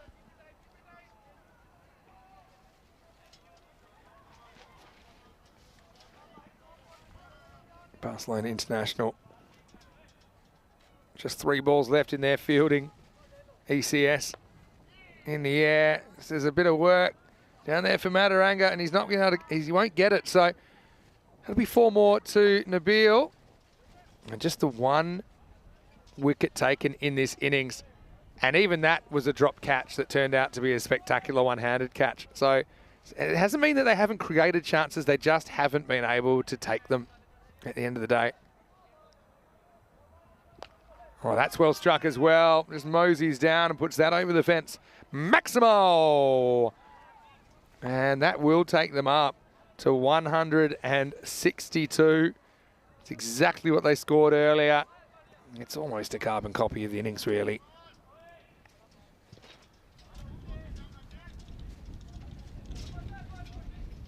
Last ball coming up. And it should be stumped, but there'll be another ball. So I guess in a way, it's a highlight for Dunham. He had something to show for his work. Basali loves it, filling in behind the stumps. Premeditated charge is called a wide. It's a good bit of keeping. For what it does, it means there'll be an extra delivery. And I suppose this is the new batter coming out to face it. But it'll be a wide and a wicket. You can be stumped off a wide. And the score is 163 for 2.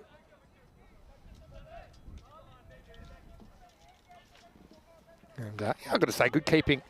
I think, yeah, like that's what I'm talking about. I mean, theoretically, you'd rather just prefer a dot get out of the innings, but you can't celebrate a dot the way you can celebrate a wicket. So, nice work by Sriram. Dunham has another wicket for his stats. Tucky will get one delivery to face.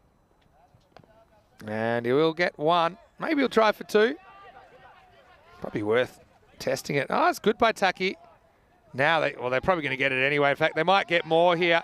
Will they go for 3? Of course they'll go for 3. Why would you hold your crease? They're trying to goad the throw and then fumbled. It'll be 3. And, well, the extra ball we got, and it's certainly delivered entertainment-wise. Let's have a look at this. Tucky went for 1. I wasn't sure whether he was going to come back for 2 or not, because Shajil, who's batted the whole 10, don't forget, I think he holds his crease there and then takes off. Then reckless throw, that would have been out. This was fumbled. And they're saying, well, even though we both run about 5 yards over. And then Shajil again, he's goading the throw to come to his end. In the end, it's 3 and done. And the score at the end of the 10 overs, 166 for the loss of 2 wickets. And let's go back. And once again, it was the high ball heebie-jeebies which cost Barcelona International in this one, because there were opportunities that were given. Also, a fair few balls that were pumped out of the ground. Well, that one rocketed into Nazir, but it only seemed to make him go full beast mode, didn't it? As he unleashed a flurry of blows, 46 off 18, including 5 Maximos. Bentley, well, that was a drop that he couldn't catch on the second opportunity. You'll see him again in the highlights pretty shortly.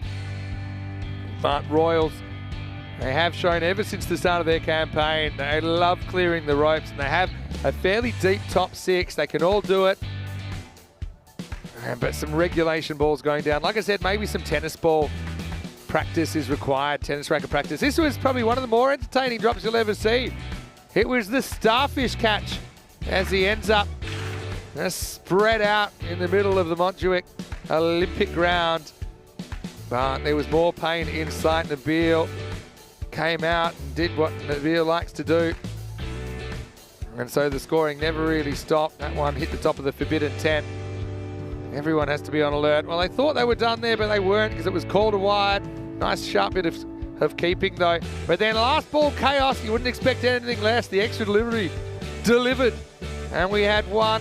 Do I hear 2? Yes, that bidder up the front. We have 2. I see 2. Do we have 3?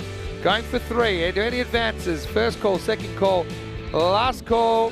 I have 3. Going once, going twice, going 3 times. 3 runs takes Royal Barcelona up to 166 for 2.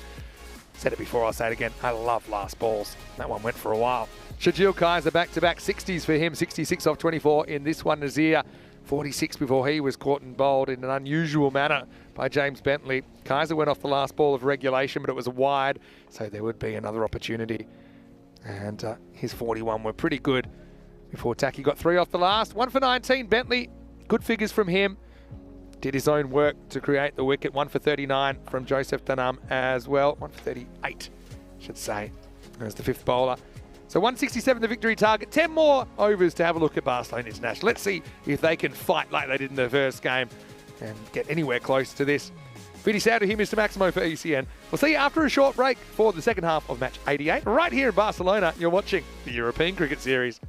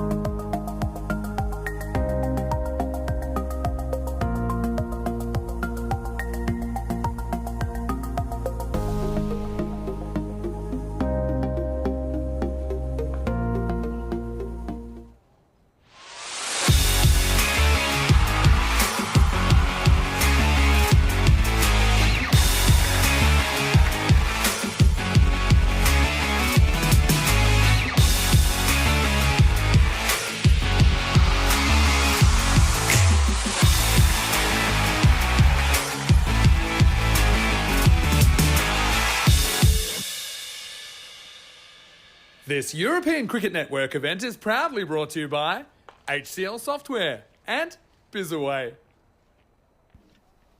Buenas tardes and welcome back to Barcelona on a beautiful December afternoon here. And it's a wonderful city. It's been a wonderful tournament and a wonderful addition to ECN Cricket have been Barcelona International. They're coming out and once again they're chasing a sizable target against Royal Barcelona.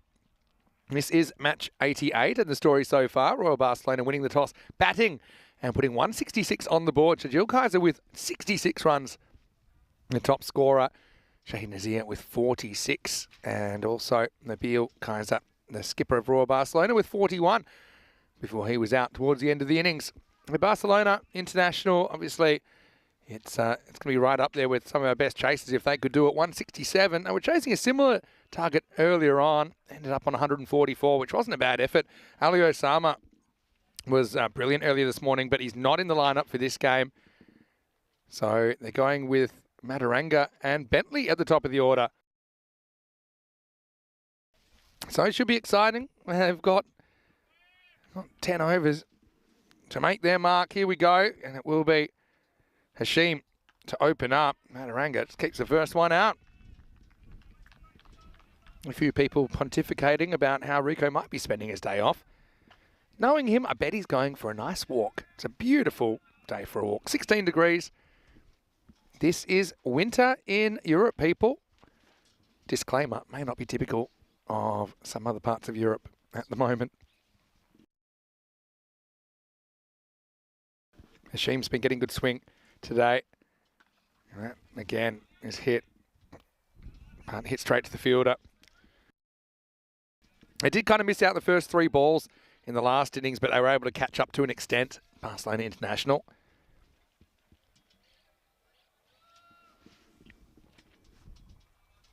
Mataranga has to try and elevate here. Got 4 fielders in the circle on the offside, just waiting. And now, a bit like last time these two teams played, Barcelona International not scoring off the first 3 deliveries. Just looking at this field, they've gone 6-3 field, so they've got a floating slip in there. They've got a deep third. They've got 4 in the circle on the offside. On the leg side, they've got the long on back, but he's pretty straight, almost a straight hit. And then a mid-wicket in the circle, then a square leg in the circle. And so he goes leg side where there's less people, gets it away from the fielder. Umar Zaman. Oh, good throw might be interesting here. But they do get home and they get 2. So Barcelona International off the mark.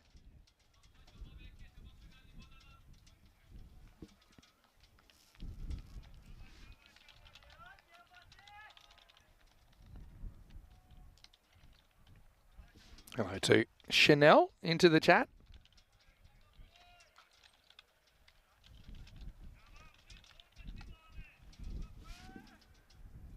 Mataranga wants boundaries, wants them soon. He will get a clip away. So amazing in cricket. I've always thought this. Played a lot, obviously. Whenever you have like 3 on the leg side, it's a pretty typical kind of early, longer form field to have 6-3. So you have 3 on the leg side. It's amazing how often the ball gets hit to them. You know, just 3 guarding the whole side of the field. That's a good example. I always used to think that. All right, over to Bentley. His last roll of the dice here in ECS Spain 2023.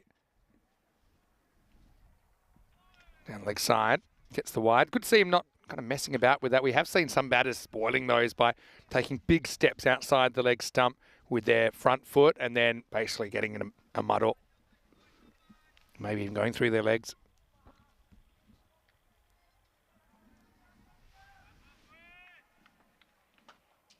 Last ball of the over coming up. Straight down the ground, but he's picked out the fielder and he's gone. And you wouldn't read about it for Bentley. I mean, he drove straight as the day is long. And in a way, it's fitting that his series will finish on a drive. And so it's a brilliant fielding position, really. And Bentley didn't do a lot wrong there. It's a pretty good shot. The straighter the better. It's such a habit to hit straight. You're so kind of indoctrinated with the thought that it's completely safe to do that. Normally, there wouldn't be a fielder there.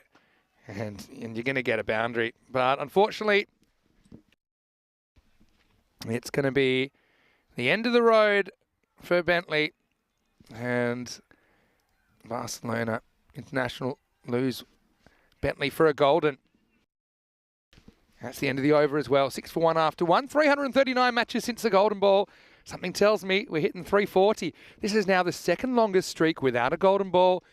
It's exceeded the 334, which was through the summer months. Notice a bit of a trend, yeah. The summer months, maybe it's a bit too hot for a golden ball. I don't know. Because the summer before, in 2022, it was 405 before Charlie Hunt snapped it in Portugal. Nish snapped it in Italy, this time in Rome. I was on the plane. So I'm trying to think of the last golden ball I did. I'm going to have to look it up.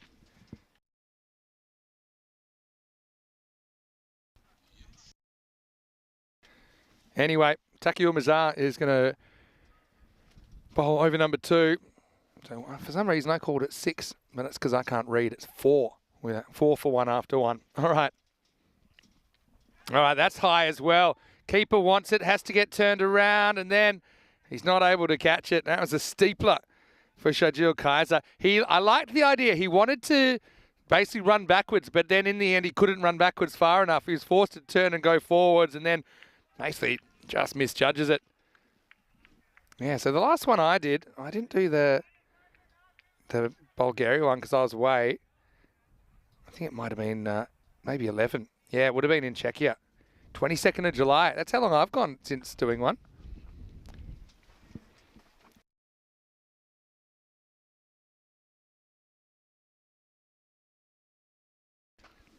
Yeah, because that streak between Golden Ball 11 and 12 this year, so that was 22nd of July to 23rd of September. That was the previous second longest Barron streak. So you can see there, it's about 2 months.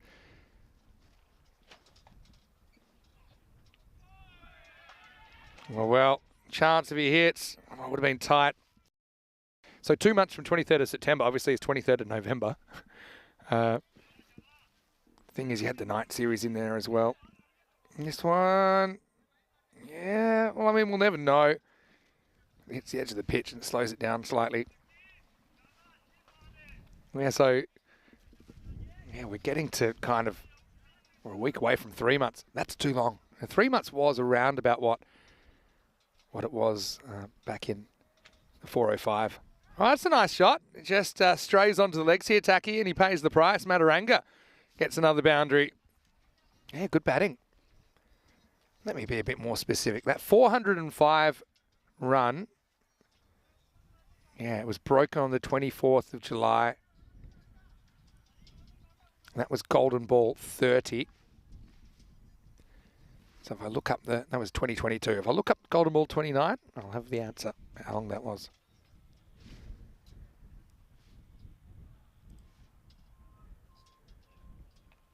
Well, it gets a bit big on him, but it just eludes the grasp of Shahid Nazir, who's looking like a guy that got whacked in the hip with a ball in the first innings. No way he went for that, but it will get away, and it'll get away for 4. So it just cramped for room, but he got himself out of a tight spot. And he gets the boundary. And the Golden Ball 29 was in Portugal, 31st of March. So that was basically 1 week off 4 months. Let's say 3.5 months that was. That streak started and ended in Portugal. Started in the day series, finished in the night series. Hit up and away, leg side. And this will be 4 runs as well. So Mataranga is strong off his pads. We've seen that. And the result is 4 runs.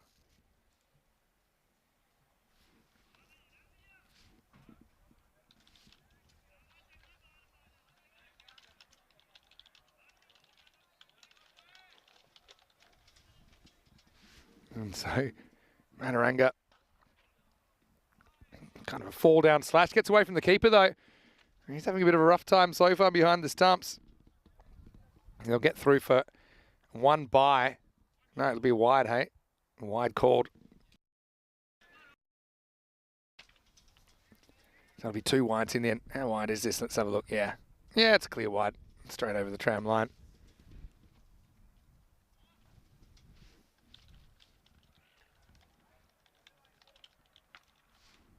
And now we're going to get another boundary. And so Jazz, he'll get off the mark. Yeah, nice shot. He goes with the line of the ball. And Barcelona International, well, they're fighting, like I said, 25 for 1 after 2. Let's look at the table. Who can move, basically? That's what it comes down to. Barcelona with a win here will go into 4th. That means that Bengali will have to win against Pakai Care to take 4th back. So, yeah, it's hard to see a path to victory for International here. So then, it's a kind of net run rate situation. Dave's got a question about the golden ball, about how it came about. I can tell you, because I have an intimate knowledge of it. Well, this is going to be 4. It's a hanging full toss outside the leg stump, well put away by Mataranga. We know he's strong in that area. Didn't even have to worry about a fielder there.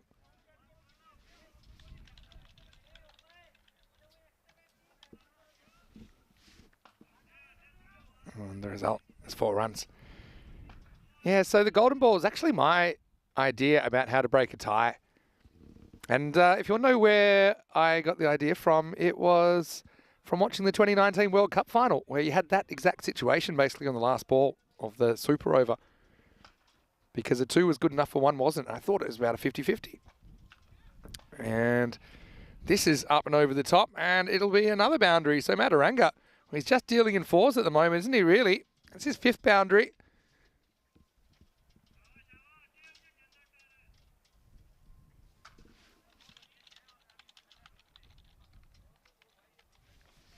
And so, yeah, the numbers would pretty much flesh that out. We've had 12 golden balls this year. 6 have been won by the batters, 6 have been won by the bowlers.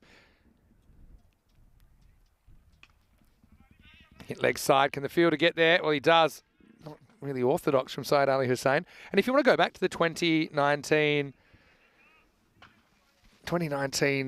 last ball, if you think about it, it was Butler that had to take the ball. If he missed that take, then England lose the World Cup. As it was, they won it just based on that. And I thought it was a very exciting way to finish. And at least it guarantees the last ball decides the game. It doesn't always happen in the super over. So that answered the question. Well, for some reason, they're going to turn down the run. Now they're going to get an overthrow, so they will get one in the end. But this will be an interesting one to see. I felt like he got back, but you just never know with direct hits. Mataranga. To be honest, I think there was a run in the first place, but you see, he just got cold feet. And I think, yeah, he just gets back and then takes the run off the rebound. So that will be the end. Well, in fact, it won't be the end of the over. It'll just be a single with 1 to go.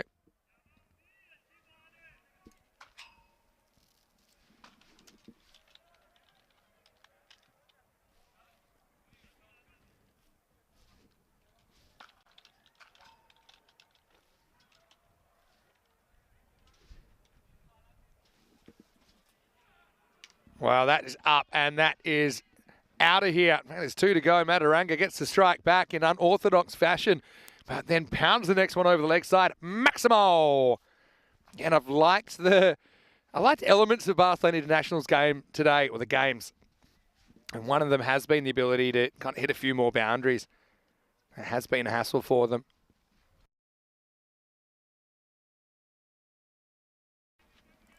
Here's some useless trivia, because I know everyone loves that. Another time that we had a big gap between golden balls. This will be lost down the leg side.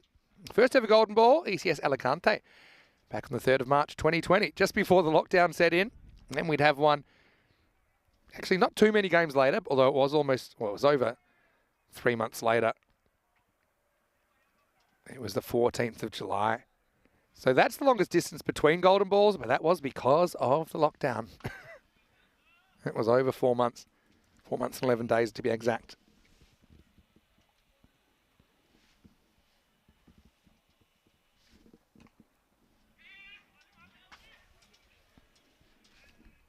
And that will be the end of the over. It is 43 for 1.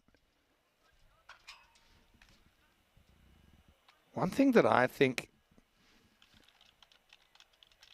is quite interesting is, and one of the things I get lots of messages, I'll be honest, okay? I get lots of messages. Most are positive. Some are people that say things that when you actually think about what they're saying, they say, for example, things are prearranged, right? They'll say, oh, you know, this is scripted, whatever. And I'm just thinking, if we could script this, it'd be pretty imaginative. For example, the Bentley catch.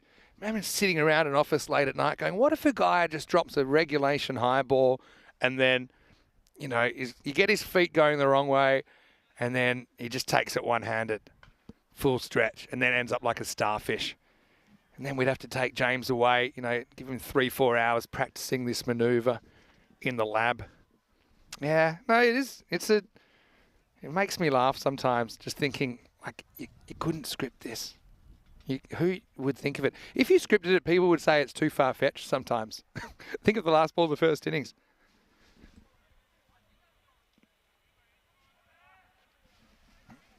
Anyway, let's get going here in over number 4. Mataranga gets single first up. Big hello to Lily Panda. Hopefully you're well. Hello to Faisal Fahim as well. Nice to have you with us. And drop us a line. Rico's off today. Hopefully enjoying the sunshine away from the ground. That's a nice little leg glance. Sets a big chase for the fielder, and he's not going to get there. That's going to be 4. So Ejaz. Again, he's had his ups and downs during the series, but this is a good shot. Again, he's just kind of playing the ball that's bowled to him. So not overly premeditating.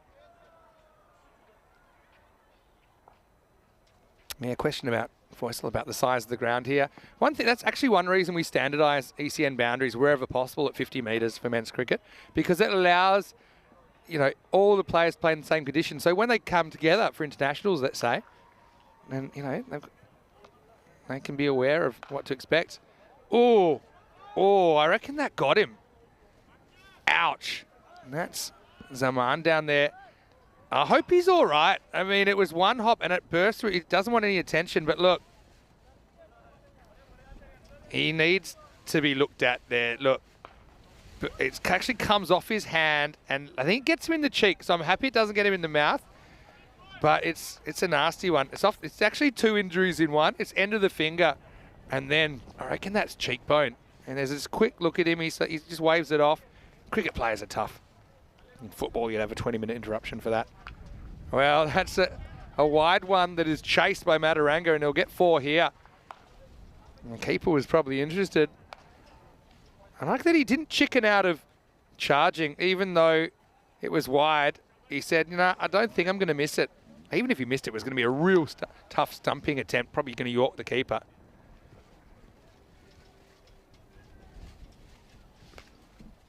And now this is up, and it's hit over the top. Mataranga to 43, Maximo.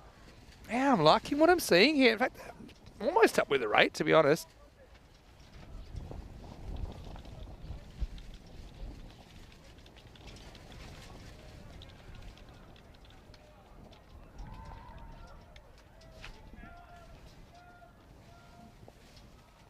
Last ball of the 4th coming up. Oh, yeah. He's definitely gaining in confidence. That was one of the most impressive singles I've seen today, but he couldn't have picked out the fielder any better. He'll move to 44, and at the end of 4, Barcelona International, 60 for 1. You can actually really see how much they've improved during this series, even though I know they just have the one solitary win in the series. But just even the way that they're competing with the bat in this game. No, I've really enjoyed their ECN journey. Yeah, but that's the thing. It's a tough competition when it comes down to it. Their only win was against Badalona CC back in match 51 when they chased down 125, and it came off the very last ball. Maxi Hock with the winning run to break the tie against a team that are real contenders, the Young Guns. Oh, another full toss is no good, and there's no protection down there. Mataranga to 48. Said Ali Hussein comes into the attack in the 5th over, gets it wrong.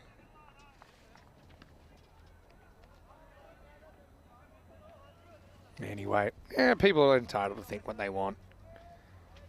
But one thing I don't really tolerate is when people have a knock at the players and even the umpires. I think, this is an amateur thing. Yes, it's produced professionally, and that's because of our wonderful production crew and all of our blue crew who are now professionals at organising cricket. But you've got to realise at the end of the day, it's not a professional game that you're watching. So you can't really hold them to those standards. And it's variable. So, yeah, as far as the ground size goes, a lot of it was accidental how it came about. But certainly is its own brand of cricket now. And you can say what you like, and maybe you like it. Some people don't like it so much or whatever. But it definitely provides a level of entertainment that I don't think is paralleled. Pound for pound. Oh, it's going to shoot blindly. Oh, this is going to be a leg by, so we'll stay on 48. Let's have a look at it here. I have a feeling if he hits, he's gone. Yeah. Would have been out with a direct.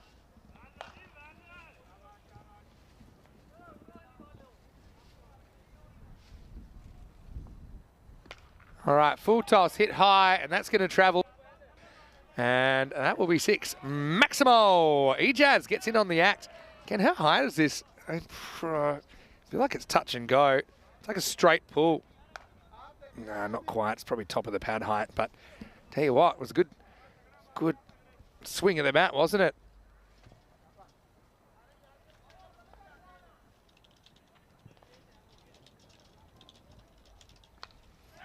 In the air and gone. So Ejaz goes 6 and out, and Said Ali Hussein has something to show for this over. Barcelona International kind of going for broke. Nicely held there by Shahid Nazir. And so that will be the 2nd wicket. It's 71 for 2.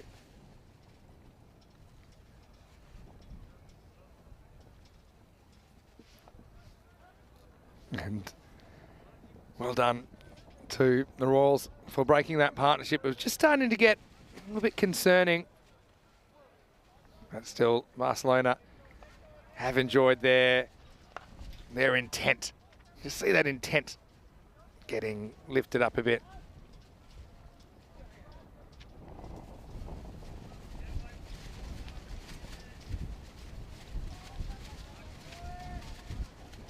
Pasale. He's going to come in. We even saw him leading the side last night. Pretty versatile player.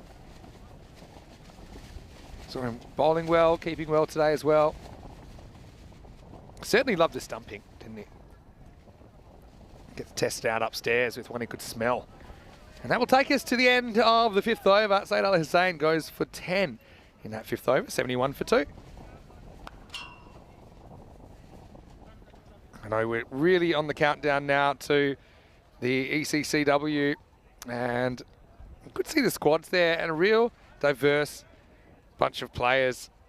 England 11, I'm still curious to see how they adapt to the format because they won't really have any experience in it. I'm sure they've been watching pretty intently.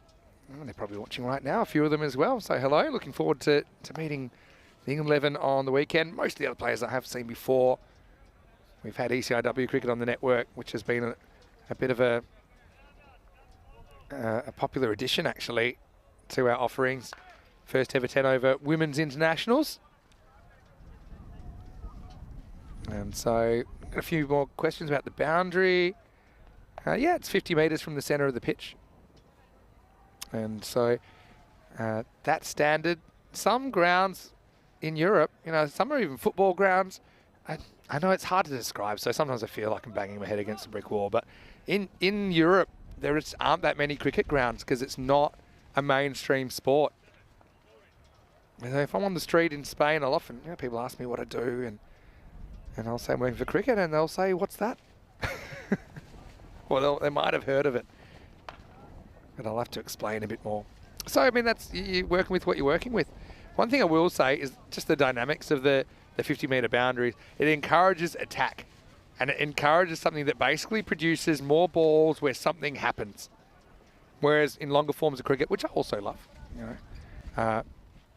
there's maybe a bit more of a build-up or a storyline arc that's multi-ball or even multi-over. Whereas here, every ball's an event. All right, short and put away. Mataranga will get his 50 and he'll bring it up off 22 balls. That's a good knock. And he's a guy, once again, he's had his ups and downs. Missed out this morning with the bat. But it's a nice shot that brings up his 50. Well deserved.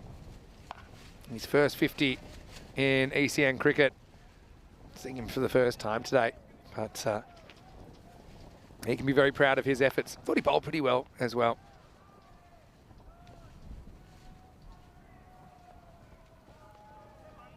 So next one is lost down leg side.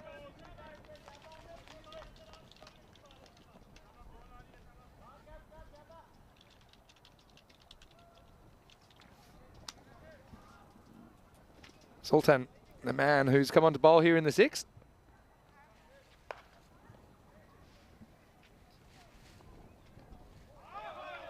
This is one of those ones. Talked about this a few times. I just don't think it's the odds. It's like a millionaire's shot. So I'm going to beat Damien Martin and just whack this through cover. But, I mean, that's a wide if he gets across. If he gets across, he either hits it, probably glances it for 4, or even if he misses it, he gets the wide. So, look where he ends up. It's a tactical misstep, I think, from a guy who's batting well. That one, he's not going to be able to stop no matter what. Heads up play. They go through for the run. That'll be 2 wides.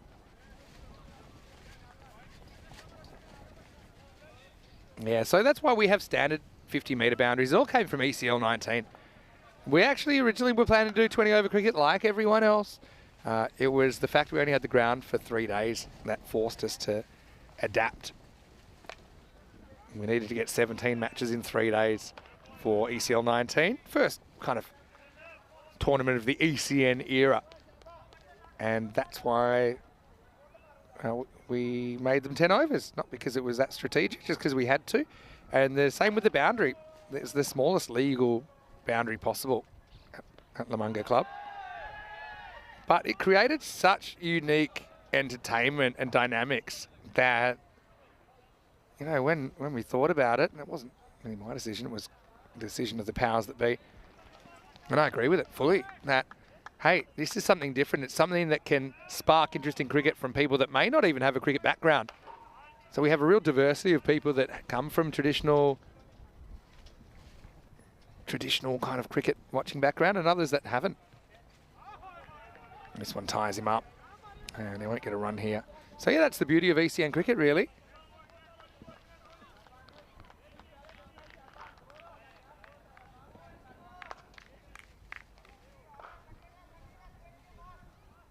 Yeah, well, Sam's saying that Mataranga's the secret German weapon. Well, it's working out all right at the moment. Basali, though, faces up last ball to 6th. Yeah, that's what you need to do to those leg side ones. They can bowl it again. Yeah, Foy's all looking forward to seeing Hamza tomorrow. Well, you don't have to wait till tomorrow, actually, because they're playing tonight.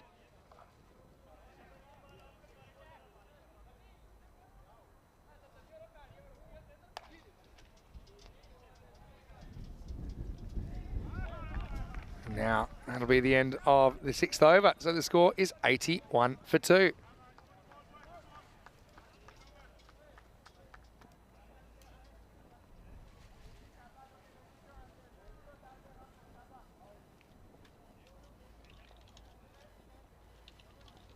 Having a look at the score there, 52 for Mataranga. He's batted pretty well, hasn't he? Still 4 overs to go, even though I think this game's kind of crept out of hand. Run rate required wide. Still 4 overs for Barcelona International to make an impression.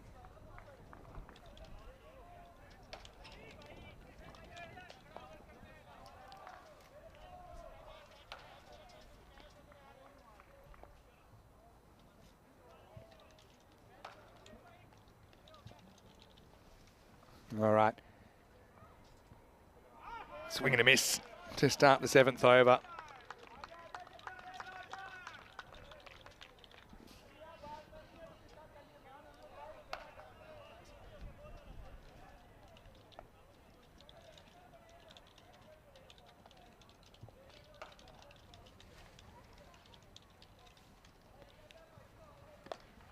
This is going to be 4. Up and over the top, Mataranga gets 4 more. It shows he's not a one-trick pony here. And so, yeah, nice classical cover drive there. Ball that was asked to be put away. Yeah, so Dave asking, did ECN invent T10 cricket? One? No, we didn't invent it. I think well, we're the ones that basically started doing it all the time in 2020, basically. That's a good shot. That's the uppercut. And where's this gone? Oh, maybe we need to have a look at this. I'm not sure anyone knows where this has bounced because everyone's looking straight into the sun over there. So I guess we'll have to find out. Thanks to our brilliant crew at Spring Productions. This one is going. It's going. And I think that's 4. Again, maybe just have a look one more time. Yeah, just bounces inside. Nice shot, though. Mataranga moves to 60.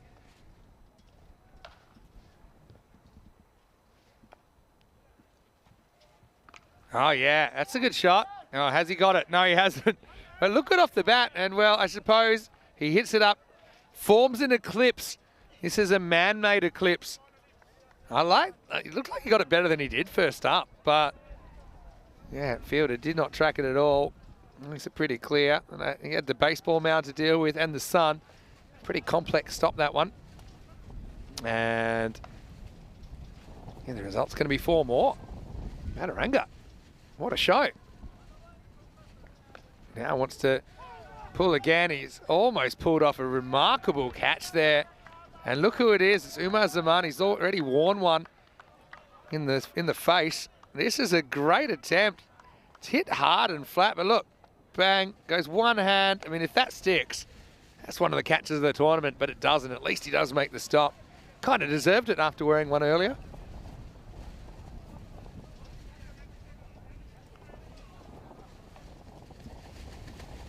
Last ball of the 7th coming up.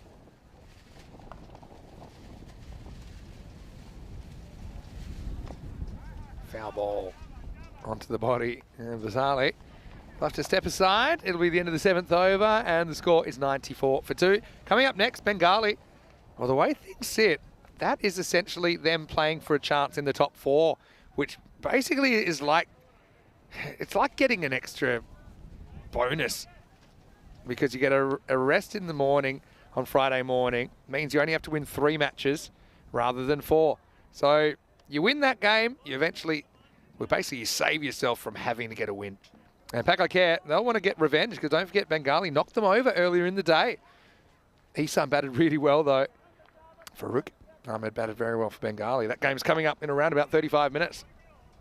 Yeah, so it's going back to T10 thing.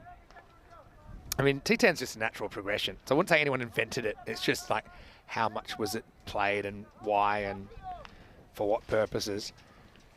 So yeah, we see a bit of T10 play in the Middle East. They probably played it first. But this is just missing. Umpire having a good look though. Probably needed a good look. Well, he wants to go upstairs. All right then. I don't think you can do that, but I actually think this is missing. Just, look. For me, it's just missing.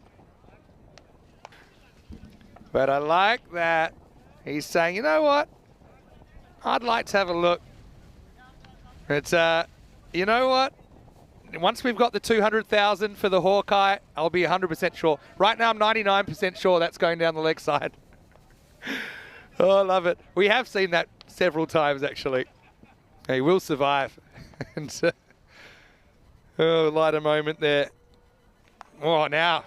That's ouchies. And it almost creates a run out. And I think it has. Oh, this is a total disaster in so many ways. And I'm pretty sure Mataranga's run out here. I think that's probably a no ball. He wants it, but guess who doesn't? Basale. And now Mataranga, he knows he's in trouble, and he's going to be gone. Yeah, he is out. What a bit of fielding, though. So basically 2 batters are knocked out of the equation here. Let's have a look. I mean, he's edged it onto himself, and then he's just not interested, is he? I mean, I'd probably call that. For me, that's too high. But poor Mataranga, what a weird way for him to get out. Hey, no one could have pre-organised that, I'm telling you. Yeah, no ball's called. He called it on the field. Mataranga, in the end, I wonder if he'd just run his line, whether he might have blocked the ball. He didn't change his line. If he does that, he actually changes to get out the way of the ball. I think that probably costs him the inches he needs to get in. But you got to feel for the guy. Mataranga is run out. Meanwhile, Basale thinks he's broken his arm. It's all happening here in Barcelona in the 8th over. It's 96 for 3. But Mataranga, he's going to get a good ovation.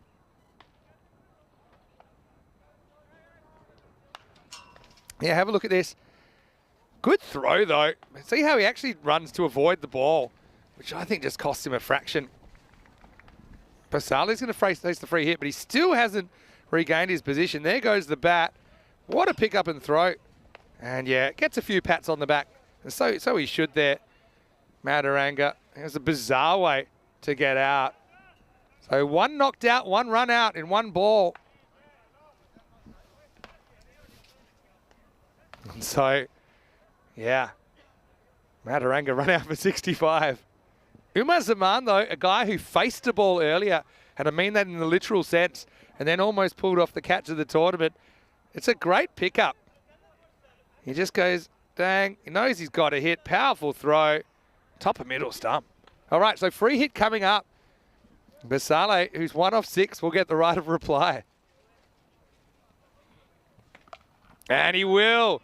Well, for a guy that we had a suspected broken arm a second ago, he's come back even stronger. Maximo. That one ends up on the roof of the officials' tent.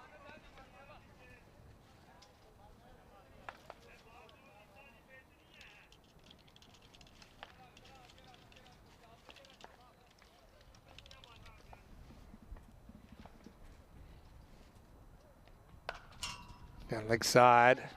Well reached in the end by the keeper, Kaiser.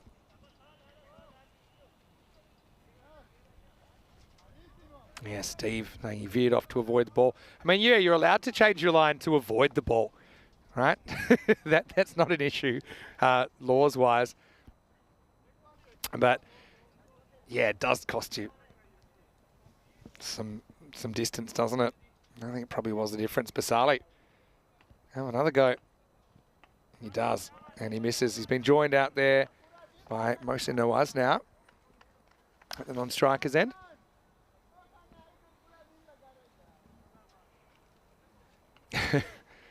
Martin calling out a double play, run out and broken ribs. He's going off here. He's retiring hurt. Well, he said enough's enough. And he's obviously in a fair bit of discomfort. So, yeah, you got to feel for Basale.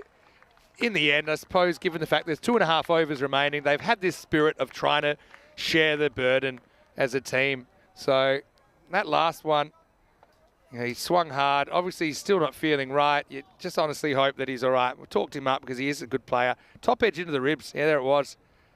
And that doesn't tickle. It did result in a run out at the other end. So he will retire out. Retire not out, I should say. Retire not out because he's retiring due to that injury sustained, external injury. So Razi will get a bat.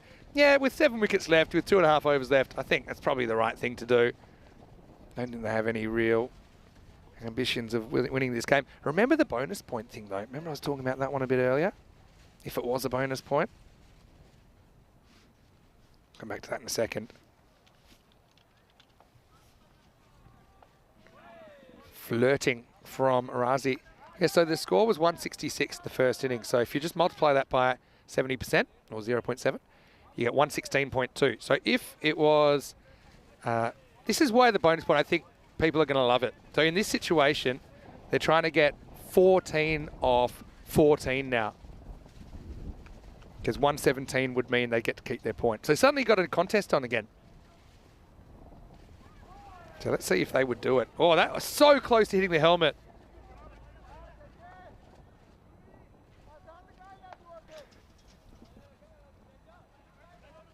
Yeah, have a look at this. This goes through the keeper and it's so close to being 5. Check it out. Look, background. Oh, that was close.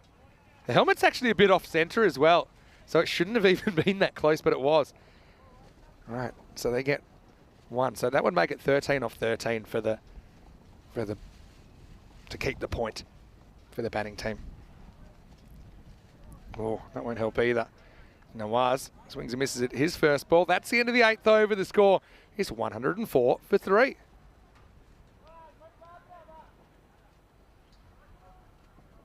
Keep the questions coming. I'm enjoying them. And yeah, Creams mentioned Cricket Max, which I actually played. There were several kind of iterations of Cricket Max.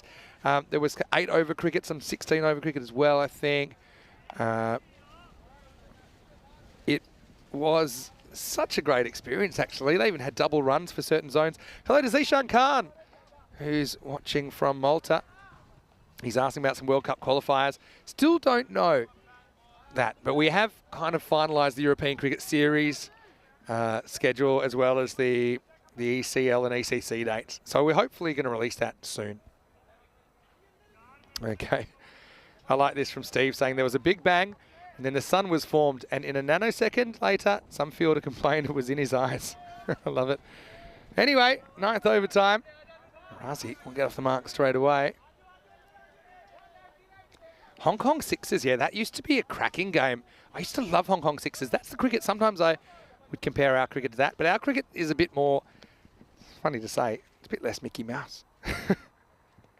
Oh, that goes pretty close to the stumps. How does this miss? It'll be called a wide. No, I'm still searching for his first run. How close is this? Pretty close is my answer.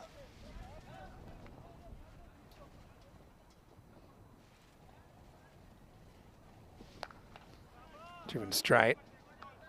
And just a run. So remember what I was talking about, the point Barcelona International would need 117 to get the point out of the game. Out of the 4 on offer. So yeah, it makes these kind of situations good. Just creates a bit more pressure, a bit more tension.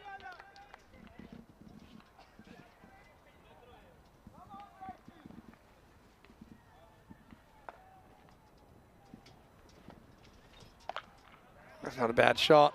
They'll turn down the run. I suppose the difference here is you don't actually, the players don't know that. They don't have that in their minds. That obviously be a bit strategic if you're trying to get to a certain score.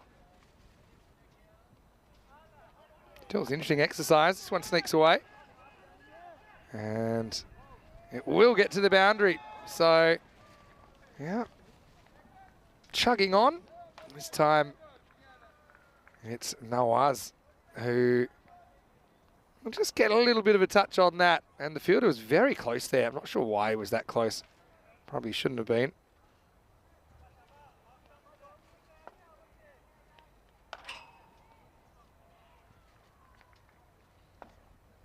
Okay.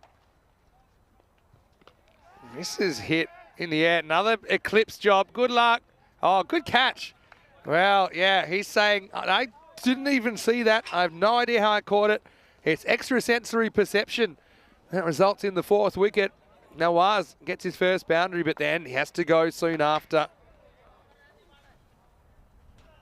And the score is 112 for 4 at the end of the 9th over. So if we were playing those bonus point rules, just to explain to everyone, if you just joined us, in the ECCW, we'll be trialling the bonus point system where teams will get 3 points for a win, 1 point for a loss. But if that's a normal loss or a close loss, or 3 points for a close win, if the batting team fails to exceed 70% of the first inning score, then they won't get any points. And the winning team will get an extra point, so they'll win 4-0 essentially instead of 3-1. And this should be 4. So that would take them to 116. It would mean they just need 1 more to hold on to their point. So, I mean, bonus point, in a way, it's more of an incentive for teams that are going down to get something out of the game. So they can keep a quarter of the points on offer in the match just by losing narrowly. And by narrowly, we're saying, you know, reach at least 70% of the opposition score, or, you know, don't have your total chased in 7 overs or less. So it's pretty simple. Yeah, Zishan, good to see you in there. And just trying to catch up on the chat. 5 to go then. Edged, and that'll be 4. So they would get the point. And that's one thing I like about it as well. Teams that maybe haven't been able to play well enough to get a lot of wins, but they can walk away with some points. Zishan saying he's looking forward to watching the ECCW as well. And he's also saying in Malta, where Zishan is, they can kind of play all year round. Of course, he plays for Gozo Zalmi, captains Gozo Zalmi, Zishan Khan, who'll be in the ECL.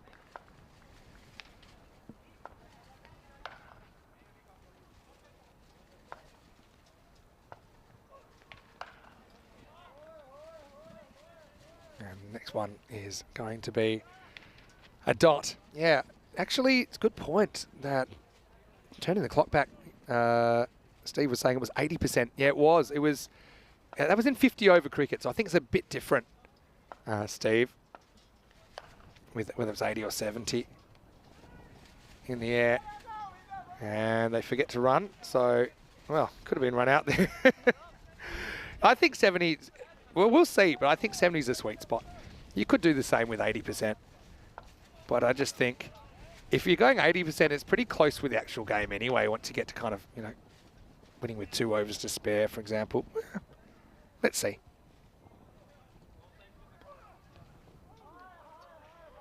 But yeah, for me, it's also about just rewarding teams for losing narrowly. And yeah, okay, net run rate kind of does that in a different way, but it's something a bit more tangible you can take out of the game to take a point out of the game. So yeah, that's exactly what you said, Steve. If you chase it in 7 less overs, then you get the bonus point. You take it off the other team. Right now, it's going to be a wicket as Razi will go, and well, Taki's going to get a wicket. He's had to work hard for it. And again, it's a ball which goes up into the sun. Not particularly easy, but it is held. And so we'll go to the last ball. Razi goes for 10.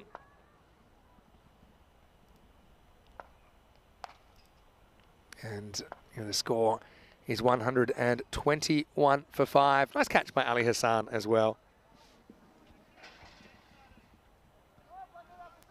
Yeah, so it's kind of the equivalent. If you're chasing it in 7 overs or less, you're chasing it 70% of the time.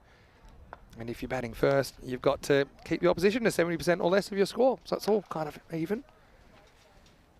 I'd say it'll be very clear once you just see it in action. I think my explanation might even make it seem more complex than it really is. Okay, here we go. That's the end of it. All right, well, Gajar is batting for the red inker. He just keeps that one out, and that's the end of the game, and it's the end of Barcelona International, who do finish with just the solitary win in the group stage. So it was a memorable one against Barcelona CC. That was the last ball victory. And look, they played some good cricket. I'm very impressed with their improvement in their batting in particular. I think today they put 2 good scores on the board. They put 144 on the board this morning. They get 121 right there, but it's not good enough to knock off Royals, who sit in 4th place for now. But Bengali, they'll be up next against Pakakare Badalona, and Bengali batting first in that one. And that doesn't surprise me, because that's how they beat Pakakare earlier, even though they were sent in on that occasion. Bengali can reach 4th if they can upset the former European champions again. And that game is coming up 20 minutes away from the first ball. So why don't we go back and look at some of the highlights of this one again. Mountain of runs to climb for Barcelona International. It's good to see them playing their shots, but Bentley, well, unfortunately for him, he drove straight, and he drove straight in the hands of the fielder down there. And then there's a little bit of chaos sprinkled liberally throughout this innings as well, including that. The old cheekbone central, but tough as you like. these guys, I don't like to hold the game up for anything. And a little bit of yes-no. This one he gets away with. Madaranga, who batted really well, played some really nice shots, especially once he settled in, looked pretty comfortable. Well, there we go. That was the kind of wide that wasn't, because it was hit. And then we saw, I think we just saw Royals out catching Barcelona a bit. Having said that, and they did drop a few as well. Madaranga, though, his first ECN 50, it was a memorable one. I thought he did some very good things. Sun causing havoc in the afternoon, as it typically does here at Montjuic. Now, this was proper chaos ball. Gets it, broken ribs, direct hit. Madaranga run out for 65. Got to say, it was a brilliant piece of work, though, especially after Zaman had had some issues earlier on. Then we saw Basali retiring hurt not too long after that. Late in the piece, I mean, the game was gone, but it didn't stop them trying for a couple more highlights. That was one that may have caused permanent retina damage for the fielder, but the main thing is he's got the catch and no one can take that away from him. That was late in the piece where we saw the Barcelona international skipper go, but Qajar blocked it out to finish the 18 games. And Barcelona international, got to say, some real positive signs for them. Just before we go, Madaranga with 65 before he was run out in bizarre fashion. 16 Ejaz and 10 for Razi in there. But yeah, high balls, simple. You know, tennis racket, tennis ball. Get guys more comfortable with the judgment. And then the fact that you throw it to hard ball, it won't be so much of a shock to the system, I think. It's probably one area they could definitely improve. As far as the bowling went for Royals, wickets to Hamza Hashim as well as Takiul Mazhar at the end. Syed Ali Hussain took one. So the Manasjad took one as well. And really, I think we always knew that 160 score was going to hold up. Big thank you, though, to Barcelona International in their first ever European Cricket Series. Wishing them all the best. They've been great characters, great ambassadors for the game. And look forward to seeing you guys when we're next in town. But we will take a quick break. Back in about 15 minutes. It's Bengali who will open up the batting against Pakai Care. Can they double the dose and play their way into the 4? That's the storyline coming up in match 89. Vinny Sandhu here, Mr. Maximo for ECM. We'll see you after this short break for more European Cricket Series.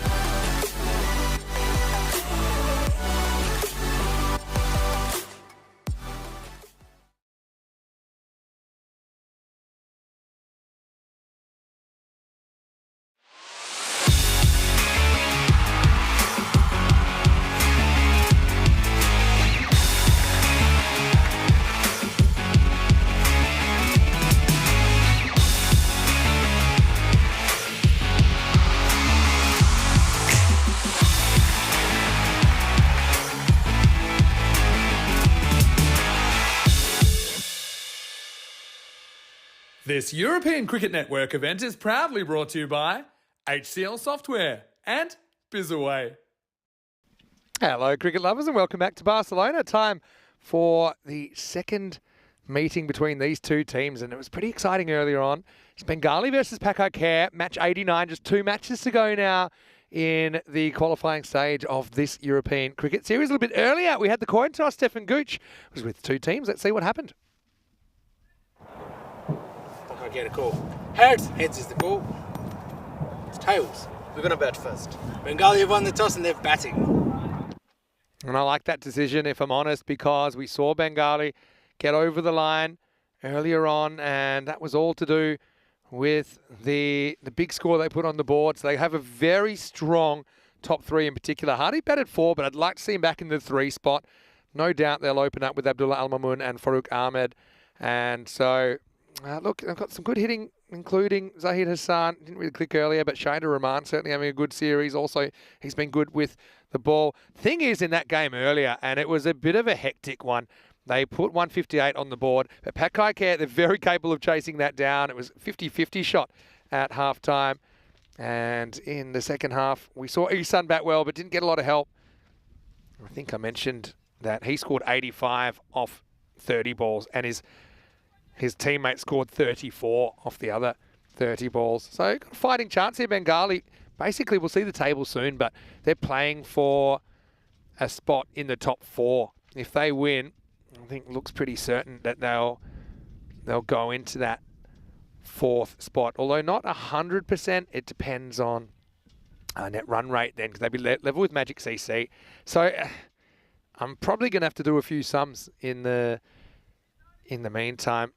But what it will do, it'll put them in the top 4. If they get 3rd, it's kind of the same thing.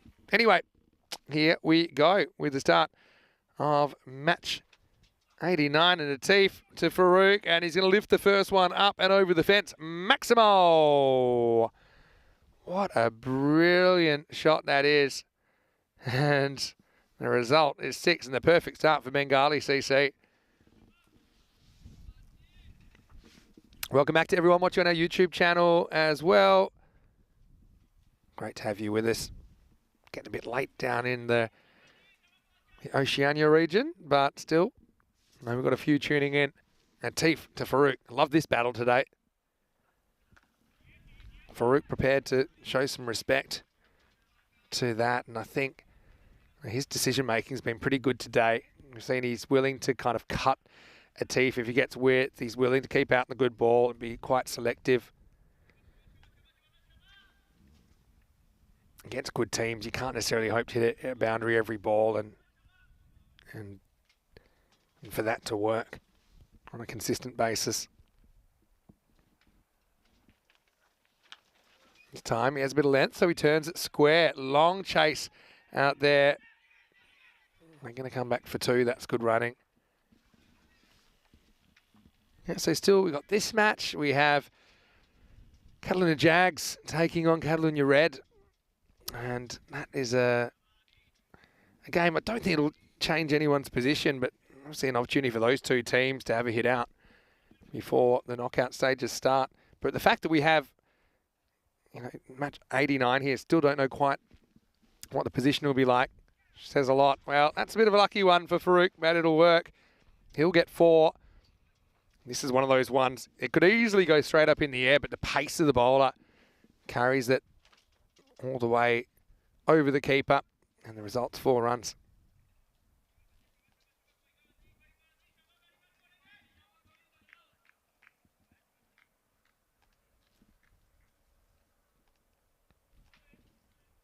So pretty productive first over so far.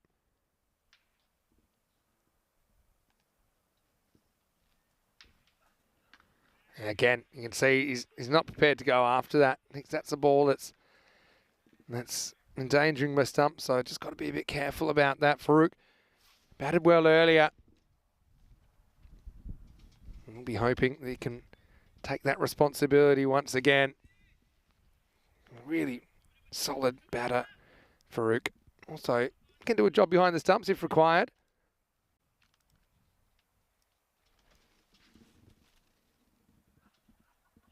This time, Doesn't really know what he's doing. It goes for an expansive pull but misses out. So 12 off the first over. That's probably a draw for me. It is 12 with that loss after 3 days until the first ever European Cricket Championship W, and it will take place at the Cartmore Oval. I'll be there pretty shortly. All the players will be arriving as well. And that will be a first. 23 matches, 5 nations over 6 days. It's the last tournament of season 2023. Farooq Ahmed, I was going to mention, he did score 97 against Spartans Hospitalet, but he never has a ton in ECN cricket. Despite that, he's gone past 1,000 runs on the network in this series. And actually, this year, he's played quite a few matches. So he's an outside chance of 1,000 in the calendar year, depending on how he goes for the rest of this tournament. Abdullah Al-Mamun faces up for the first time. He likes to go straight away, but he gets a thick edge, and it's an awkward bounce down there for Kuram Shahzad, and it's going to be 4. We'll get a load of this bounce. He thinks maybe he's got it covered, but it's a classic trampoline Tortug, and it turns viciously towards him over his shoulder. And the result's 4 runs. So Abdullah Al-Mamun.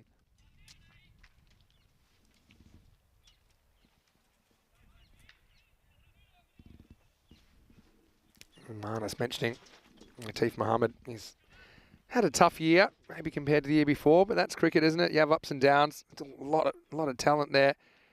At the other end, another good young left armer, Hassan Ali, bowling the second over. Hello to Mahmood. Mahmood White, nice to see you. Hopefully you're well. Thanks for popping into the chat. I will say, and speaking to Corey, obviously Corey coaching the Spanish national team, and potentially if that Team Europe ever happens, apparently he's got that job too. Another wide down the leg side. He said, unless you are doing something extraordinary, right arm seam is just going the journey in ECN cricket, and Corey's seen more of it than most. So he thinks, yes, spinners, left armers. And his dream team is packed with spinners and left armers, and maybe no right arm seam option, maybe one. Cracking shot. That was like a laser beam off the bat of Abdullah Al-Mamun, and he gets 4. Great cricket shot. Again, look, just sees the line of the ball, hits it in that direction. 4 more to the total. Let's not forget earlier on, Bengali 158 was a good score. That was basically what our computer thinks is a par score between these two teams, 158, if Bengali bat first. Cramp for room this time, but he does well. Gets the hands out in front, manoeuvres it around the corner. 3 balls, 3 boundaries to Al-Mamun. That one, if he didn't hit it, was going to hit him in an uncomfortable area for a gentleman.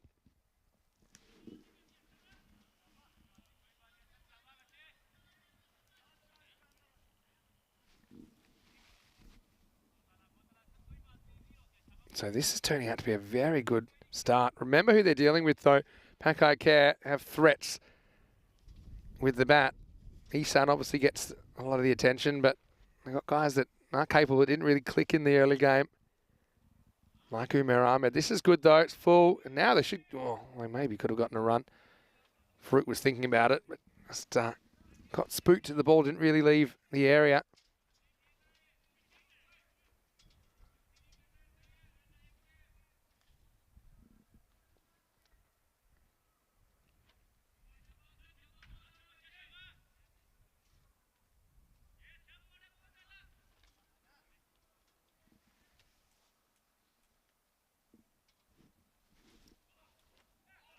Full toss.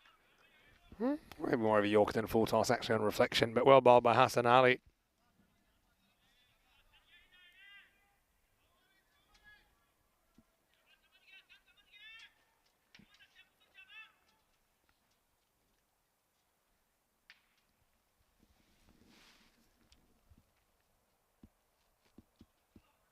This time it is a genuine full toss, and exacerbated by the footwork of Al-Mamun, who's off down the track, and he nails it. Maximo! Nice shot, nice batting. Bengali. Really exciting team to watch, actually, in this series. And it'll also take us to the end of the over. And the score 32 without loss after 2.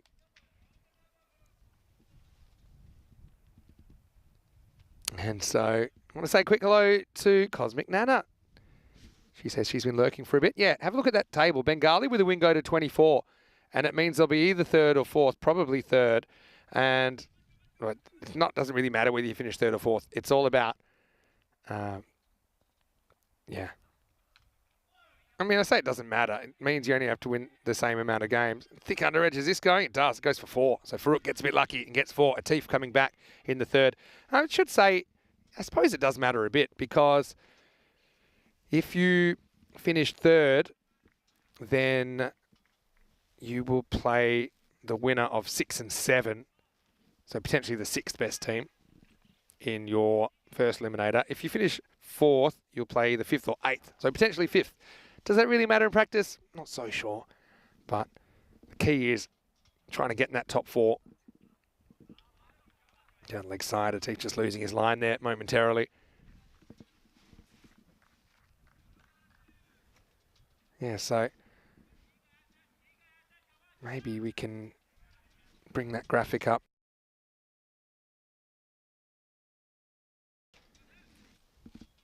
But the key is 3rd and 4th, you get the first half of elimination day off. You only have to win one match on elimination day tomorrow to make it to the finals day. Otherwise, you have to win 2. Oh, hit hard and down it goes. That wasn't the easiest one, to be honest. That's Umair over there. Couldn't hold on. Check it out here. It was just flat, slightly to his left. Makes good position. Again, sun's always a factor at this time of day.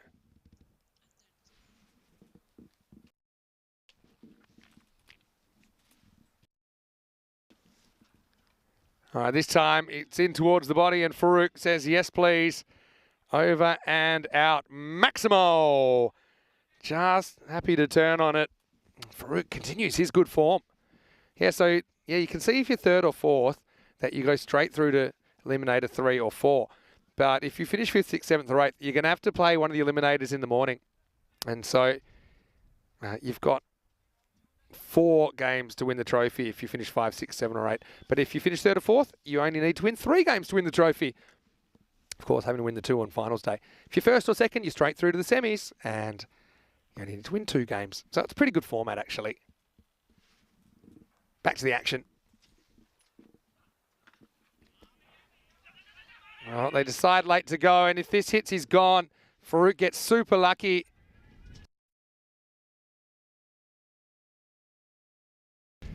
Well, there was some hesitation here and said, well, I've come this far, but he had 3 to aim at. Just have a look at the ball here when it rebounds. It's pretty close to the helmet. That would have been the weirdest 6 I've ever seen. But Farouk has a life. There's no other way to say it, really.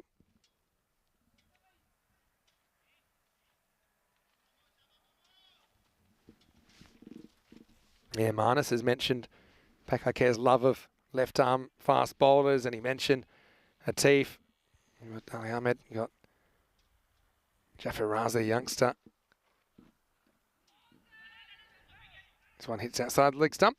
But, yeah, it's no surprise that Corey's already picked some of their players to play for national team and, a lot of other players from the region. It's probably not a region that was looked at close enough. If you speak to anyone in Spanish cricket circles for a number of years, that's probably to do with geography more than anything else, and maybe the fact that organisational cricket in Barcelona, there's a lot of informal cricket as well, take ball cricket. But getting some of these talents into the system is pretty important. This guy Atif's been brilliant. Again, good Yorker. Not the best looking shot that time from Al Mamoun.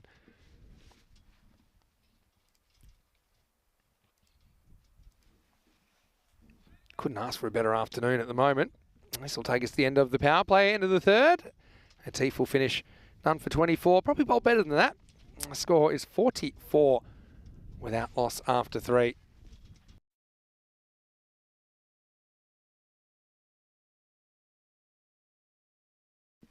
You have a look at the clear blue skies here in Barcelona. You know that Europe's had a bit of a rough one so far over the last month or so. A lot of snow, when you go a bit further north. I don't think it ever snows in Barcelona. I'm prepared to be corrected if that's not right.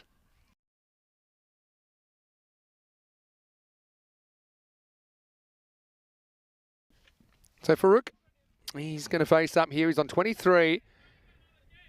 44.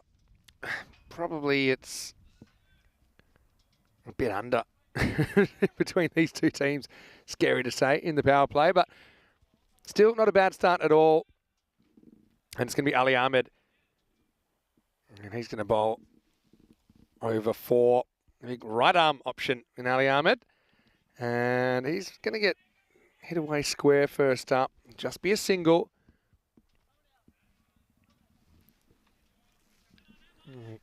Farouk, he's had a couple of close calls in this innings as well.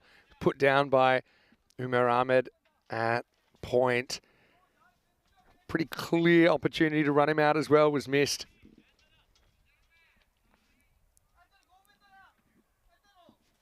Back to Abdullah Al-Mamun.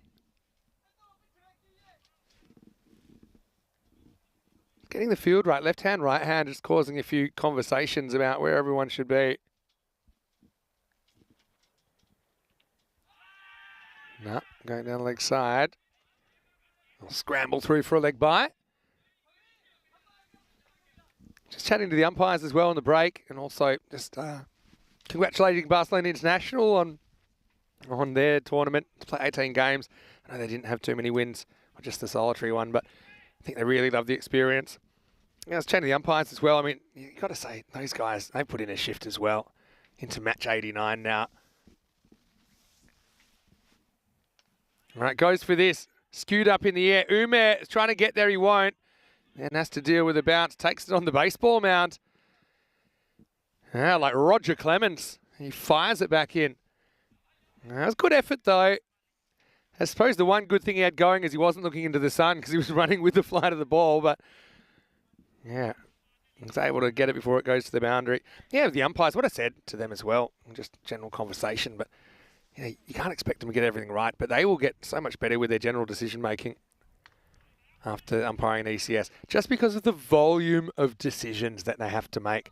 I call it being decision fit, is that, if you play a longer form of the game, you might have a big LBW appeal once an hour, for example, whereas here, you're going to get them frequently happening. You might have 3, 4, 5 in a 45-minute period. Also, all the other things you need to look out for, like the amount of fielders on the leg side, fielders in the circle, the height to keep track of bounces. Bowled him. It's just flicked the stumps, and Al-Mamun wasn't quite sure what had happened. It's just kissed the timber, and so hits the right armour. Ali Ahmed, who breaks through in the first wicket of this one. Bengali, 49 for 1. And have a look again. Once again, it's the ability to pitch the ball up. But have a look at that. And Isan, he takes a brilliant catch, doesn't he? He says, hey, does that count? And yeah, you can see that just flicks them. But Isan, you won't get better catching practice than this. Enter Isan, 1 glove. He's taken some good ones in this series. I'll share you. That actually reminds me of one of my keeping training things I used to do. I used to set up 2 sets of stumps. I used to throw a tennis ball against the wall. And because a tennis ball can fit through the stumps, I would then try and take little deflections off the stumps. That's actually something I did quite a lot when I was training alone as a youngster. Just kind of hones your reflexes and your technique.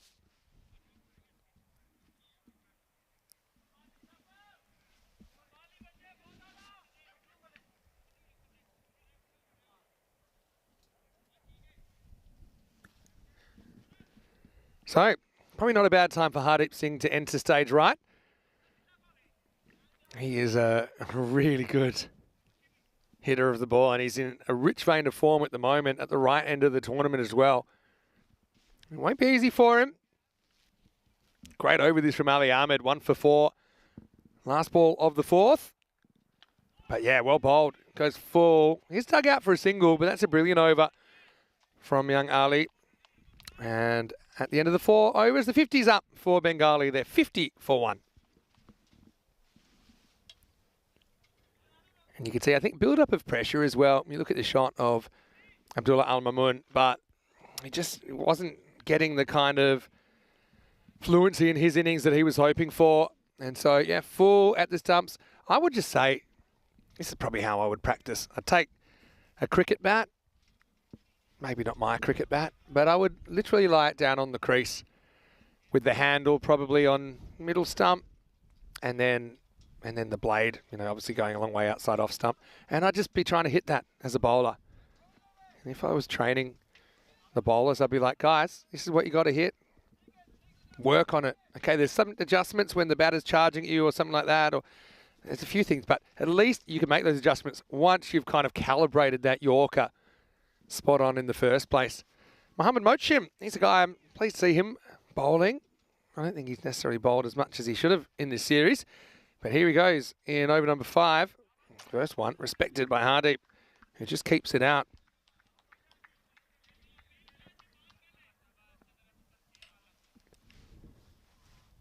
Hardeep, certainly built for power, isn't he? He has a look at Mochim. I think you can afford to do that. Maybe first ball of a new bowler, but then you've got to look to find the boundaries. Chases this, but it's got to be a wide. I think it's a wide for width anyway, if I'm honest. I think it's called a wide on height. But look, it's miles too wide.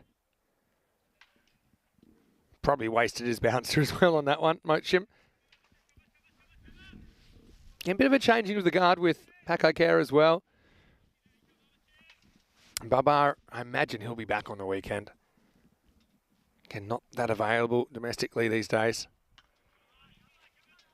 Checks his shot here, Hardeep. He'll get a single. Farouk now has to kind of take that responsibility to take on Mochim, I think. He will. Again, the benefit of the left-hand, right-hand combination as well. Manus, saying that Pakakera's bowlers could probably make up the entire Spain bowling lineup in next year's ECC. All very good bowlers. Yeah, if you put them out there, they wouldn't be out of their depth. That's for sure, Manus. And they're all young as well. That's true. Hey, Manus, I know you're watching from Australia. What did you make of the first day of the test? The West Test against Pakistan. Gets a bit of length and he puts it away. Maximo. Yeah, it does fetch it a bit. Once again, end up the softball side of the fence. This is a kind of choose your own line kind of shot because it's more about the length that's bowled. He's able to get under it, and Farouk continues his good work. He certainly made the most of the conditions here at the Montreal Olympic Ground.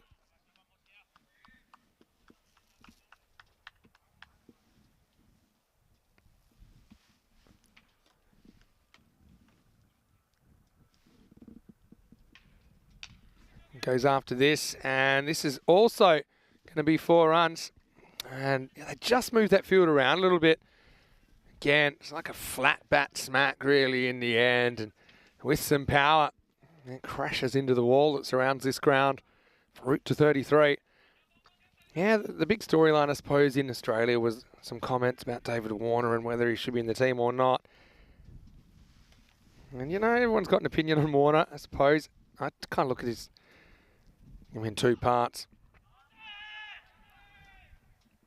This will be a wide, I think, straight over the tram line. But I will say this. When I look at Warner, the person, or Warner the cricketer, you have to separate it into just purely his cricket performance versus some of the decisions he's made, which aren't to do with batting, let's say. And so one of those you can debate, one of those you can't.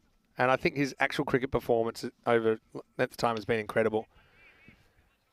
And so, on merit, he's in the top team. And then we kind of had this conversation a little bit earlier in the series when I was here. I think you pick your best 11. It's not about who's retiring when or what. At any point in time, you should be picking your best 11 you think to win that game. I think when you're talking about Test cricket. And especially with bats. So, he justifies his selection with a big 100 on the first day of the season down there in Australia. Last ball of the 5th, and it just climbs over the man in the circle. That'll be 4. Clever shot, though. I think he knows he'd be very unlucky to be caught. And then really it was well over, I think, in the end. And it's 68 for 1 after 5. And looking at the ECL groups, you know what? I haven't done this in a while. I'm going to roll the dice. Let's pick a team at random. It is telling me, let's have a look at Group A, Team 1. Oh, Ginebrescia. Well, they are two of the, I'll call them the wilderness teams. In fact, I think it might be 3, because Ginebrescia as well as Skanderborg, who are also in Group A, and Donnerstadt from Group F. They are teams that have qualified for an ECL before, but never have actually played an ECL game. And the reason is that they were in the lost years, 20 or 21. And so 2 of them, Ginebrescia and Skanderborg in Group A, Donnerstadt we talked about earlier. Ginebrescia, though, expect them to be strong. Now, I wonder if they'll have the services of Hassan Ahmed there. We've seen them go so close to qualifying again since that time they qualified and couldn't play. And I know that Rookie Ahmed, their captain, will be super excited to be there. Well, it's going to go past everyone, and I don't think it was hit. And eventually it'll be stopped. Well, this is a bit of a weird one, I've got to say. I think it's buys, right? Let's have a look. I want to look at the stop.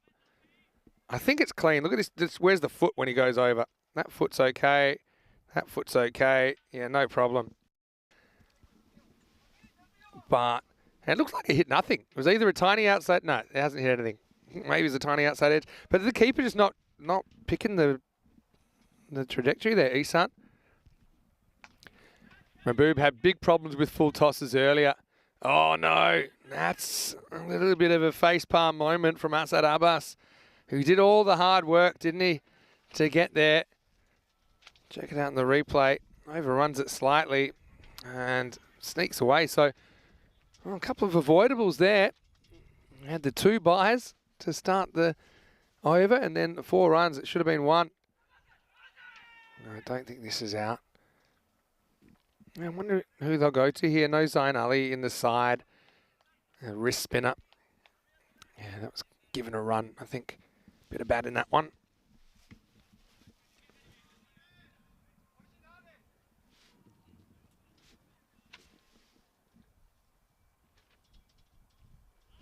On the sweep this time. No interest in the leg by from the other end. Be back. Watching from Nepal, hello to you, and saying he's a big fan of Marnus. Well, Marnus, I know you've got fans all over the world. This one's a bit of work for the fielder as well. And, well, would you believe it? 2 in the over. And I think that Abid Mahboob, the skipper, he's going to be steaming. If there was such a thing as the quadruple teapot, I think he'd be pulling it out now with 2 boundaries in the over, all because of ground fielding mistakes.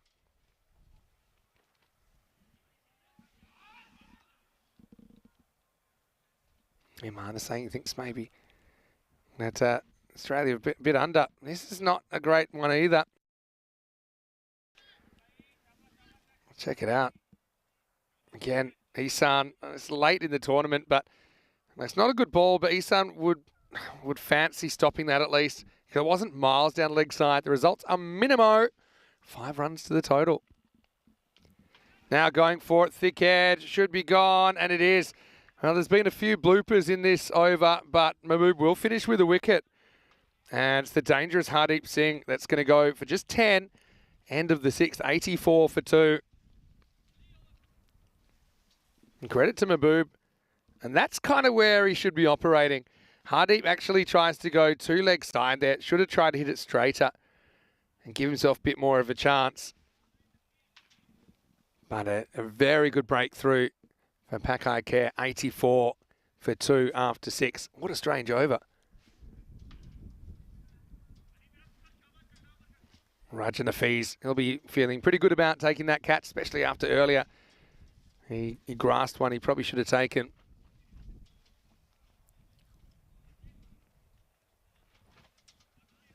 Yeah, but I'm going to miss seeing Warner in the test team. If indeed he does hang up the boots. Who's to say he will? Probably chasing the cash. At his age, he's probably earned that right. I just noticed on his stats, he's not too far away from 10,000 runs. If he was to play another year and a bit, Don't know how many games Australia have in that period, but I wouldn't mind seeing him play another Ashes. But probably not going to happen. Hello to Akshu, who's watching from Malaysia. Well, selamat datang. And welcome, that means in Malay. Terima kasih for tuning in. I do have some family in Malaysia. I won't say I'm fluent. I know a few things. Back to Ali Ahmed now in over number 7. And he gets pumped out of the ground. It's a little bit of a warm-up ball for a guy that's already bowled an over, and Farouk is after him, and he moves to 49. Consistent scoring. Yeah, Akshu, watching from Malaysia, let us know what part of Malaysia you're from. My family, actually, my father was born in Taiping, which is in Perak, which is in the west of Malaysia, and it's actually the wettest place, I believe, in Malaysia, and it can be a pretty wet country, very tropical climate. I know my cousin got married 3 or 4 days ago. Unfortunately, I missed it.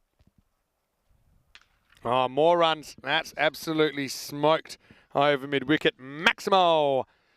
And Farouk brings up his 50, and hasn't this guy been a run machine? Back-to-back 50s here on day 18. He brings up this milestone of 21 balls. Farouk in the mood once again against good opposition. Malaysia's a beautiful country, though. Plenty of waterways there and tropical areas. Some great beaches in Penang as well, which I'm a huge fan of. This is also hit pretty hard, but this time it's at the fielder. Sorry about the score going down, but I can tell you that it is 97 for 2 off 6.3 at the moment. And yeah, think about Malaysia as well. Beautiful food, really friendly people, a blend of cultures there as well. The big Indian and Chinese influence, and then the Malay influence as well, of course. Langkawi's a beautiful place to holiday as well. Oh, let's not go there yet. Wide called.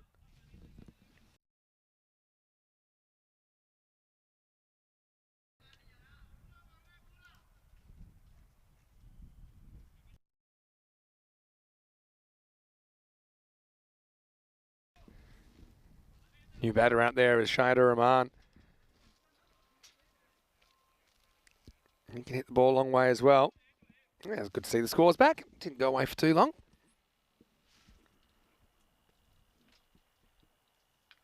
Bowled him. Absolutely castled him. And Shahidul Rahman gets a pretty decent one.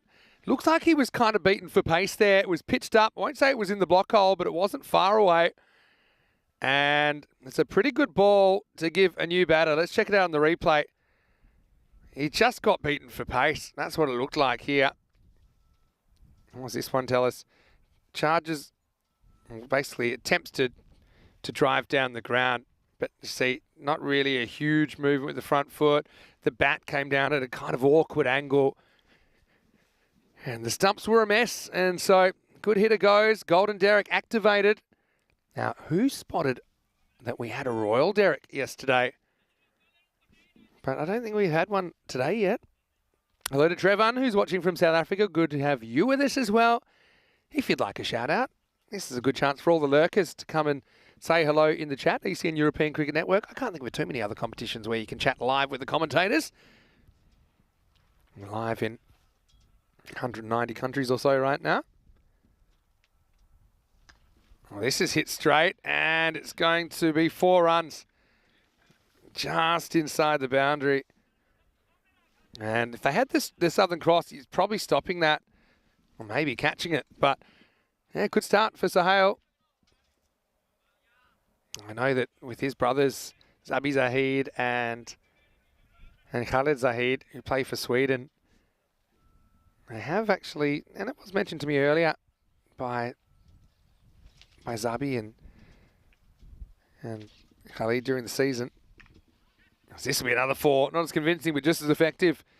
Ali Ahmed, the ultimate mixed bag from him. He'll go 2 for 27 in the 2 overs that he bowls, and the score is 106 for 3 after 7. And yeah, that new club that they've formed, I think they're doing some good things at the moment. So next time we go to Sweden, perhaps we'll see them. Looking at the upcoming events, well, you can see here that we are in Spain right now. We're going to stay in Spain, but the first ever ECCW starts on Sunday. And I don't know when we'll be able to put this together for you, but maybe on finals day, we'll be able to reveal what the tour looks like in season 2024. But it will start on Wednesday, the 17th of January. And, well, maybe I'll drop this for you now for all of our loyal viewers. I can tell you that we will start in Cyprus on the 17th of January. Start of new over. So, yeah, let me leak a couple of things. I won't put them up on the screen yet, but if you're listening, we'll start 17th of January in Cyprus, and then the very next day, we'll have a night series starting at the Rock, Europa Point. Yeah, a few people are asking about that. And so the plan is that Rico and possibly Charlie will be going to Cyprus to start the year. I'll be doing the night series. And it's not too long before we start the ECL. Hit straight. That's well timed. Oh, Farouk Ahmed is in some form at the moment. He just seems quite relaxed. Even this, he's pretty still. He's just making the right decision. Occasionally he plays a false shot or makes a bad call, but he seems to be getting away with those. And sometimes that's the difference. Habib Mahmood coming back. Oh, well, that's asking for trouble, and you're going to find it. It's going to be a no ball. And now I think they're waiting to see if this is 4 or a 6. Where's the ball?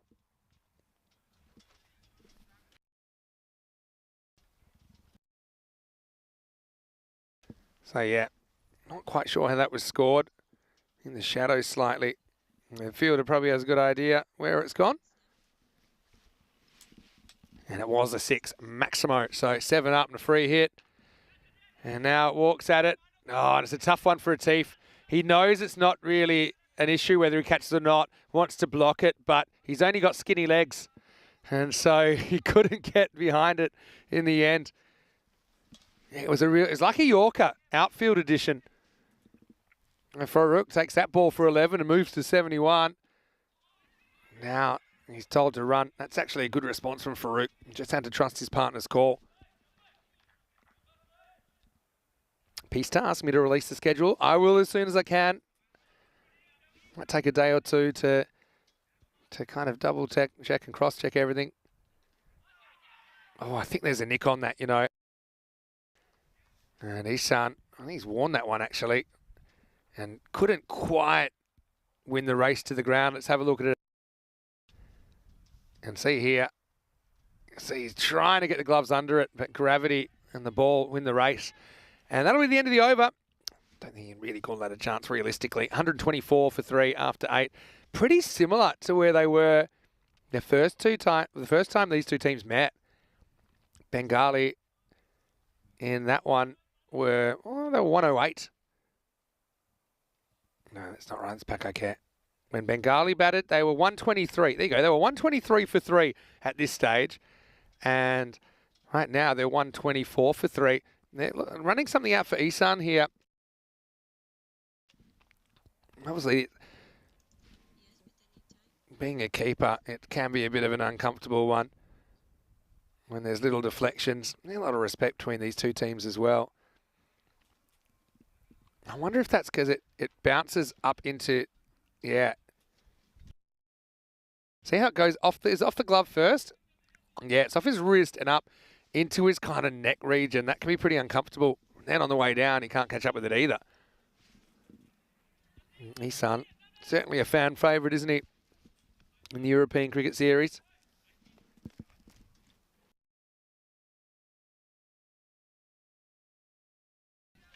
This game hovering around that 50-50 mark. If you look at the win percentage. As Mochim is going to get the 9th. He's got 3.5 minutes to bowl. It should be okay, but let's see. Well, that won't help because that ball is being hit a long way. Fielder coming round, but he won't be able to make the stop. And it has gone all the way. Maximo. Again, round the wicket to Farouk. Not so sure that's a wise idea. Maybe if you can get it out towards the tram line. Good hitting once again.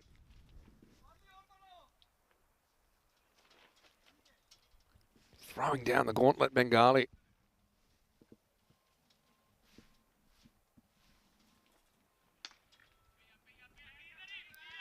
Well fielded this time. Latif gets down. I will say with that last ball, last over, when there's those little deflections, they don't really show up on TV, but you know, when you're wicket keeping up to the stumps, those little deflections make a big difference. That one took the ball from the middle of his gloves onto his wrist and then rebounded up onto his throat, basically.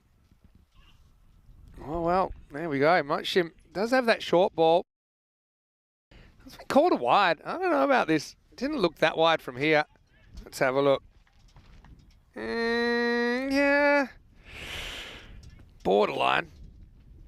Not maybe it might have grazed the top of his helmet in a standing position. I thought it was a pretty good, well-directed bouncer, but umpires had a different view. It was fair enough. This next one is pitched up, though, and the batter kind of sweating on that now. Zahid lifts it up and over the top. Maximo.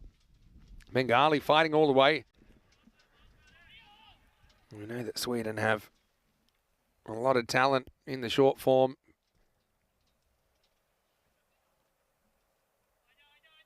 Yeah, a few people liking little nuggets I'm dropping. Won't be too long before we'll release that whole schedule. Uh-oh, Isan gets as far as he can, gets something on it. It'll just be two wides, but Mochim just struggling with his control on occasions. Yeah, I will say when we release the schedule for 2024, it is subject to change, and there are unavoidable things that can happen that might change dates or mean we have to change location. One thing we've really learned about having the season, which is now 49 weeks long, we've really learned you have to be flexible and be prepared for anything. This one I think would have been out if it had hit. Sahal Zahid will make it. Let's have a look at it on the replay. In comes the ball. Yeah, that hits, he's gone.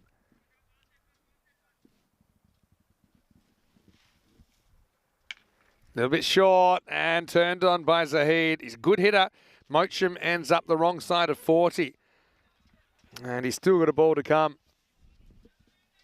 Good shot.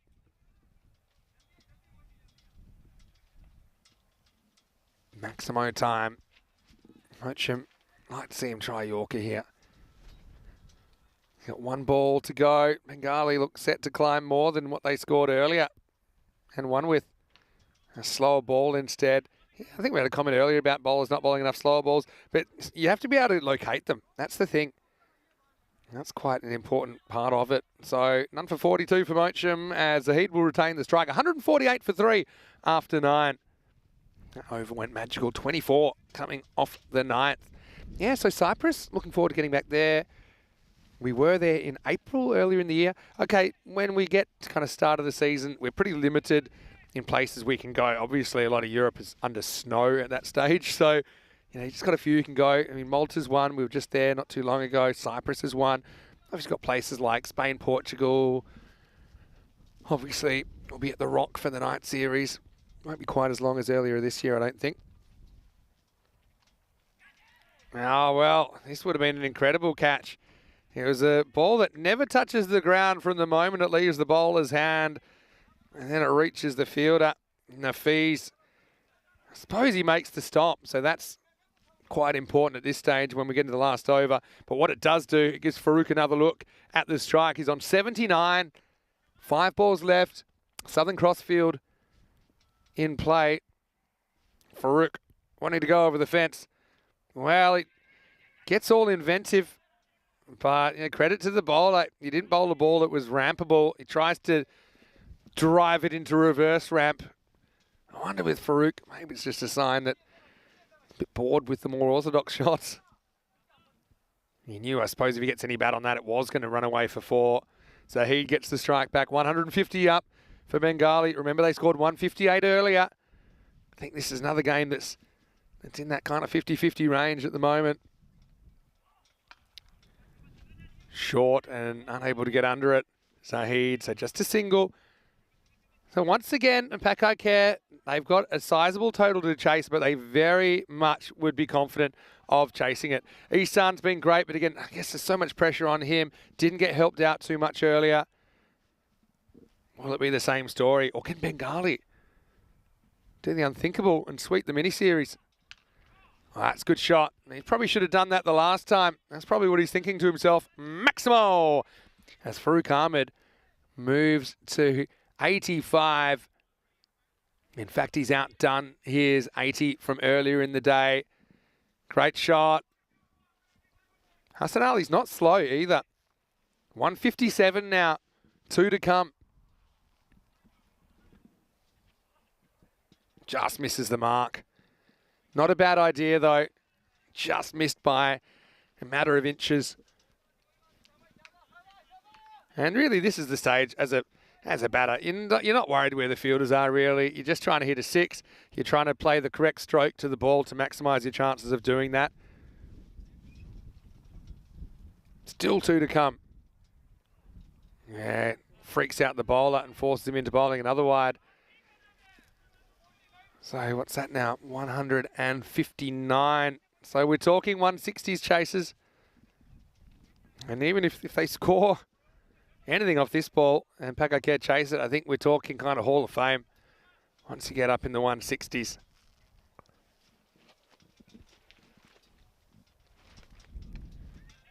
Well bowled. Oh, little Tortuga Farouk. Probably with Sahel Zahid there, no need to suicide it too, because Zahid's very, very capable. So 160 on the board. Bengali. I called them the classic Forrest Gump team. I like a box of chocolates. You never know what you're going to get. Well, what you're getting today is runs. And they'll think if they can execute. Remember the first 4 overs as well. Your opening bowlers put the pressure on in Shahidur and Hardeep and never really let it go from there. Last ball. Wow, this is probably kicked for 4. In fact, there's a little inside edge on it. Wow, that's so unlucky. Let's have a look. Yeah, it's actually the draw shot between the legs. Little inside edge, never hit the pad at all. So they're going to finish 164 for 3 off the 10 overs. Bengali, they are throwing down the challenge to Pakai Care. 165 with Isan to open the batting. Probably with Umar Ahmed after the break. Anything is possible, and Pakai Care could end up pulling off another one of the biggest chases. In fact, even if they were to do that, I think it'll be not even the highest chase in this tournament. We saw a good Yorker create the first wicket. That was after Abdullah Al-Mamoon was just bogged down a touch. Farouk at the other end played some really nice strokes once again on the way to his 86 not out. Left-hand, right-hand combination, I think, so useful as well. But, credit to Bengali. They went out there and played their shots. Hardik came out at 3. Didn't stick around too long. Shahidur no good, but Sahel Zahid with the fighting 28 towards the end. Pakai Care didn't get too many opportunities. Far from a perfect performance. So I think you've got to give credit to the batters here. And again, see that pitched up delivery. Getting the result with Shahidur Rahman gone for a golden derrick. That was an awkward run for a tee if he couldn't make the stop coming around to his left. Zahid, some late bombs from him and similar from Farouk Ahmed. And Bengali in a pretty healthy position at 164 for 3. How about Farouk Ahmed's day? He's been sensational, hasn't he? For Bengali, continues his effort at the top of the order. Scored 80 in the first game. This time he scored 86 not out off 33 balls. Assisted with 28 not out at the end from Sohail Zahid. 18 for Abdullah Al-Mamoon and Hardeep Singh with 10. 22 extras, probably a bit on the high side for Pakai Care. You can see they bowled 16 wides and no ball, 2 byes. So 19 what I'd call avoidables in there. I think a good team like that, they shouldn't be bowling that many. I think if they don't bowl that many, they probably keep Bengali into the 140s, which looks a lot different. As far as the bowling went, Ali Ahmed, I think he bowled pretty well, though he did get hit a little bit towards the end. They weren't all his fault. He finished with 2 for 27. Atif didn't bowl too badly, none for 24. I think he bowled better than those figures suggest. A wicket for Mahboob, who didn't get helped out too much by his fielders early in his spell. But he did pick up the 1 wicket. We'll take a break and don't go too far because we know Pakar Care and we know that they are confident of chasing this 165. I'll give it a good shake. Vinny Sandhu here, Mr. Maximo for ECN. Hope you're enjoying your day. We'll be back after this with the second half of Match 89 here in the European Cricket Series.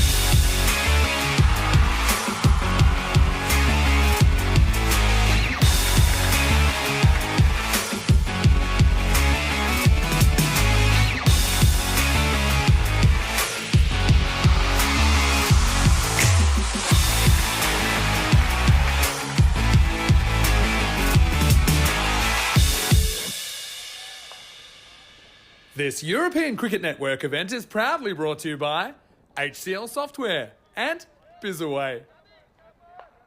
Hello and welcome back to Barcelona. Great to have your company. And a pretty interestingly poised game here in match number 89.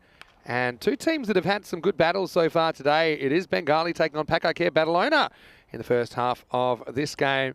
It was Bengali 164 in their first 10 overs. And so Pakakare, if there's one side that can chase down 165, you're probably looking at them here in Barcelona, former European champions. But they're going to have to get a good start. Earlier on, they were chasing a similar kind of a score. Ultimately, they would fall short. I mean, even though you do see some individual things that can win your games, normally it is a team effort. Isan batted well, but just didn't get the help earlier on, did he? And so it is Isan to face up. Abid Mahboob, who was run out without facing a ball in the previous game.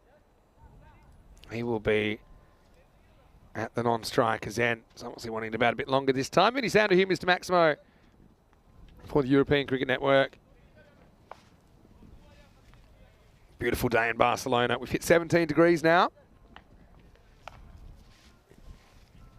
Just moving the field around a little bit. Now, one thing I will say, earlier on, the bowlers did a very, very good job for Bengali, the openers. And so I think we'll see the same again with Hardeep and Shahida Rahman opening up. Interesting, though, that Hardeep's going to bowl the first one this time. Last time Shahida did. But anyway, 165 to win. Isan gets bat on this. Let's look at Hardeep first up. Yeah, so they switched the order. I wonder what's with that. I wouldn't have messed with it. If this is chased, it'll be right up there. In fact, it'll be 6th all time. Edging out Pack Riders. If they were to chase this 165. And Pakakare, well, they were just off that list, actually. In the air and gets past the fielder and moves pretty quickly. That's Saeed Hassan in that part of the field. They've actually got two fielders for this, and it goes right between them. To the left of the infielder, to the right of the outfielder. The result is 4 runs.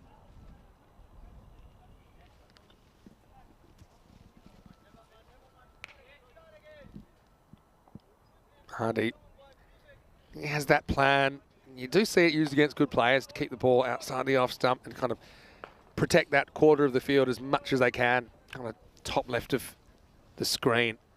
Hello to Mohammed Yaya Mubarak. Good to see you in the chat. He's saying hi to Rico, but Rico's off today, actually. Shot, top of the bounce, and this ain't an edge from Isan. Gets his second boundary. Consecutive balls. Hello to Wayne, who's joining us from Australia as well.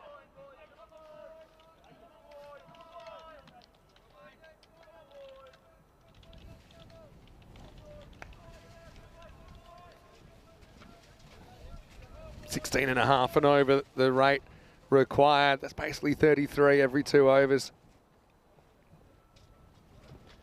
Shot. Tries out the short ball and loses that gamble. Isan with his first Maximo. High scoring, and Maximos, you're going to see him here in Barcelona. 6 carreras with Isan dealing. And again, look, he faces the first ball. This is one thing sometimes I see. The draw card sitting at the non-striker's end. Look, you've got to get him front and centre. Pakakare ahead. Isan looking the goods. Slow ball picked and sent. Maximo. As the first over goes magical. Mohammed Isan just continues to plunder runs in this series. I like the thinking there from Hardeep. Now Isan, he stayed still. We had seen him dancing around from time to time. Pre-delivery. And that's just a cracking shot. With Isan, I don't know, maybe you go that, we called it the Southern Star, didn't we? And that's pretty much what they've got now. Very straight, long on, pretty much straight hit.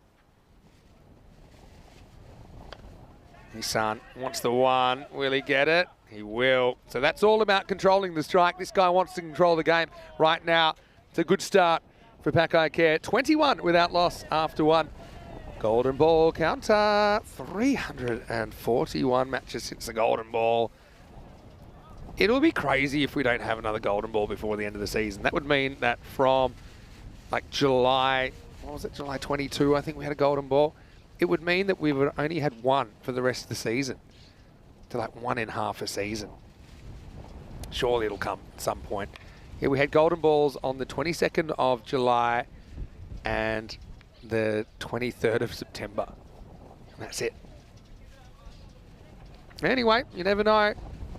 Especially when we get to the knockout stage, I think you can expect some close contests here in Barcelona.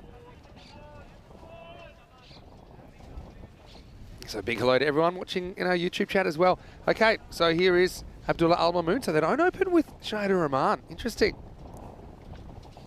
Oh, pretty good ball first up. And look, Al-Mamoon bowled well earlier as well. But I'm just a little bit curious that they changed their bowling order when, for this kind of a total, it was an effective strategy in the defence to open up with Shahid Rahman and Hardeep Singh and have Abdullah Al-Mamoon bowl in the middle overs. Abdullah Al-Mamoon took 1 for 19 earlier today.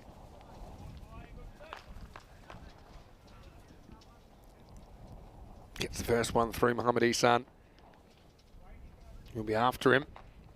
And now this is high in the air. He's lost his form. Big moment in the game. It's a swirler, and he can't catch it. Well, Ihsan, he does the right thing and he legs it out for 2, but this is an awkward one. He never really got behind it. You can see here on the replay, I think that's Farouk, who was searching for it, and that's the wind for you. I mean, it was taking it from his left to his right, and he just couldn't find the drop zone. A huge moment. It's got to go down to the chance. Ihsan dropped on 21.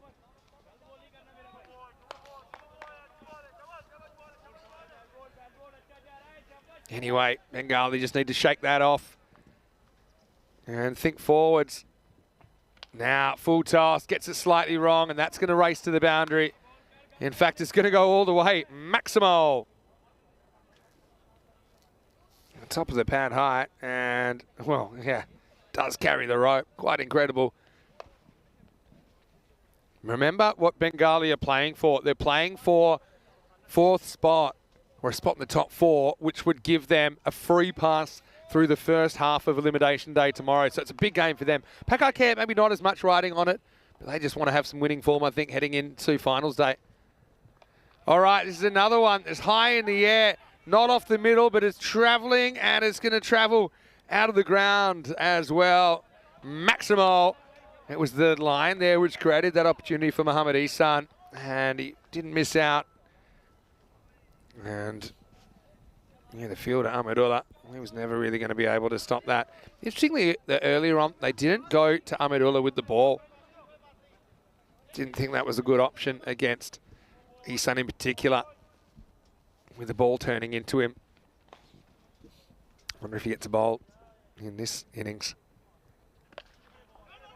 Driven and well cut off there by Sohail Zahid. This is good, got a good game written all over it. One thing I love about ECN, you never see 2 games the same. So, think about it earlier on, Mohammad Ihsan, long way out from the end. It was basically a one-man band for Pakai Care.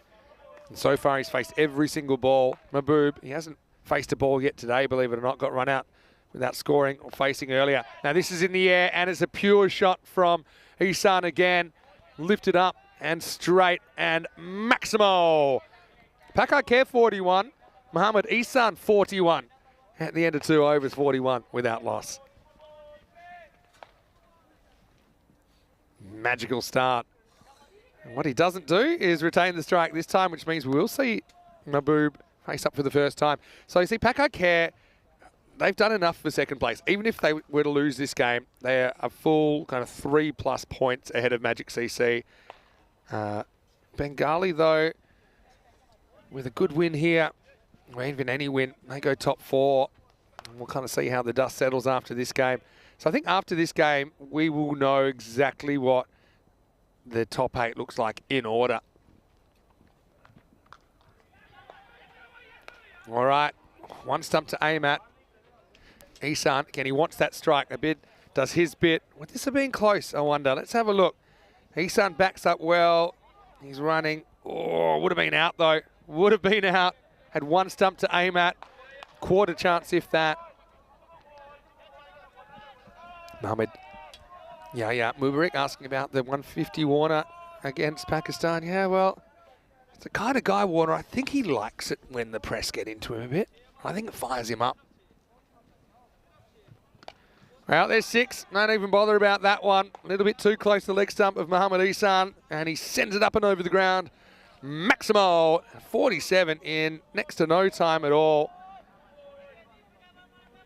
Still got to question why Bengali changed their bowling order when that's how they got on top before. But one thing that's quite different in this innings is Isan has controlled the strike almost exclusively, which is something he struggled to do in the first half of the last innings.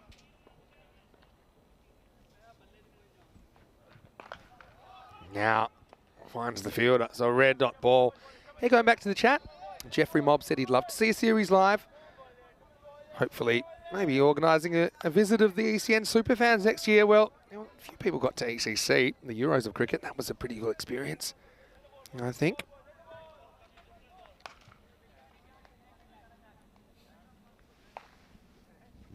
Isan on 47. And that'll be his 50, and that one might actually go through the fence. It was hit so hard. Also brings up the team 50, and Isan, strap on the foot symbols, because this is a one-man band right here that's performing in the power play. He has 51 out of the 52 runs on the board, and he is basically taken on the responsibility of chasing this target down. 2 to come in the over, so he's thinking boundary, and then last ball, it's an interesting one. It is a power play ball, and I think he'll still look for a boundary last ball, if he's on strike, that is.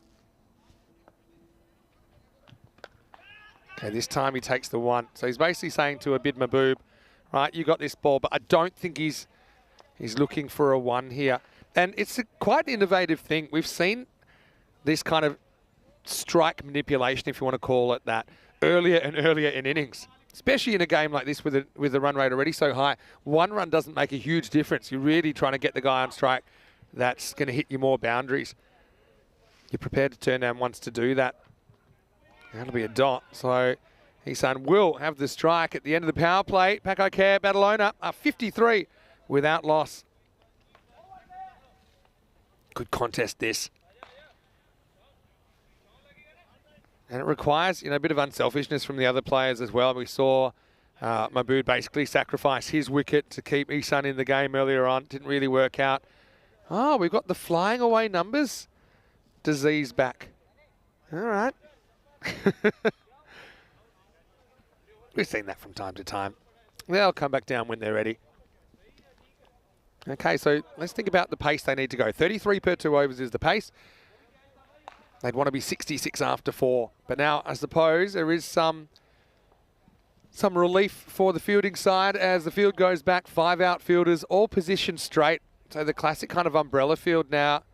Baseball field, if you like. It's like the Super Southern Cross. And they're going straight to spin. Okay. Super interested that we haven't seen Shahid Rahman so far. But we are going to see the Bengali skipper, Marty Al Mahmood, in over number 4. And he's going to find a gap. He's going to find the boundary. Yeah, with the field so straight, there's nobody at deep point. So a little bit of width. I think Isan's looking for it. And this is a really good example of a batter that, on this occasion at least, he's not premeditating. He's waiting to see where the ball is. In his head, he's probably thinking, all right, I know where the gaps are. That's a spot that I can hit along the ground and still get a boundary.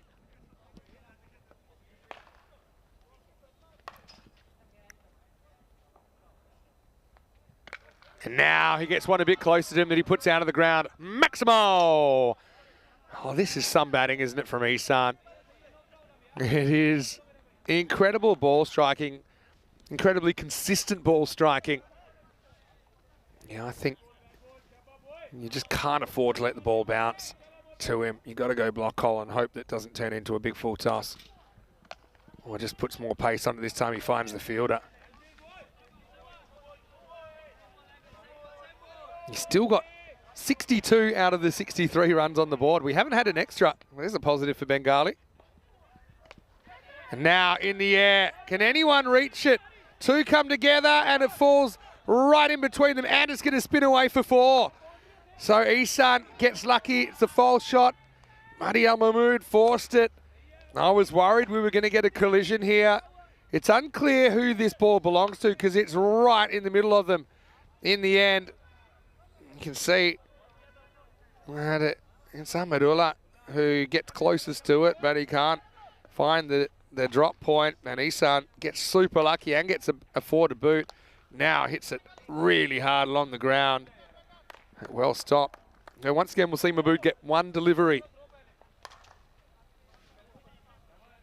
You can't take your eyes off this cricket, can you? Really? Mahmood, well, he might as well go for it. He will, and now he'll get a boundary. Not the greatest delivery. Had to force him to try and hit straighter where you've got the protection. So Mahmood gets his boundary at long last. And that's the end of the 4th over. It is 72 without loss. Remember, as I said, the pace would be 66 off 4. They are 72. Still plenty to do. This graph is going to stay on the ground. And so Pakakare ahead of that red line, but that red line's at a pretty good pace. 16.4 and over.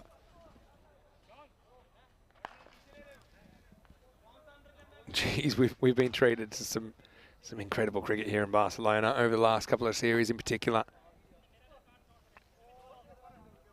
Now, yeah, interesting.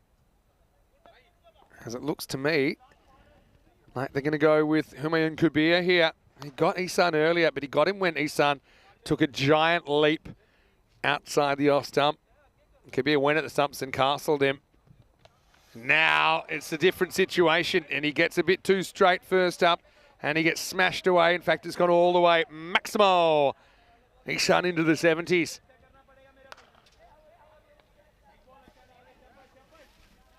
Where do you bowl to this guy? Like I said, a perfect Yorker is the only ball that I think that he won't, or that he can't hit for 6. He's just been turned into a boundary hitting machine. Again, you've got to give some credit to the Spanish coaching staff. And I know we give Corey a bit of stick because it's always fun, but he really has these guys backing their own games and feeling confident that they are in charge when the bat's in their hand. And that's the way it feels at the moment. Kabir, the youngster, tries again. Nicked and gone. And so Ihsan, oh, it's not a great shot, to be honest. He tries to deflect it away. And he's going to go for 73. And so a big moment. They don't come any bigger. They went to Kabir. It was short. Ihsan didn't get across to pull. He just tried a little dab, back cut, and he got a little feather. See here, no real footwork, just trying to edge it away from the keeper, but it's a feather. And it's a simple take. And T10 Modeler behind the stumps. I mean, he was so excited there, he almost fell off his feet. Humayun Kabir. I wouldn't go as far as saying that Ihsan's his bunny, but I will say that he has got him twice in pressure situations today. Ihsan goes for an incredibly entertaining knock of 73 off 23, but he is gone in the first half of the inning. 78 for 1. Mochim comes to the crease. Again, this game ain't over, folks.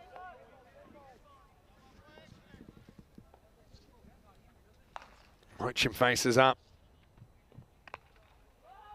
And certainly he's a guy that has made a fair few runs in the series as well. But Bengali certainly have a spring in their step after that, and you can see why. Interesting that Umair not opening up here. Looked a bit out of sorts earlier. Mochim's been pretty unlucky not to score a 50 in the series. He does have a 49 not out and a 47 not out. It's kind of slid between 3 and 6 in the order. But good location from Kabir. And what a master stroke to bring him on. I'm thinking there might be a bit of an issue with Shahid Rahman if he hasn't bowled at all so far.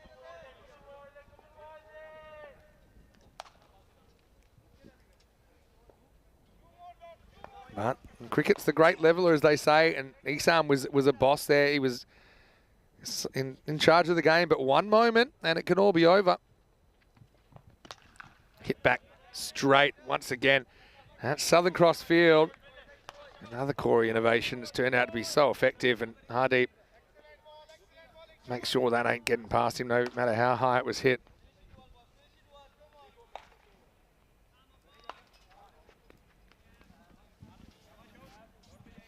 Pakai Care went from about 63% to 43% just on that wicket. Good shot. Also well fielded. And have a pop at the bowler's end here. Longest throw in the game. And they'll just get one. Mahboob had to get on his skates, didn't he? End of the 5th over, 80 for 1. I wonder if this might have been out. Spent a long time looking, not a lot of time running. And I think if that hits, he's out. But anyway, they get 80 off the first half, means they need 85 off the second.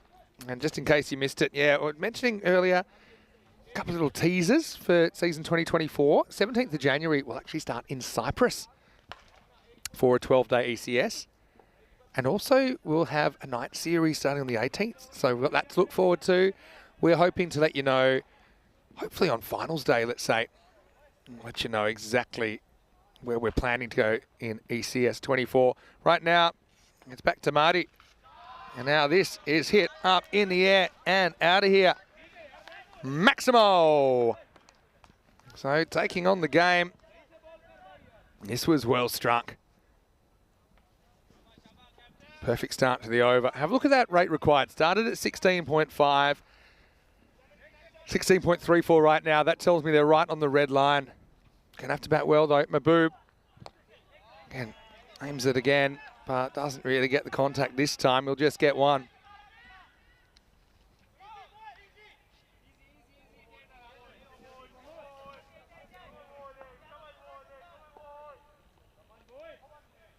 Jeff Mobbs. I know he had a bit of a reunion with his ex-teammates the other day. He said that Greg Matthews, a very famous Australian off-spinner and left-handed batter, was watching the other day. Well, glad that he was impressed with what he saw. That's a good shot. Goes, almost to the fielder though. I thought that might have been a bit more in the gap, but it just broke a bit towards Farouk, who does well to make the stop. Yeah, so he's watching with Greg Dyer as well. And a few more subscribers. Always good to hear. That's well bowled from Marty. In this game, I mean, if you're going for 33 as a bowler, that's par. So if you can win that battle, then you've done a pretty good job. This is hit towards Farouk. Tough one. And he's got it. Well, the sunglasses are ejected, but the ball isn't. So Mahboob's going to have to go. And Farouk with a sensational catch. Isn't he having a brilliant series? It's going to be a wicket for Marty Al Mahmood, and catches winning matches. The old adage, they haven't won this one yet, of course, Bengali, but they got to be the favourites here. And again, I think the key there, he's able to get off his feet, even though it's a slightly uncomfortable landing. But what he does, he protects the ball pretty well. And like I say, he lost a bit of an accessory, but it wasn't the ball. And now Abid has to go. He'll be dismissed for 13, and the score is 88 for 2. So bring Asad Abbas out at number 4. I guess you've got a situation here, Bengali, with plenty to play for. Pakai Care, not so much, except I don't think you ever like to head into knockout cricket with losing form. But they'll probably get Babar back, I'd imagine, on the weekend, and we know how he can turn it on. We'll see Pakai Care, I think, on Saturday. In the air and just over the fielder. There's Ali Abbas, who's going to start with 4. Al Mahmoodi's putting a fair bit on these. It's not slow spin, and that extra pace is carrying the edge over the fielder. 4 carreras. End of the 6th over, 92 for 2. So Marty Al Mahmood, he wins the battle with 33. He has 1 for 31 of his 2 overs. Bit unlucky not to get a second wicket though.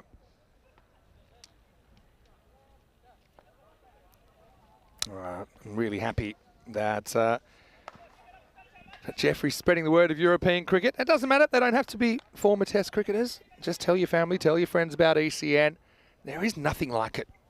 And I suppose because we are a fairly small company in the scheme of things, in broadcasting at least. And we don't really have a big marketing budget to stickers on billboards or anything like that. 7th overtime. Kabir starts with a wide down the leg side. Yeah, so I think that's why it's that word of mouth. That's why we've grown to where we are now. I mean, from nothing to almost 400,000 subscribers on YouTube. That's not to even mention the literally millions of people that will tune in every day from the subcontinent watching on Fan Code. And we're so pleased to be growing at the rate we are, even though it does create challenges, no doubt about it, but it's a challenge we're happy to accept. Hit well. Farouk. He's going to get this one through him. Well, this is probably way easier than the one he caught. And, he's just got a slight bump on the right knee. That's made it a bit uncomfortable for him. This time the ball does get through 4 runs. Pakakare hanging in there. I suppose we can excuse Farouk for that one, even though Kabir won't be too impressed about it, the young bowler. Mochim, can he be the hero? Short and hit fairly straight. We'll just get one here. Unnecessarily aggressive throw from Abdullah Al-Mamoon, but it's still just a single. Greg Dyer as well, yeah, former Australian wicketkeeper, part of the winning 87 World Cup side. Which one is more unlikely? Australia winning a World Cup in India. Miss hit, should be gone, dropped. Oh, in the end, Kabir. How much of this did he have? I mean, it was an awkward one because he's in his follow through. He has to turn himself around really quick. Let's have a look. No, never really had it. I thought maybe you could grab it second time. Couldn't. Shouldn't let that bother him too much, though. You're talking about the battle with 33.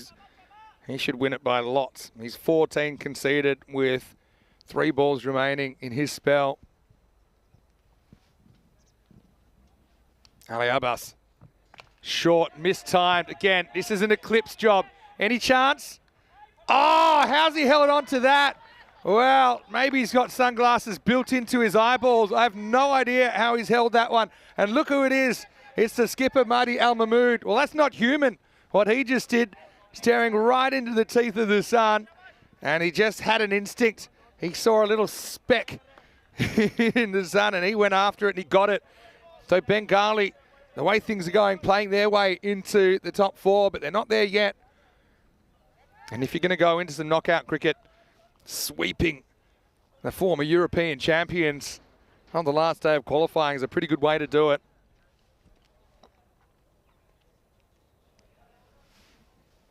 That's a brilliant bit of catching. Couple of very good diving catches from outfielders.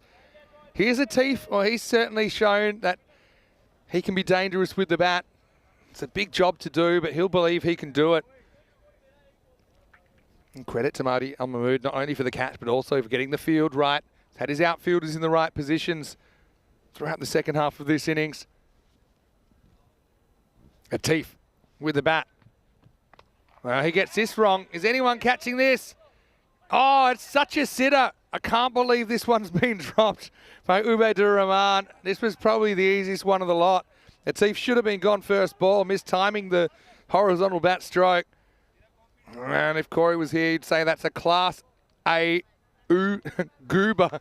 Not Uber, goober. But it only costs them 1 at this stage of the game. You'll take it if you're Bengali. Mochim, last ball the 7th. Misses. Doesn't get the call.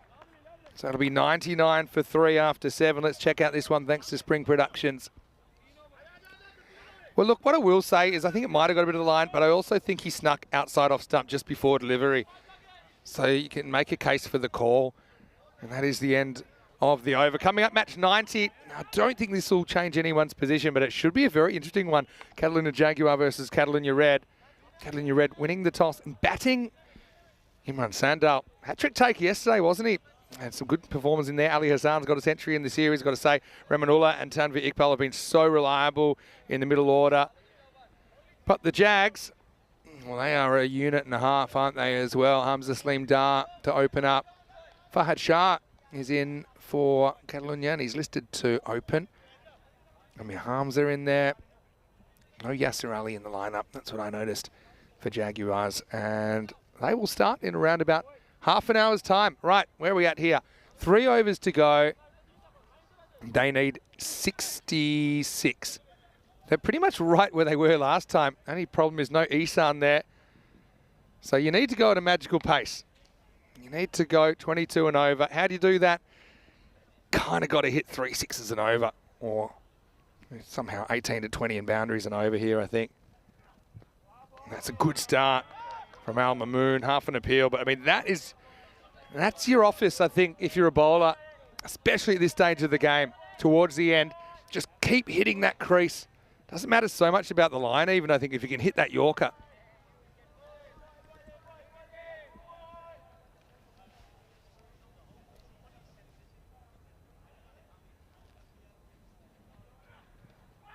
Gets the Yorker in again, but it's down the leg side this time. So that's the only Yorker that's not a good ball, I think. The one that goes down the leg side for a wide. Marnus thinks that maybe with Isan getting out the way he did, maybe he goes into the finals even more hungry for runs. Well, I think he's always hungry for runs, knowing Mohamed Isan. Loves batting, loves attacking. This time, the Yorker goes wrong, and it's going to be 4. So this one turns into a full toss. Nice shot by Atif, though.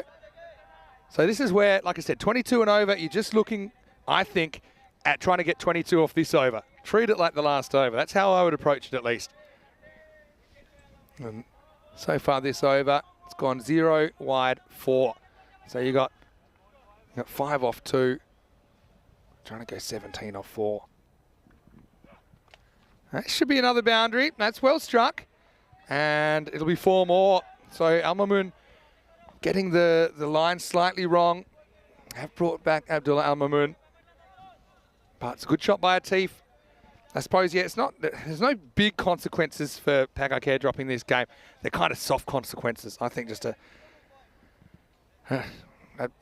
feeling, I suppose. You don't like to walk away with no wins out of 2 games, especially heading into finals. Well, this one is very, very wide.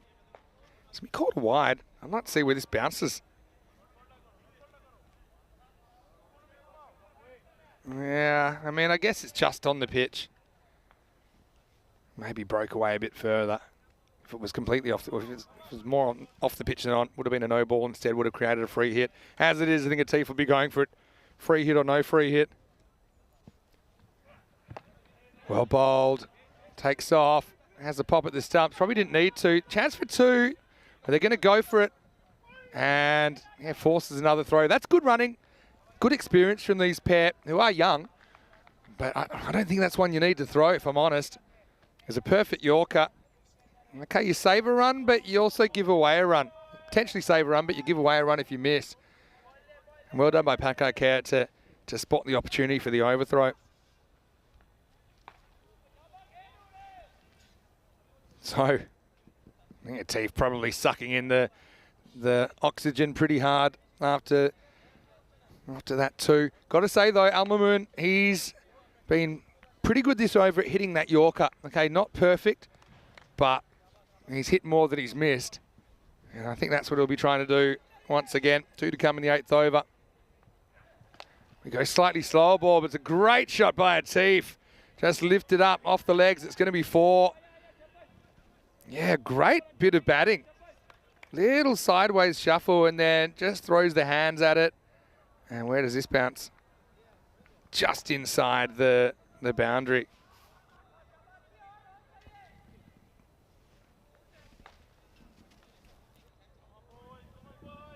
So how are we going with this over? That's gone for 16. All right, in the air. And this is going to climb away for 6 as well. Maximo. That'll be the end of the over. 121 for 3. Let's have a look. This is the previous delivery. And yeah, that was just confirming the 4, but there's no doubt the last one was the 6. So Atif wins the battle with 22. He gets 22 off the 8, and you just have to do that 2 more times. Simples. 121 for 3 off 8. Oh, I love that Wayne has brought up a quote from earlier in the season. And I don't think it was from April, Wayne. I think it was from September, but it was in Rome. Corey said, "It's the hope that kills you." That was a crazy game between, I think it was Roma Gladiators versus Asian Latina. Asian Latina were 1%. They worked their way right back, and then there was a freak run out, which meant that Asian Latina, who couldn't get a win, saved themselves. They lost by a single run. All right, Mochim, over to you then. He's 7 off 7. At least needs to get one here. But he wants more than one, I think. But yeah, it's the hope that kills you. A very famous quote. He kept saying it towards the end. They're staying in touch. But it's a pretty steep incline. Now they're going to Ahmedullah for the first time today with his off spin. Bowling to Mochim in the 9th. And he gets it wrong first up. No ball called. And this is for off the pitch. I mentioned that Ahmedullah's a very improved off spinner. He's converted from medium pace. Yeah, that was off the pitch. So free hit coming up. So you can run at him, you can't be stumped. Here we go. Mistimes it. Didn't sound very good off the bat of Mochim anyway. So effectively that first ball goes for 2. The run for the no ball and the single. Marnus said he's impressed with Latif's batting. Yeah, no, he's a decent bat. Obviously doesn't get too many opportunities where he is in his career. Swing at this, but it's a wide. So remember that the race to 22, that's what you're looking at. There's 3 so far that have been scored. There's only 1 legal delivery bowled. All right, doesn't get this right and he should be gone, and he will be. So that is one time I think Latif tries to go across the line when he probably should have played a bit more of an orthodox shot. There's nobody at deep cover. He'll probably reflect on that. Fairly simple catch, Ubadur Rahman. He dropped one that was about this easy a second ago. But that one hurts, doesn't it? Ahmedullah, he comes on and takes a wicket pretty early in his over. And Latif goes for 21. The score 124 for 4.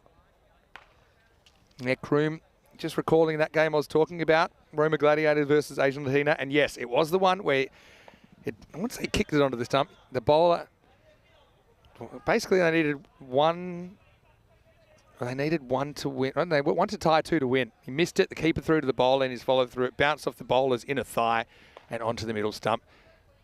So the fielding team won by a run. That was so freakish. Probably the best finish of the year, actually. Doesn't quite carry. And they turn down the run. So Umair's coming out at 6. And here's a guy that can hit boundaries. And I think he's basically, he said he's the senior partner straight away by turning down that single. But you need 6s and you need them fast. 3 to come in the 9th. Well, that'll help because it's flayed away over the offside, over backward point, and it has gone all the way. Maximo! Umair, probably not a bad man for the job. Yeah, if you're talking about just flat out crazy finishes, I think that's the craziest finish of the year. Maybe we need to start doing the, what should we call them? Like kind of like the Oscars or the Grammys or the Tonys. What would you call the ECN awards at the end of the year? There you go. There's a question. It'll just be a single. That makes it tough from here. Yeah, I suppose you couldn't call them the Derricks, could you? You couldn't really call them the Maximos. Maybe you could call them the Derricks.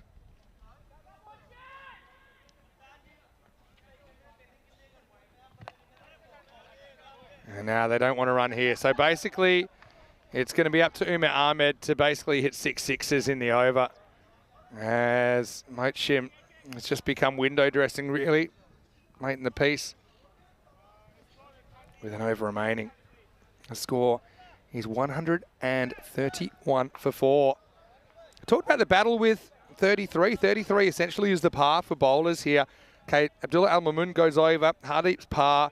Everyone else below, and some by a lot. So who wants the last over now? 34 required. So yeah, what would you call it? Maybe the ECs? Could win an EC for, let's say, highest run scorer or best batter. what would you call them? What do you call the equivalent of the Oscars for European cricket? That's my question I'm putting out there. Oliver saying that he's a fan of the format, but why is no one commenting on the real comedy of the outfielding? Well, I suppose one thing that Oliver maybe doesn't show up on TV, look at the shadows. One side, you can't see the ball. So that's one thing. Another thing is it's 17 degrees, which I suppose is decent, but at the beginning of the day it was 9. Farouk gets the ball. Needing 6 sixes, and has this one gone away? It's gone for 4. So now it's last chance saloon. They need 5 sixes from here. Maximo or bust. The other thing is, last couple of days in Barcelona have been pretty swirly and windy. So sometimes I'd like to see some professional fielders put under these conditions, and I think they'd make more mistakes than you'd realise. I'm not saying that the fielding's a professional standard here either. I'm just saying there's a few things that aren't that obvious. All right, Maximo or curtains? Umer hits it for 6. There you go, Maximo. That's 1 down, 4 to go. It wasn't the worst ball from Farouk. I think they decided it's probably not a bad idea to give Farouk an over, thinking, look, he should defend 34. But if there's another 6, I think the heart rates will be going up a little bit. Remember, Bengali need to defend this total, need to defend this 24 in 4. Otherwise, they won't finish in the top 4. Maximo or bust? Won't get it, and that's the difficulty. And I think they'll probably walk one here. And frustration for Umer. Hey, credit to Bengali, though. They came out, they just took it one game at a time. They put competitive scores on the board, more than competitive scores, really. And I think their bowling and fielding, even though they've been put to the ultimate test, they've stood up under pressure. They've taken some very good catches. Let's remember that as well. And now, as long as they're 3 legal balls, this is going to be another win. This is skied. Well, here's a good example. Zahid's under it. And, well, right on cue. He drops the absolute Cuba and then misses the run out. But if there's a good time to drop a catch, that's probably it. Can't blame this one on the sun. Just didn't get the hands quite set. Hello to Santosh. And keep the ideas coming in. All right, Umer batting with a broken heart now with 2 to go. Well, he'll bang a 6 like it's nothing. And when the pressure's off, it's amazing how much easier it becomes. Not a great ball from Farouk, bit too short. Yeah, so earlier on, the score was 158 to 131. This time, 164 to 149 plus this. So high scoring. You wouldn't expect anything less between these teams. Umer, one more consolation try. And it's going to clean up the stumps. That'll be a dot, and it'll be a big win for Bengali. What a great day for them. They do play their way into the top 4, and they knock over Pakai Care, the former European champions, this time by 15 runs after they were able to defeat them in match 87 as well by a margin of 27. Pakai Care, okay, it's not the end of the world for them. They do still earn their top 2 spot, which means that they are going to be 2 matches away, 2 wins away from the trophy. Now, what I will say is these 2 teams had such a great battle. I'd love it if somehow they worked out playing against each other in the finals. Jaguar versus Red, another Catalunya derby to finish the day as day turns into night. Sunset in about an hour, and match 90 about 20 minutes away with Red winning the toss and electing to bat. Expect to see Ali Hassan out there opening the batting, who scored a century in the first group game. Could he score a century in the last, but against the Jags, who mean business, and they've already locked up top spot. Let's go back, and yeah, one of the issues was the fielding. Talked about the fact that, you know, not as easy as it looks out there, although that's not really making excuses either. I think there were a couple that probably should have been caught that weren't. But at the end, this is a big moment, isn't it? When you think about the fact that they fall, was it 15 short in the end? Ihsan not really playing a full-blooded stroke, just trying the little dab and getting a feather through to the keeper. And then some good catches taken as well. I think Farouk did very well to hold that one, and there was a similar catch diving forward on the leg side as well. But Pakai Care, they gave it everything, didn't they? That's one that got away from the youngster Kabir. Ali Ahmed late in the piece, like I said, he went to a pretty good catch. That was probably even better when you consider that Marty was looking straight into the sun. That was blooper central, but I suppose Bengali, the team, walking away laughing despite some decent shots played by Atif late in the piece. He went just trying to lift another Maximo out of the ground. Umair with a few blows in anger, kept it semi-interesting towards the end, but he wasn't able to pull off the miracle. Despite that one going down, didn't matter, and a weird finish to the game where the umpire probably would have lost a kneecap, but the stumps took the blow, and Paco Care end up 149 for 4. Isan, he was really driving that innings. It was his baby, wasn't it, while he was there, but he nicked off for 73. Kabir gets him again. 13 from Boob, who was opening but just playing second fiddle. Mochim never clicked, and that one hurt them a little bit. Asad Abbas hit a boundary. Atif with 21. Umar Ahmed with 24. Not out, but the rate got out of hand. 2 for 15, Kabir. Outstanding performance from him. After his first over today wasn't a very successful one, so a great comeback from him. Wickets also for Marty Al-Mahmood. And also, we saw Amadullah get one. His only over of the day, took 1 for 10. So settle in, there's random question time coming up as well. We're back in about 15 minutes, and we should be able to reveal the finishing order in the top 8. So that's coming your way very shortly. Vinny Sando here, Mr. Maximo for ECN. Hope you're enjoying the entertainment. Plenty more to come as the Catalonia Derby awaits the other side of this break right here in the European Cricket Series.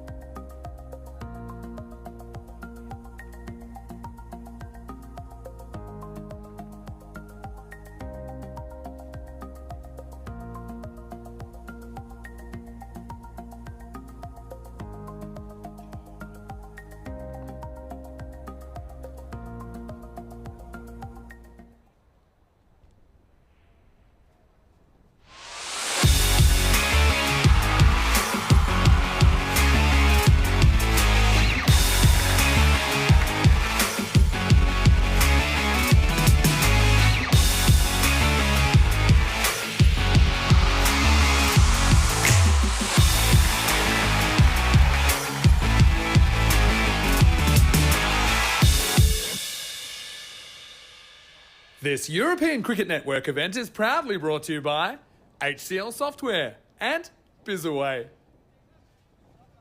Hello, cricket lovers, and welcome back. That's the beautiful city of Barcelona that you are watching right now. Buenas tardes y bienvenidos a Barcelona. Great to have your company here as we get ready for the last group game. It's been a long journey. We are 18 days deep into this tournament and 20 days into our Barcelona adventure if you count the ECIs at the beginning of this series. Right now, though, let's take our eyes off the skyline and out to the middle, where a little bit earlier, Stephen Gooch had the two captains for the coin toss. It's the Jaguars versus Catalonia Red here in match 90. Catalonia Red to call. Heads is called. Heads it is. Head, batting. Catalonia Red have won the toss and they're batting. Well, a man of many cartwheels, not many words, Imran Sandal, and he wins the toss and elects to bat and says, okay, you ain't going to be racking up any records on us. They say, we're going to have a bat. And look, Catalonia Red, we saw them all the way back. You know, on day one, Ali Hassan with a brilliant 135. Imran Sandal's listed to open. The captain, they've got a few options there. I've been really impressed with their middle order production, particularly Wazirat Ali at times, particularly Remanullah and Tanvir Iqbal. As far as the Catalonia Jags, well, I mean, all eyes will be on Hamza Saleem Dar. He has had one of the best series you could ever imagine, but he's got some good players around him. And given a 3-1 shot here, 75% Jags, it shows you a lot about Catalonia Red, that they've given that much of a chance against the team that we now know will finish on top. They'll go straight through to finals day. In particular, they'll play the second semi-final on Saturday. So the placings are pretty much set now because of the nature of the results. No one can actually move anymore. We've got the Catalonia Reds locked in 7th position, and we've got Catalonia Jaguars in first. There's no such thing as dead rubber, I don't think, in the European Cricket Series. So I still think it's going to be a pretty competitive game. Every time you go out there, you want to win, and both teams will want to make sure that they have winning form going into the finals. Ali Hassan is going to face up, but it's not Imran out there. It's going to be Naeem Shah to open the batting with him. Hamza Saleem Dar to get us going. Match number 90. But don't be nervous. Here we go. Last game of the day here from Barca. It starts with a booming drive, pitched up, and not even trying to keep that one down. Ali Hassan. Nice shot. First up opens with a boundary.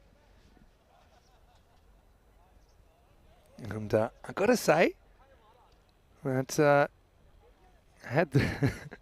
I like this is I think this is definitely a random questions topic for the last game of the day / night about the ECN annual awards that are just theoretical at this stage.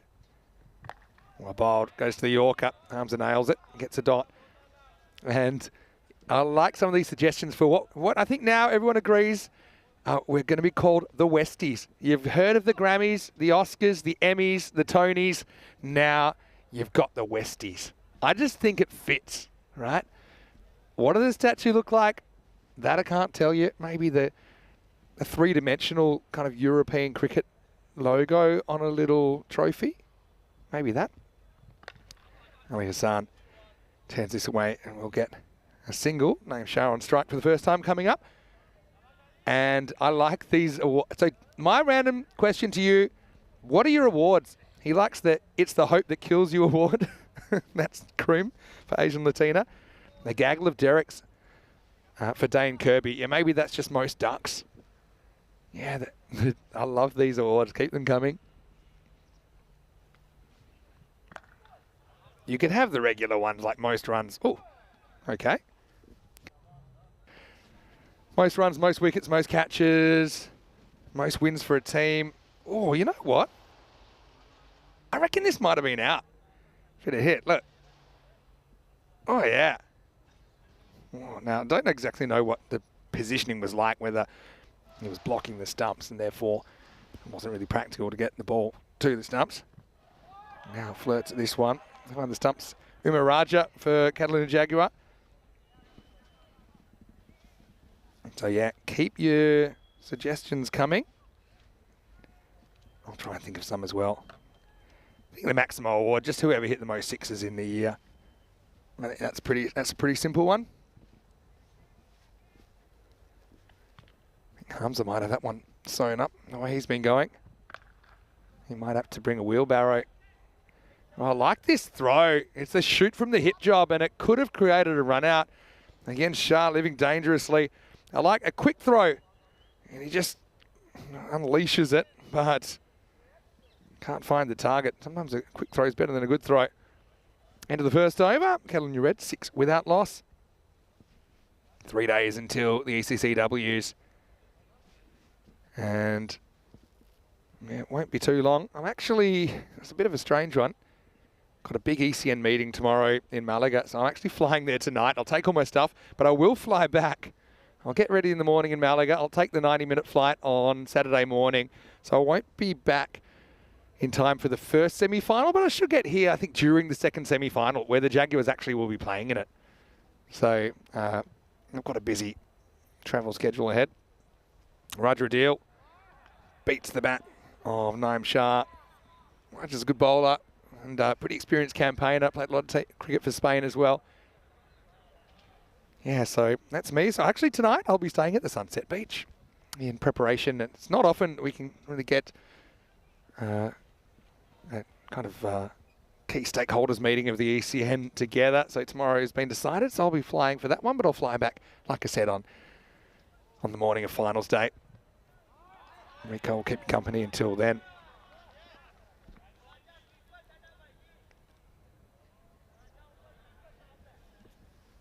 Yeah, let us know what other Westies you want to see.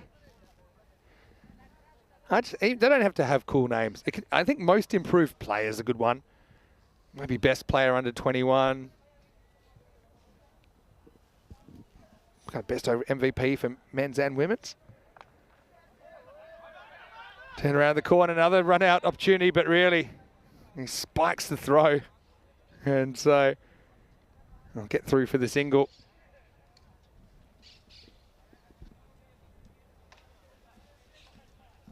Hello to Pista as well. Always happy to see you commenting in the chat.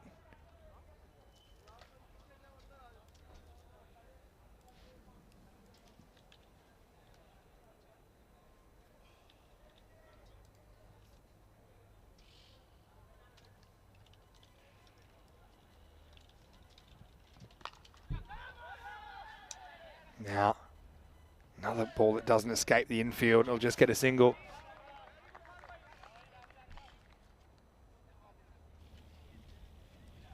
Yeah, tell us what else you think you'd like to see. Best finish is a good one. It's hard to do one that centres around golden balls. But we'll think about it.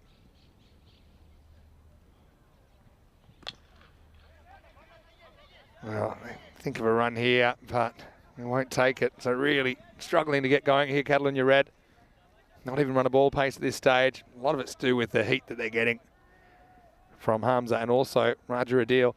Maybe you could have individual awards, like highest team score, all those Hall of Fame things, but for the year. So highest team score, highest chase, highest individual score, best bowling figures.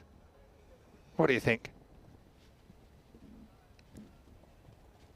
I suppose you kind of want to do things that compare all the tournaments as well.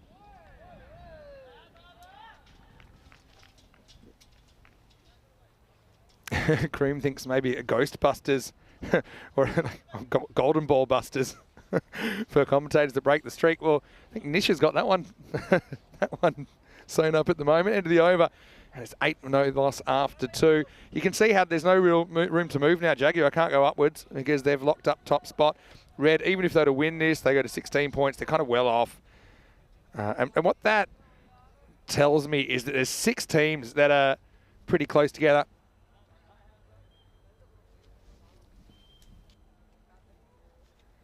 Yeah, so 6 are actually pretty tightly bunched, and you got the real outsiders. Catalunya Red in 7th, and Sohal Hospitalet finishing 8th.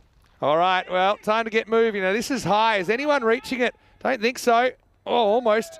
then almost boofs it over the line with his head. Look at how this bounces. Had Samir Hamza down there, but these always bounce backwards when they're really high. Look, it almost bounces back. Look, there. So you can see that this AstroTurf, the ball really grips. Farouk Sahel getting the third over, so they don't go back to Hamza straight away.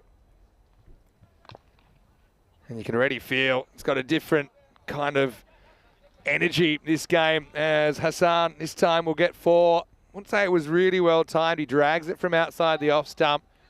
It runs away in the afternoon sun for 4 runs. Hello to Trip, who's watching from the USA. Said he was just waking up in the last game, but how good Bengali going? Certainly have found something. Yeah, but can they keep it up? We've actually got the fixtures for you. We'll see it a little bit later in this innings for tomorrow. Lift it up and over the top. And it's going to be 1 bounce 4. Nobody back there. We're still in the power play. This is the last over of the power play. You look at Catalunya Jaguar and, you know, you've got Sahel, who's important with the bat and the ball. He scored a 98 earlier in this series. You've got Hamza Salim Dar, who is on the park tonight. He scored more hundreds than I scored in my whole life. He scored in this tournament. And then you've got Yasser Ali kind of waiting in the wings. I'm sure he'll be back for finals day on Saturday. Oh, this is also well struck. So Hassan, he's finding something. He scored a century in the first. Could he score a century in the last? As he smashes this one. Yeah, the first game of the series, it seems a long time ago now, probably because it is. But that was back on the 26th of November. And we actually saw 2 centuries in the first match. Ali Hassan scored a century, and so did Awais Ahmed for Spartans Hospitalet. No longer in the competition. Pitched up, takes it on down the ground. I don't think he really ever sees that. So that'll be 4. So Sahel coming on and letting the air out of the balloon a little bit in his third over. Nice shot though in the end. Chatu and Pawan Vlogs, hello to you. Where are you watching from? Thanks for your question, asking how many flights have I been on this year? Do you know what, if I told you, I could tell you exactly. And I want to say how far I've travelled. I couldn't tell you that, but I can tell you how many flights I've been on. Down the ground. Worked for 1 and better over. Although plenty still to do for Catalunya Red. 27 without loss after 3. So, okay, I'll put it to the chat. I'll give you an over or so. How many flights, I'll give you, it's a double barreler. How many flights do you think I've been on this year? And for example, if I've got a connection from, say, Barcelona to, I don't know, Stockholm, if it's a connection in Germany, that counts as 2 flights. So how many times have I taken off and landed in a plane? How many flights have I been on in 2023? I've got the answer. And bonus points, how many do you think I've been on in the last 3 years? So remember, I started full-time in 2021. So how many flights do you think I've been on total since the start of 2021? There you go. Something I'll reveal to you maybe in the 5th over. Okay. They do bring back Raja Adil straight away. Pick up, throw, gone. Oh, how good is this guy? Hamza Salim Dar. It was hit to his left, and look who it is. It's Ali Hassan who's going to go run out, trying to steal a single. Hamza, this is to his wrong side. It's to his left. But just have a look at the fielding. Picks it up, comes up in a perfect position to throw, has to hit the stumps, and adios, Ali Hassan. And that is the difference. Fielding, guys, fielding. The difference of international standard fielding versus club level fielding. And Hamza shows it right there. He's a genuine triple threat. I feel if you gave Hamza the wicket-keeping gloves, he'd probably be one of the best wicket-keepers. And I haven't even seen him wicket-keep. He's just got cricket in his DNA, doesn't he? And he removes the main threat, which is Ali Hassan, with a run-out.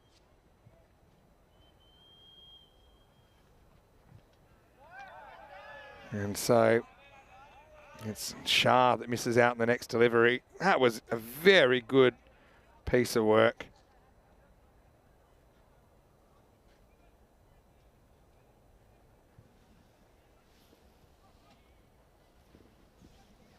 Raja I'm pretty happy that he doesn't have to deal anymore with Ali Hassan. Well, it takes on the pull, but he's late on it. Yeah, so that was my question. I told you I'll mention maybe just before the 5 over mark. How many flights do you think I've been on this year to this point? Still got a couple to go, of course, including tonight. Lucky I don't have a fear of flying. Got a couple of guesses coming in. Oh, there's the... I call this the ECS. Yeah, he has a bit of a laugh about it. Because how he does this, I think he literally just slows his arm up. Look. Oh. Yeah. The ECS is a pitch in baseball where there's nothing really except it surprises you that it's been delivered so slowly. But Shah, well, he's in struggle town, isn't he? 2 off 10. Finding it hard going in the big leagues.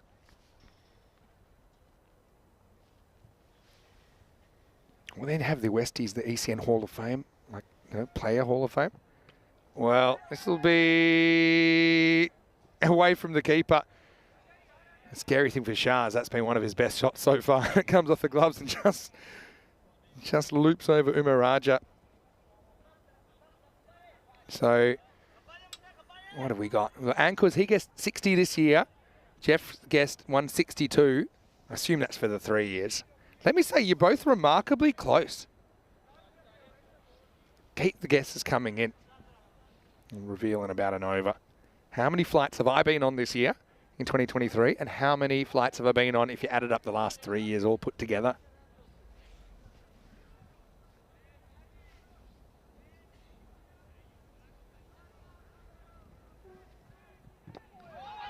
Hit him just outside leg. Raja hasn't taken a wicket, but he has been super tight.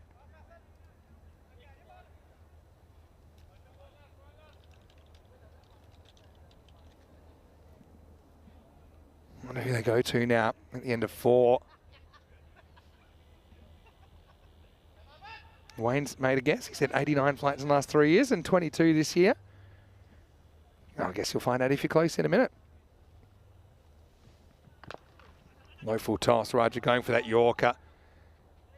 Not picked up cleanly. That will be the end of the over. Hussein's off the mark and Catalunya Red 30 for 1 after 4.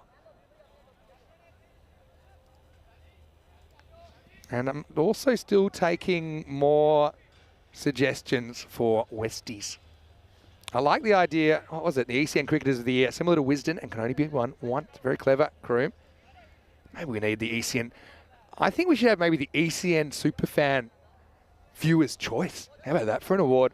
This is definitely the yellow phase of the sunset. We all know by now it goes yellow, orange, pink, purple. This is yellow. I'm pretty sure that does damage to the camera when you point it straight at the sun, but I don't know how things work. Maybe modern cameras aren't like that. Our crew from Spring Productions, they know what they're doing.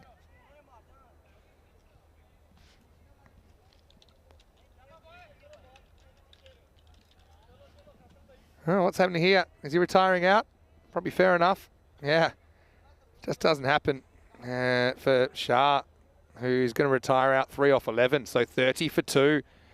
And I got to say, you know, it's a tough one, but I think you got to do it at this stage.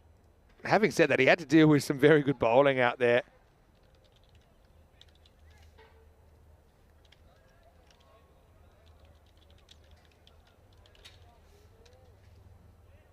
All right, so I think, yeah, now you've got Remanula to come in.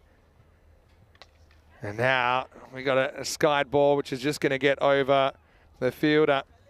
That's Fahad Shah there, and that's going to be 4. So, yeah, you've got Remanula at the non-strikers end at the moment. Maybe you've still got someone like Tanveer Akbal to come.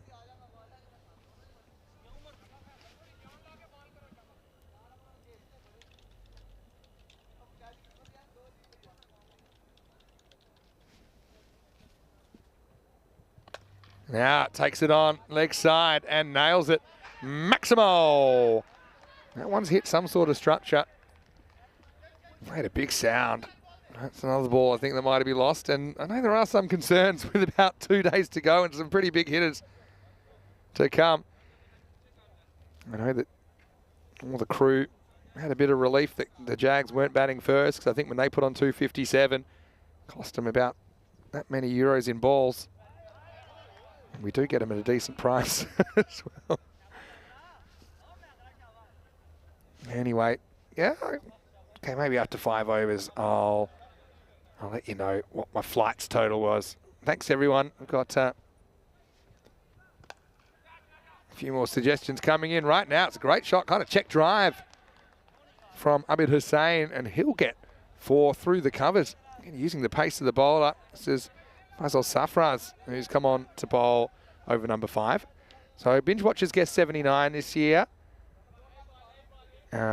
Dave guessed 44 this year, 134 for 3 years. There's a few run predictions in here, so I'm trying to sort them all out. I'll tell you what it is, and then you can work out who's close enough. Anyway, this one is going to get through. Hussain Safraz. Not the worst over so far. Last ball to 5th. But he gets a bit too close to the legs and it disappears. So it goes magical in the 5th. The 50's up as well for Catalunya Red. Maximo. And it's 50 for 2 after 5. Yeah, well, this is the bright yellow phase. So we're not quite in orange territory yet. We're about, I'll tell you exactly. We are exactly 18 minutes off sunset. Okay, here's the ECL draw, which I'll show you just quickly, but I know what you all want to know. How many flights? Maybe I'll just peek at, let's say Group E. A lot of people saying Group B and Group E are the groups of death. Probably because you've got, well, Group B, you've got 4 genuine contenders, I think, and a half. Group E's not far off either. Okay, I've made you wait long enough. My total flights this year, 74 to this point, 74. Tonight will be 75. And over the 3 years, it's 171. Okay. So who was closest? Binge Watch was pretty close with 79. And ties him up, no run. Abir Bakar Siddiqui bowling the 6th. And flights in the 3 years, Jeffrey Mobbs guessed 162. Well, 171, it's pretty close. Well done.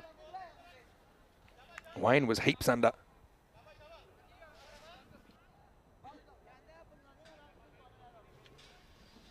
I've been flying high a fair bit, but also love getting my feet back on the ground, in particular if it's a cricket ground. That's asking for trouble, and he's going to find it as Hussain turns it around the corner, and we'll get a Maximo. This is the issue. I'm going to go round the wicket to the left-hander. I have a feeling that one might have been lost as well. Yeah, so there you go. Thank you, Ankus, for your suggestions as well. I think you were pretty close with your this year suggestion. Top of my head.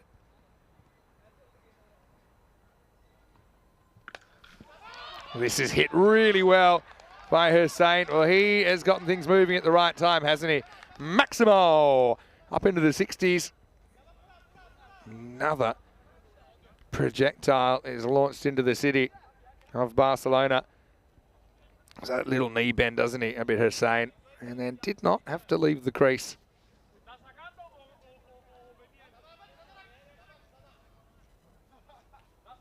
That was a fun game.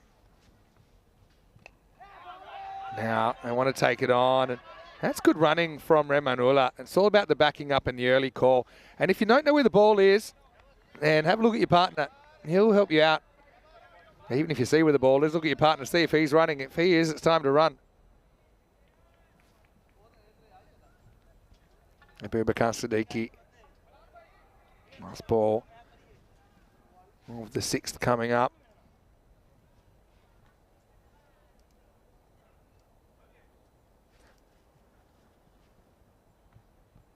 Dug in and classical pull shot. That is drilled with a capital D. Maximo Remanula. Well, he was inserted by choice. And it's a choice shot. Have a look at that. About chest high. Turns on it. Gets 6. Different kind of Catalunya Red feeling now. If only maybe they'd they've made a different choice at the top. Naeem, you got to feel for him. He's had some good moments in the series, but just didn't happen. 3 for 11. They made a tactical change. Still not a wicket to a bowler in this game. 70 for 2 after 6. Now I think we're starting to get some hints of orange there. What do you think? You tell me how you're enjoying the sunsets here. All right, change of bowling now. And it's going to be a wicket first up. They do go back to Sahel, and it's a chop on from Hussain. Goes for a pretty quick 34, but he is no more. And Catalonia Red lose a third wicket, 70 for 3. So Sahel tries round the wicket, and so unfortunately, it's the end of the road. Some good shots played. So you're playing away from the body, it's always risky. You don't get it quite right. It's beaten by a slight angle in. And that didn't go too well for him also. I don't think he had much luck with spinning the bat in the hands. And chops it on to the middle stump. And well, that didn't go well. He ended up kind of making a meal of that as well. Oh, I'm liking the improvisation here. There's Tanvir Iqbal. He's finally going to grace us with a number. The number 11. And so, well, these two, they're the kind of middle order mash bros, aren't they? Rahmanullah and Tanvir Iqbal for Catalonia Red. And so, I think, with 4 overs to go, these guys could easily go at, say, I don't know, 17 and over. They could double the score and get 140 here, Catalonia Red. It'd be very them. Sahel is determined to not let that happen.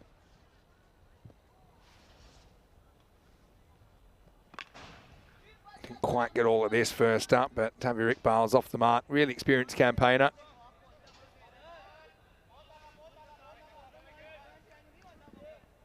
Lights have been turned on. I know we had a slight issue with the lights the other night, but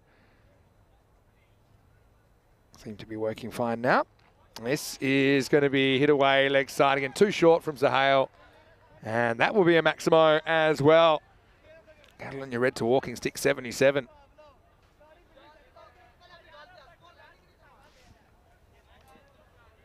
Well, I do fly a lot. I have sometimes shared my tips for flying, kind of getting a good seat and all that. There's quite a few YouTube videos that I check those out as well for kind of flights and hotel rooms and how to, make yourself as comfortable as possible. All right, hit straight, arms up, close, but not close enough. As that will be another ball into the cube. A spun into action there. Rule 1, protect the equipment, about straight over my laptop. The good news about this outfield is very consistent bounce. And so I was able to make the stop without too much of a drama. Now going straight, but this is holding up. Not going to carry. And handled pretty easily in the end by Abu Bakar Siddiqui. I will qualify my answer saying, I told you, sometimes you've got to take 2 flights to get somewhere. So I count that as 2. Slower ball. This is a hole out. Should be caught. Coming a long way. Abu Bakar. He can't get there. Well, he gets there, but he can't hold on in the end, more correctly. So Tanvir Iqbal survives, and the Mash Bros will stay together in the middle order. Gets there, but again, the difference in technique compared to a couple of the Bengali catchers, he's not able to get off his feet and dive and organise the dive. End of the over, it's 85 for 7. Coming up tomorrow, well, now we can give you the actual fixtures for Elimination Day tomorrow. Barcelona CC versus Catalonia Red. So we'll see Red first up in the morning. Royal Barcelona versus Sohail Hospitalet. And then Bengali waiting for the winner of the first eliminator. And Magic waiting for the winner of the second. So Elimination Day tomorrow. It all starts 7:45 GMT, 8:45 in Central Europe, 1:15 in India. If you might be wondering, where's 1 and 2 there? Well, the thing is, they're already through to finals day. This is the next day. Pakakare Badalona finishing second. They'll take on the winner of Eliminator 3, and the Jags will play the winner of Eliminator 4. In the air, this is going to be 4 off the bat of Iqbal. More good luck than good management then. And poquito de suerte, as Rico would say, a little bit of luck. But you got to make it. Gatlin, you red. I'm going to look back at those lost overs at the beginning, I think. Yeah, but it's good format, I got to say. With the 10 team, I like, the 8 teams still have a shot. But, you might say, oh, to win it from 8th. I mean, you'd probably deserve to if you can win 4 back-to-back matches from 8th. Oh, this is timed really well and placed by Iqbal. Well, this one, certainly, there's nothing lucky about this. Just a very good on drive. Sneaks across a little bit, keeps it low, hits it hard, gets a boundary. Yeah, so ask me the travel questions. There you go. Random questions. Throw a few travel-based ones. Hits high on the bat this time. We'll just get a single. One of my things is that if you do... I'm not a huge fan of people lining up before it's time to board because you're going to get on anyway, right? But if it is one of those ones, one of those domestic little flights in Europe, which are most of the ones I take, obviously. Zafraz gets hit, back to the wall, and 6. Maximo! That one's in the other tent. The tent's a bit of kind of ball magnets at the moment. That's a good shot. Remanula is going to bring up the 100 for Catalunya Red with that shot. So 130 pace, and that's after they had a really slow start. Well, this is probably going to be 4 as well. Low full toss. Hit into the gap, Remanula. He's just doing Remanula things, isn't he, here? Good shot selection. Yeah, so what I would say is if you do have kind of a bag you want to put in the overhead bins, that's when you need to line up early. If you don't, just take your time. Relax a bit. He's well outside the off stump with the toes now. Last ball, the 8th. And now this is off the end of the bat. Ken, with the wind, that's going to fly. It's a friendly batter's breeze today. Remanula goes Maximo. And it's kind of 2 overs to forget for Faisal Safraz in the end. He goes none for 45. And Catalunya Red roaring back. Will it be enough? Time will tell. 110 for 3. Now, this is sunset watch. And we're about 7 minutes away from the actual sunset. Now, I think we're getting into the orange phase. I think you'll agree with me there. We've still got pink and purple to come. Look at that run rate. Now we're snoozing through the power play. Well, something like 4 point something and over after 2 overs, but they've been accelerating. You just wonder if those first 2 overs might come back to bite them. Hamza, he still has an over up his sleeve, and he started things off in that first over. Yeah, so, okay, give me your travel questions. There's a few ones which people probably know. I might have mentioned before. If you're traveling as a couple, which I don't really, but I've heard this tip. I think it's just missing. Now, this is an interesting one. Because if he is trying to avoid the ball, then they get the run. Is he trying to avoid it? Or does he let it hit him? It's a tough one. I think it's missing the leg stump. It's not too far away. I'd probably say that's a leg bite because he's genuinely trying to avoid the ball, although he doesn't play a shot. What did they score it? This would be interesting. Could have gone either way, that one. Now, big swing and a miss. Oh, so they gave it a dot. They said he hasn't played a shot, so you don't get a run. So that means that Iqbal stays on strike. That doesn't make a huge difference. Okay, so yeah, if you're traveling with a friend or a partner, if it's one of those planes where it has 3 seats in a row, or kind of a little section, then book the window in the aisle and leave the middle. Often people won't book a middle seat, so you get the whole row to yourself. All right, they decide to go. That would have been out. Instead, it will be a single. Tanvir gets there. No overthrow because it came so quickly. Yeah, Wayne saying he would never go through that many airports. Look, you get used to things like the security. You get a gun at security to be a gun at security. I will say don't bring a gun to security, but you get to be a gun at security. So yeah, let me know if you want any little tips. I don't know how much I can help you. I'd say, be organised. If you have to take something out, for example, a laptop, I do carry a fair bit of equipment with me, electronics and stuff for my desk. Have it at the top of your bag when you go into security, so you're not having to rummage through the bottom. you do kind of want to get in and out of there pretty quickly. Well, a little under edge, but finds the fielder. So there are certain things that kind of I find a little bit irritating. One is, and I've been to a lot of these airports multiple times, so I know where I'm going, but if there's a big line of people in front of me that clearly don't know where they're going, looking confused and just blocking the whole walking passage, that's probably something that can test my patience at times. Serenity now. Well, slower bouncer. This is a wide for down the leg side. Clever bowling variation from Hamza though. Maybe for height as well. Tripp's never been on a plane. Well, how about that? It's not that uncommon, believe it or not, Tripp. Oh, I've got another one. Nice ball over. Pitched up, hit down the ground. Hamza should cover that. He does. Gives it away for no particular reason. End of the 9th over. And Catalunya Red, 114 for 3. Hamza doesn't take a wicket, but remember he created that run out pretty much out of nothing earlier on. And now he's kept it to just 10 off his 2 overs. Right, with 3 minutes off sunset. Okay, there's the figures. Raja Adil very tight. So is Hamza. The other's a bit expensive. Go on. Let's get rid of those graphics. Let's have a look at this sunset. So 3 minutes to sunset. And that is pretty as a postcard, isn't it? Don't think I'll ever get sick of seeing that. It's a brilliant shot. A brilliant city. Okay, they go back to Abu Bakar Siddiqui here. 10th over. I've got to say, I'm a little bit surprised that we haven't seen Hamza with the ball. Amir Hamza, that is. We haven't seen Bilal Aslam with the ball. But maybe you could put that down to the fact that, you know, with a semi-final, potentially the final coming, maybe they're trying to bowl guys that they're considering to bowl in the finals. Amir Hamza could use the run, though. Hit straight, and no Southern Crossfield. That was been straight down to the straight fielder, but it's going to be 4 runs.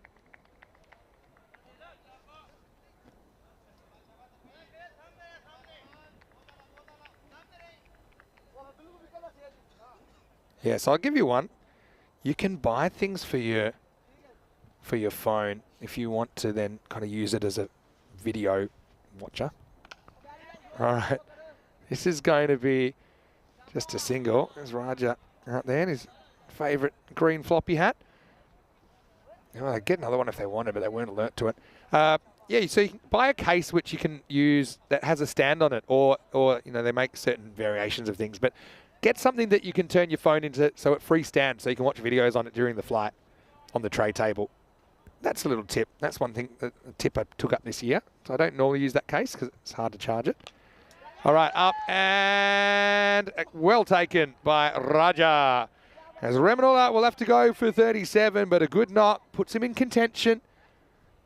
And Catalunya Red lose one of their middle order mash bros in Remanula. He goes, and it's 120 for 4.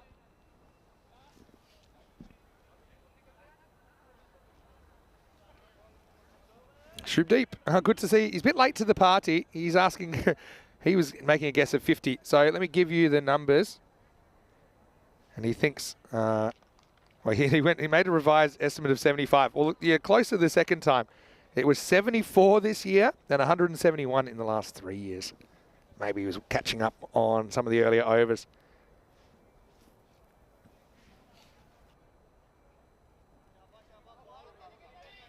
Well, Shubdeep's probably tuning in for one reason in particular.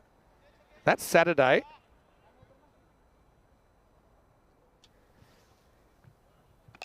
As we'll see the next ball played out, should just be a single. But I think that Shub is probably curious about who Badalona CC are playing tomorrow. And you're right, it is Badalona CC versus Catalunya Red, 6 versus 7. In Eliminator 1, Royal Barcelona will take on Sahal Hospitalet. And the way things are working out, Magic CC are on track to play, if they beat the lower seeds. This is in the air. Try and stop the 2 here. Yeah, they will. But interestingly, yeah, Magic CC are on track. If they win, they will play Jaguar. And you know that Bengali Pakike had a really entertaining 2-game series today? Well, if Bengali keep winning, that's who they'll meet if they win, they're eliminated tomorrow. They just have to win the one. They will meet Paco Care. Just going down the leg side. Well, oh, well, it's the last ball, and Tanvir will make one of the slowest singles I think we've ever seen. And Catalunya Red are going to finish 123 for 4 off the 10 overs. As we'll rock into the highlights. We'll say that there's a few things they probably would have done differently. Moment silence for the balls lost, and by that I mean is Graham Shah ended up 3 off 11. They retired him out at the 4 over mark. Just not happening for him. But there was some good pressure. This was excellent fielding. I mean, the footwork there, the balance, the throw, about as good as it gets from Hamza Saleem Dar. Naeem had very few highlights to talk about, and in the end, he just kind of packed it in, maybe on instruction, saying, look, sorry guys, didn't happen for me. Maybe someone else can have a go. But it was the middle order once again that were able to get them out of a tight spot. I mean, firstly, Abid Hussain. Thought he played some very nice shots. Eventually he would chop on, but then it was the good old-fashioned engine room, wasn't it, of Tanvir Iqbal and Remanullah. That would get them to a competitive score. Late in the piece, Ubakar Siddiqui not able to reel that one in, although he was able to get there. Roger Adil was able to catch that one, and as the sun disappears, can tell you the final score for Catalunya Red, 123 for 4. Bit of a community job, wasn't it? Ali Hassan, 25 for 4. He was brilliantly run out by Hamza Saleem Dar. 34 for Abid Hussain was a pretty good knock in quick time. Remanullah with 37. Tanvir Iqbal, probably not quite his top gear, but still contributed 19 to the cause. And good teams don't give you many for free. There are only 4 extras in the innings. One of those was a leg bye. Just have a look at the openers. Hamza Saleem Dar only concedes 10. Raja Adil only concedes 5. And they have to be the best of the bowlers, despite Sahel picking up a wicket, Abubakar Siddiqui picking up a wicket. And they're pretty expensive, the other bowlers in that innings. So 124 the target. Well, considering that Jaguar scored over double that in one game, they'll be pretty confident, but you still got to make them. And let's not forget, similar kind of chase to that big Catalunya collapse the other day against Bengali. So it should be interesting. It'll be Hamza o'clock when we return, I'm pretty sure, to the Montjuic Olympic Ground here in Barcelona. Vinny Sandu, Mr. Maximo for ECN, back with the conclusion of day 18 after this, right here in the European Cricket Series.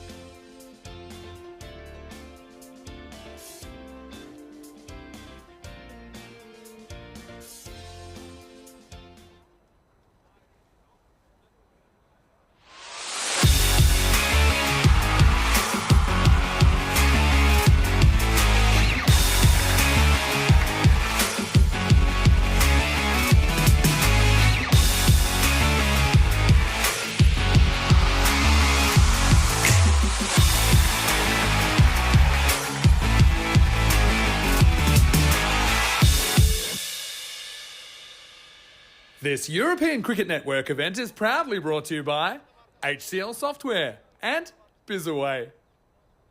Hello there, welcome back. And it is time to get cracking in this second innings. Jags will be hunting for a win to finish their group stage. 124 required. And I'll be curious to see exactly how they go about this. Obviously, we won't see them tomorrow because they will qualify top of the table. And that means that they go straight into semi-final number 2. I guess we'll have to see against who. But yeah, it should be a pretty interesting finish to the day.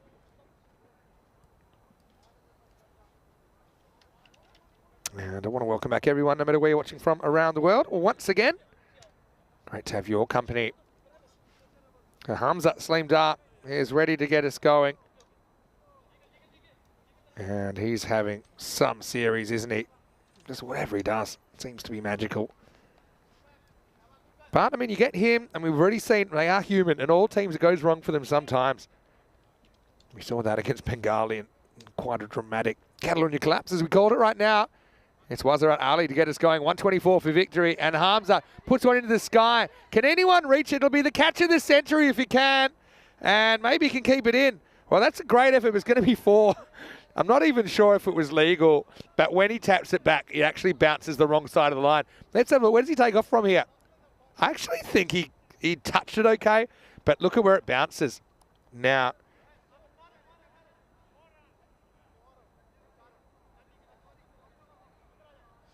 yeah, it bounces just inside. Yeah, 4 runs. Bounces just the wrong side, I should say, of the rope. Great effort, though. But Hamza, that one almost brought the sun back, didn't it? And he gets a boundary. Again, you get him early. You feel you got a fighting chance, although there's plenty of batting still to come after Hamza. Now, this is miles in the air again. Now, with the wind, I think this is going to carry, and it does. So Hamza, he's a smart cricketer.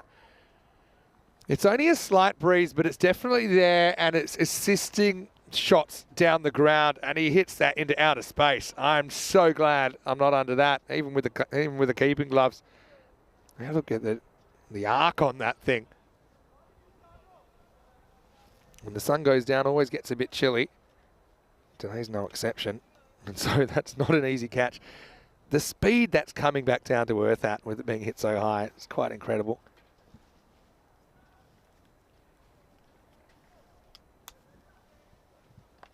Now just works it away. This is more timing than anything, and he'll get another boundary. Now Hamza looks in the mood to have an early dinner, the way he started. Catalonia Red, though, had a couple of good defences in there.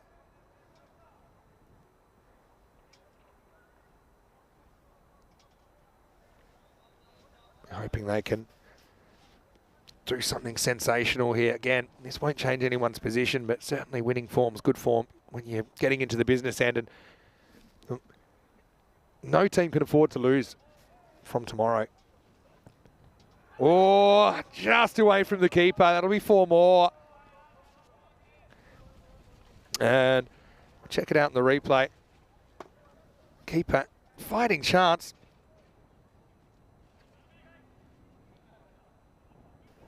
Ramanullah gave it the good old college try, didn't he? Hamza. A couple of slightly less pristine shots than usual to start him off, but having said that, he's every ball to the boundary or above so far.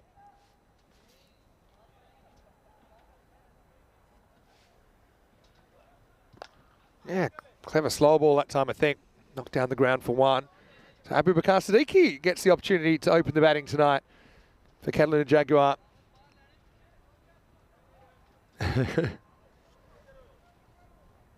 Wayne saying, "In picture me and Corey turning up to the hotel after a flight." Well, that's normally after the air marshals have finished with Corey.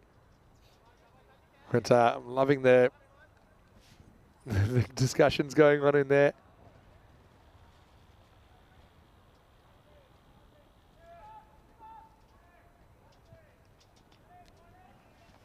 I do have a bit of stuff. This one's going to be called wide. Kroom says I should change into an outfit for every award. Don't know about that, Kroom. But I like the idea. I like the idea. Maybe I could change during the night. Maybe not for every award. How many are there?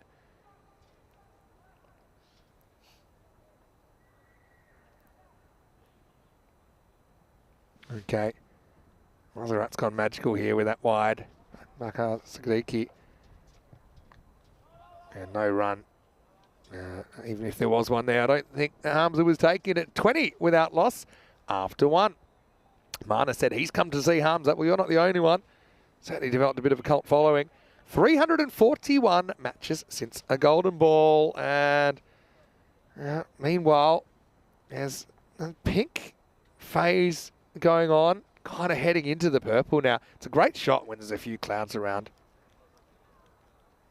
We have had some fantastic sunsets here in Barcelona.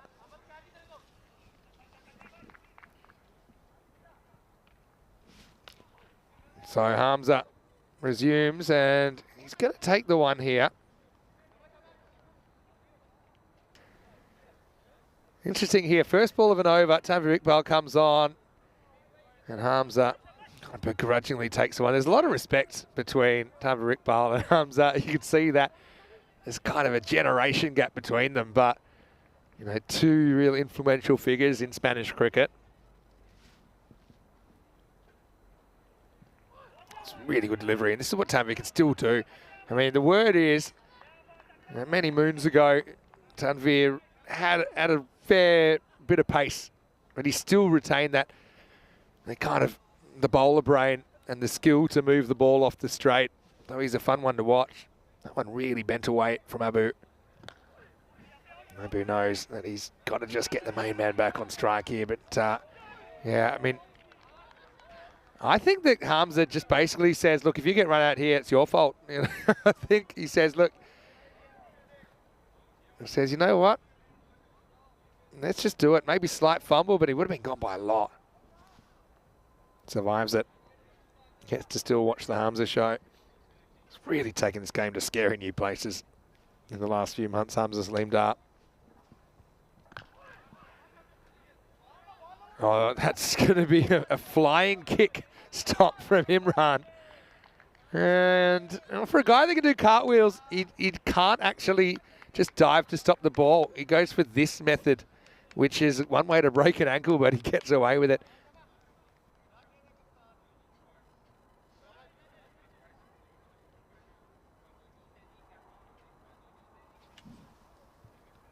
Wow, is there a little edge on that?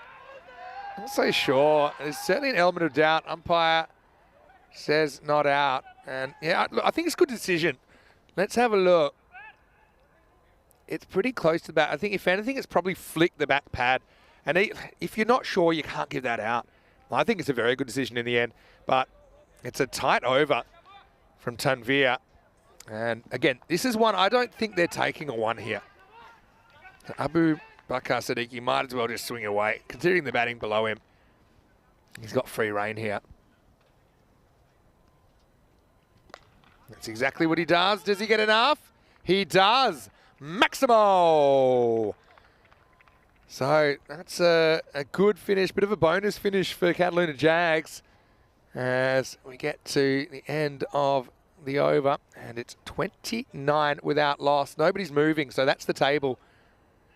Everyone won at least one game. Everyone lost at least one game. That tells you it's a bit unpredictable. Bit of a gap I noticed between 6th and 7th and 8th. Only 3 wins, or potentially 4, I guess, will split 1 and 6. Yeah, I think we're into the purple phase, folks. Those of you on Colour Watch. Hello to Josh Sayers, who's tuning in, I think, from the USA as well. Hello, Josh. How are you going? That's a funny thing. In Australia, we grow up, we say, how are you going? But in a lot of places, they say, how are you doing? Which we also say in Australia. Bit of a linguistic chat to start this innings. Well bowled.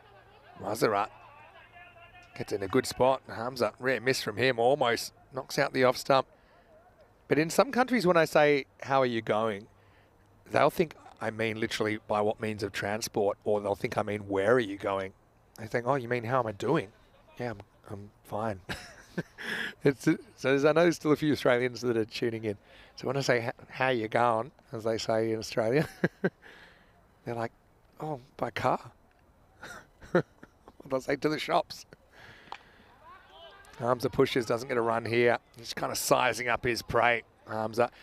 I'm trying to get in his head. I think he's going the charge next ball.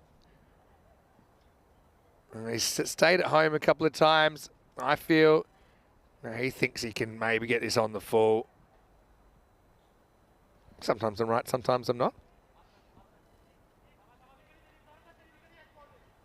Tripp's enjoying his day off at the moment.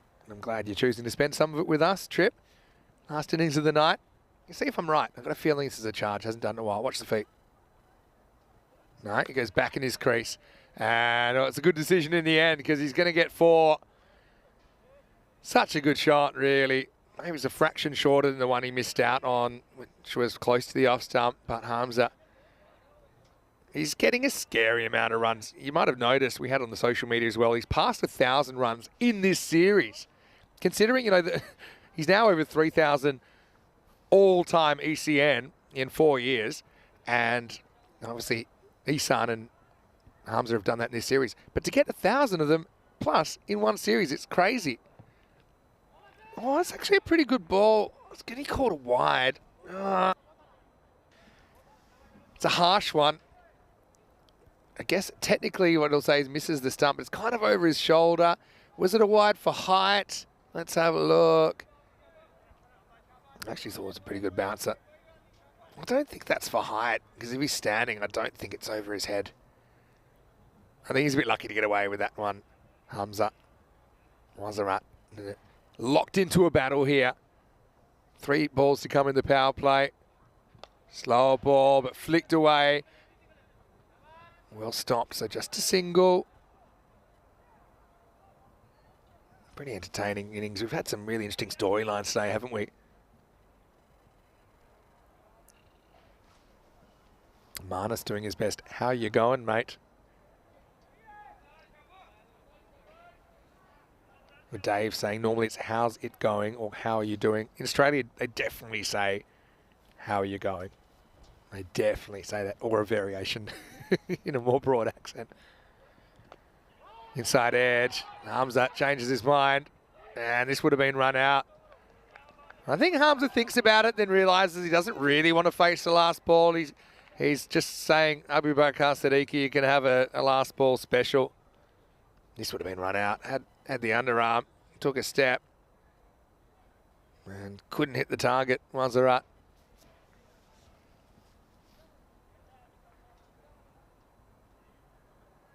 Anyway, Catalonia Red clinging on to a 10% chance at this stage.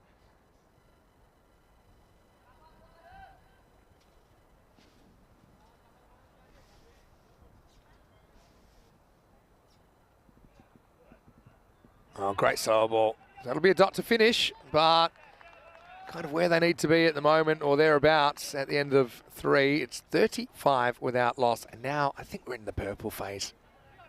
Getting a few of those darker pinks turning into purples. Beautiful skyline here.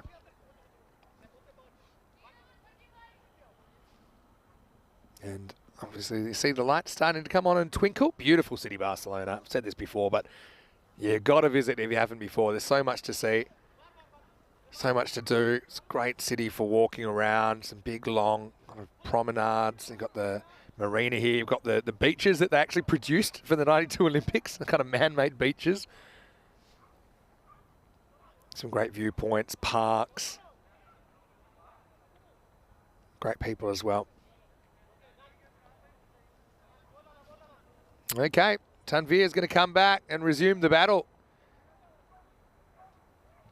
And it's a cracking shot from Hamza. And that one's been lost under the fence. Now, that's not easy to do. You'll never see this on the camera. Maybe you will. I don't know. It actually went under the fence, which that's hit so hard. And it's hit the perfect junction of floor and fence.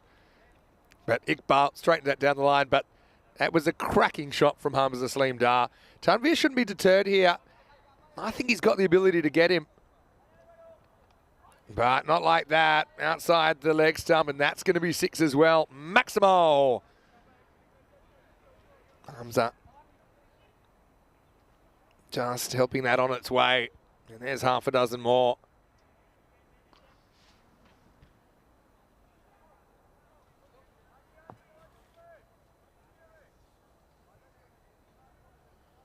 Next delivery coming up. Once again, it's outside the leg stump and just toying with the fielder there. I mean, it is an area where it is protected. You know, if he hits that at the fielder, maybe it's a chance, but most of them aren't towards the fielder, are they? That's going to pitch probably 1.5 meters, 2 meters over. 50's up now for Cataluna Jaguars, and Hamza not too far away from 50 personally as well.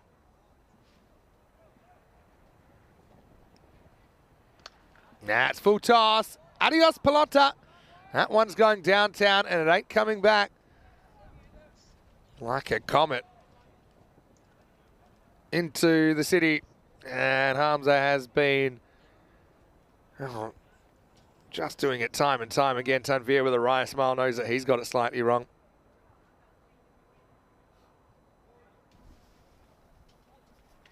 $50 up for Hamza with that shot as well. And now he's going to deflect this away, and it's not going to be stopped again. You see the difference in fielding standards, I think, between some players and other players. Naeem, okay, it's one thing to get there, but then he's only offering a boot at it, doesn't get down to ground level, and Hamza gets 4 more, so he goes past the 50.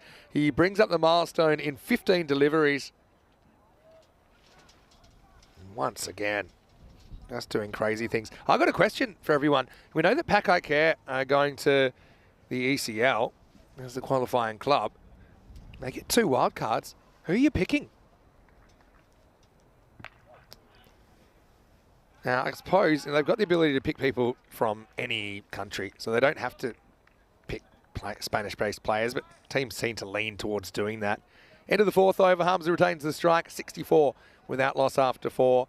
Now, I know that Daniel Dorkaya played for Pakai Care last year when they finished 4th, so they weren't automatic qualifiers this year for the ECL. So I got a feeling they'll go with DDC again. But who's your other wild card? Gotta say, if you can get Hamza, you get him, don't you? Remember, he was player of the tournament in the ECC. I just think you do it. Would Hamza pull on a Pakai Care jersey, though? That's the question. It's a bit different for Daniel, who's not Barcelona-based, to pull on a Pakai Care jersey. All right, off the outside half of the bat, and this one's going to fly as well. And the boundaries just keep on coming. This time it'll be 4, 4 carreras. Yeah, maybe I'll have to ask Hamza if he was asked would he want to play in the ECL. I have a feeling that he would.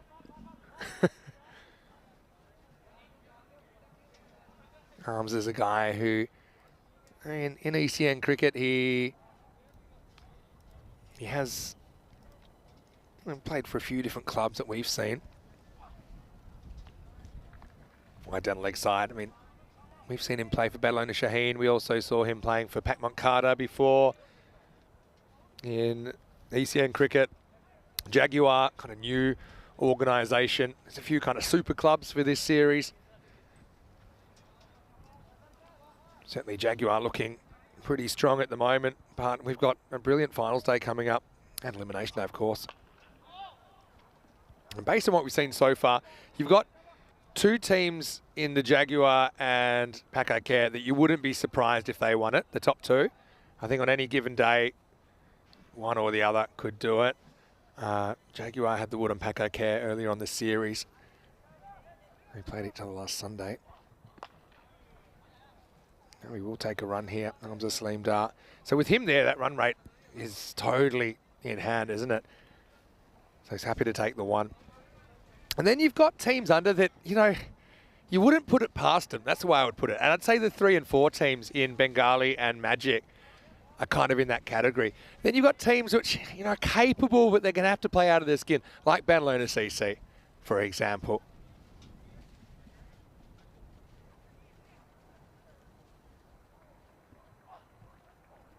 Down leg side.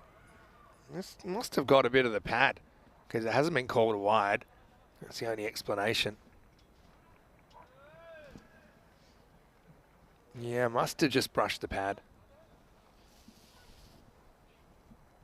Yeah, Royals as well, probably put in that category as well. Then you'd have kind of total outside smokies. Oh, he's bowled him. He's just nicked it onto his leg and it just dribbles onto the stumps. So the only partnership is broken at 70. 7 over those runs off the bat of Abu Bakar Siddiqui. Well, this time it's off the bat, onto the body and down onto the stumps. Onto, I think, that back foot. Maybe this will show it. Where does this go? Bat to, yeah, like the toe. A bit of an unlucky one for Abu Bakar Siddiqui, but he's going to have to go 70 for one now. It just shows you it matters who you get. I mean, if that was the wicket of Hamza Salim Dar, I think you're probably feeling a lot more confident that you can do this. Okay, no Yasser Ali in the lineup today. I think when we see Jaguar on Saturday, their top 3 will be Hamza Salim Dar to open with Yasser Ali, probably Farouk Sahel at 3. Farouk Sahel comes out at 3 here, actually. Going to face up as Mozam Razul gets the first wicket of the innings, last ball of the 5th. Not a bad one. And they decide against the single. I think that's, once again, about trying to give Hamza the strike. End of the over at 70 for 1 after 5. ECCW is creeping up. It's this weekend. And I know there's a lot of preparations happening at the moment at the Cartamar Oval. Spain, Italy, the Netherlands, as well as England, 11 and Austria will take place, or will take part, I should say, at that beautiful place. Speaking of beautiful places, looking pretty good here at the moment. And we've captured some brilliant shots, haven't we, of the sunsets here in Barcelona.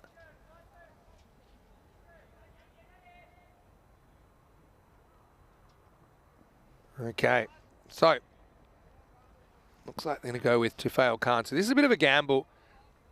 Tufail doesn't mind throwing up a few off-speed deliveries.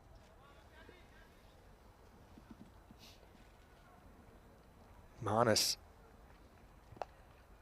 has some thoughts about the Pakai Care wildcards.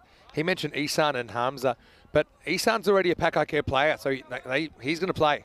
He doesn't have to play as a wildcard. Wildcards are players that don't play for the club, but you're allowed up to 2 of them for an ECL. So Ihsan's a lock. But DDC would be an option, I think, that they'd look at again. And to be honest, Pakai Care, well, they absolutely loved having DDC in the team back in that ECL 2023. And it did seem to be a bit of a hindrance, the fact that they automatically qualified. It just depends with the amount of teams that are playing. And we had 31 last year, and that meant that, you know, the groups, there were 30 teams playing through groups, and the 31st team automatically qualifies. It's not that one format's better or worse, but it really depends on how many clubs or countries are playing in those big tournaments to determine the format. All right, well, he's got this wrong, and looks like Imran wants it, and he's going to drop it. And he heard footsteps coming. He had Ali Hassan, who probably had an easier angle to the ball. And that's a big moment in the game, isn't it? It would have been all kinds of cartwheels if this sticks. Again, where was the communication? I didn't hear a lot of it. Imran gets there. Ali Hassan at close quarters. And Hamza is dropped on 61. And Tufail is the man that draws the false shot, albeit off a full toss. Yeah, so Pakai Care, they ran into a lot of clubs that, you know, had played a bit more recent cricket. You know, the situation here in Barcelona just meant that Pakai Care hadn't played a lot of competitive cricket heading into that. So when you're running into the best clubs in Europe, it's going to be tough. Moonball Central seems to be being more effective against Hamza. Long chase for Naeem, who looks like he's been through the ringer. He'll make the stop.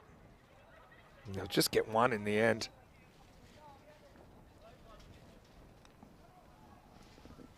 I mean, they might go for someone completely different.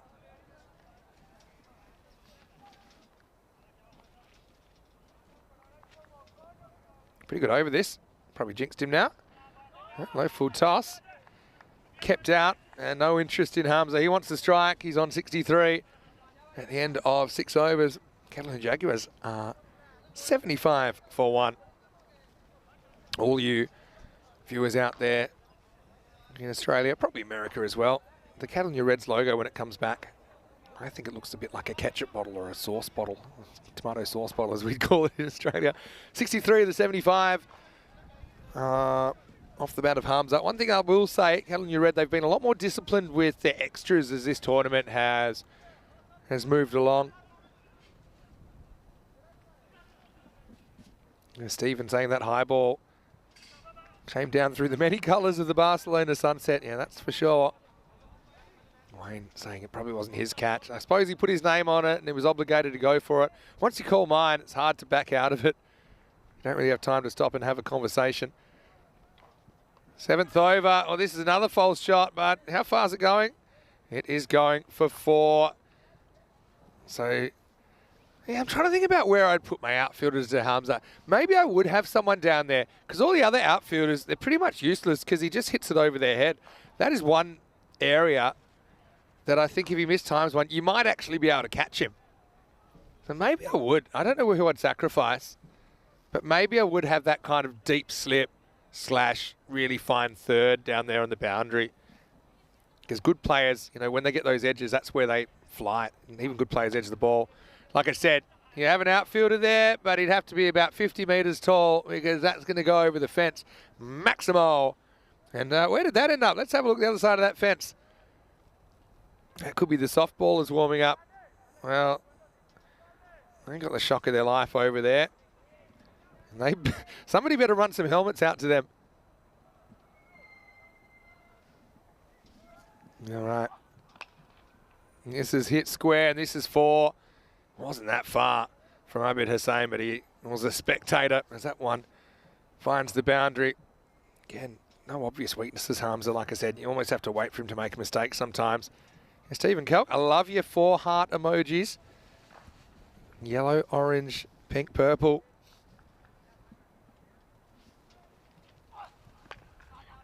Now, thinks about it, turns it down. So even Sahale, who, don't forget, has a 98 in the series, but he gets second fiddle status to Hamza. Hurricane Hamza, walking stick 77. Just putting it out there. He needs 23 for the ton. 35 required for the win, so it's definitely possible. Could it be the 5th century for Hamza? Well, that's not going to help. That's a Gundy ball, really, from Rasul. Shortened down the leg side, Tanvir. It was close-ish to him, but he really didn't have a play on it, and that was always heading to the boundary. And I'm telling you right now, Hamza wants a single. To be honest, I'd bring all the field up. Why not? Because you know he wants to push and get a single. What do you got to lose? He might whack you for 6, but he might whack you for 6 anyway. I don't know. Maybe I'm crazy. You got to try crazy things, though, sometimes. Imagine you bring everyone up in the circle and you say to Hamza, you cannot push a single. We'd rather you hit a 6 than get a strike back. Or a 4. Hamza to 81. Maybe I've been doing it too long. Here we go. Last ball, the 7th. He doesn't want the single anyway. Who am I kidding? He'll just pump that one into the city. It goes back to its family. There's plenty of balls at the bottom of that hill. Maximo.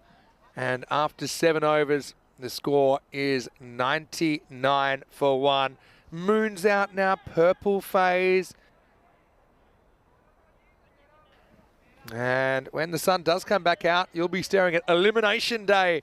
Badalona CC finishing 6th, taking on Catalunya Red in the first eliminator. The winner of that goes on to play Bengali. Eliminated 2, Royals versus Sohal. The winner of that goes on to play Magic. And then Pakai Care, Badalona and Catalunya Jaguar are waiting on Saturday. 4 matches tomorrow on Elimination Day, 4 matches on Finals Day. Rico will take you through Elimination Day after his day off today. I've got a big meeting where I'll try and convince people to keep me on for another year. Hopefully they will. And then I'll be back on Saturday, though. Probably will get back into Barcelona mid-morning. So I think I'll be here during that second semi-final. Tufail comes back on, and this is skied. It's high in the air, but it is going to carry the rope. Maximo. Now, that's an interesting one because Farouk, yeah, goes for it. I do think that if Farouk was to get another 6 or 2, it probably costs Hamza the chance at a century.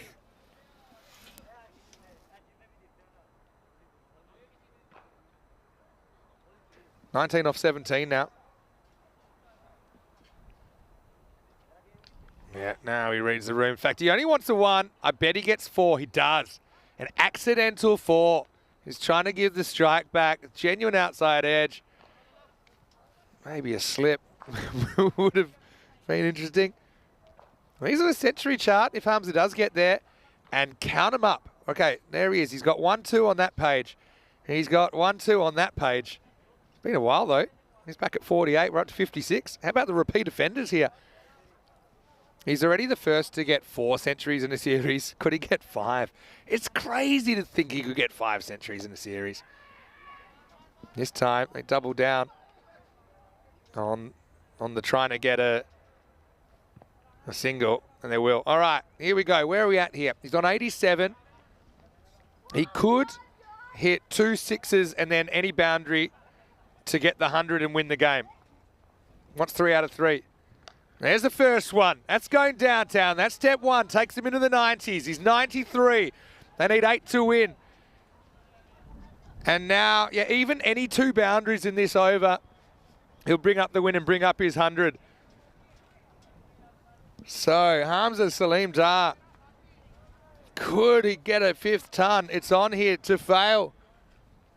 Be a moon ball. And now he doesn't want it. Okay, so this is interesting now. So now he's got to get a 1 here. I don't think he really wants a boundary. This ball, yeah, there you go.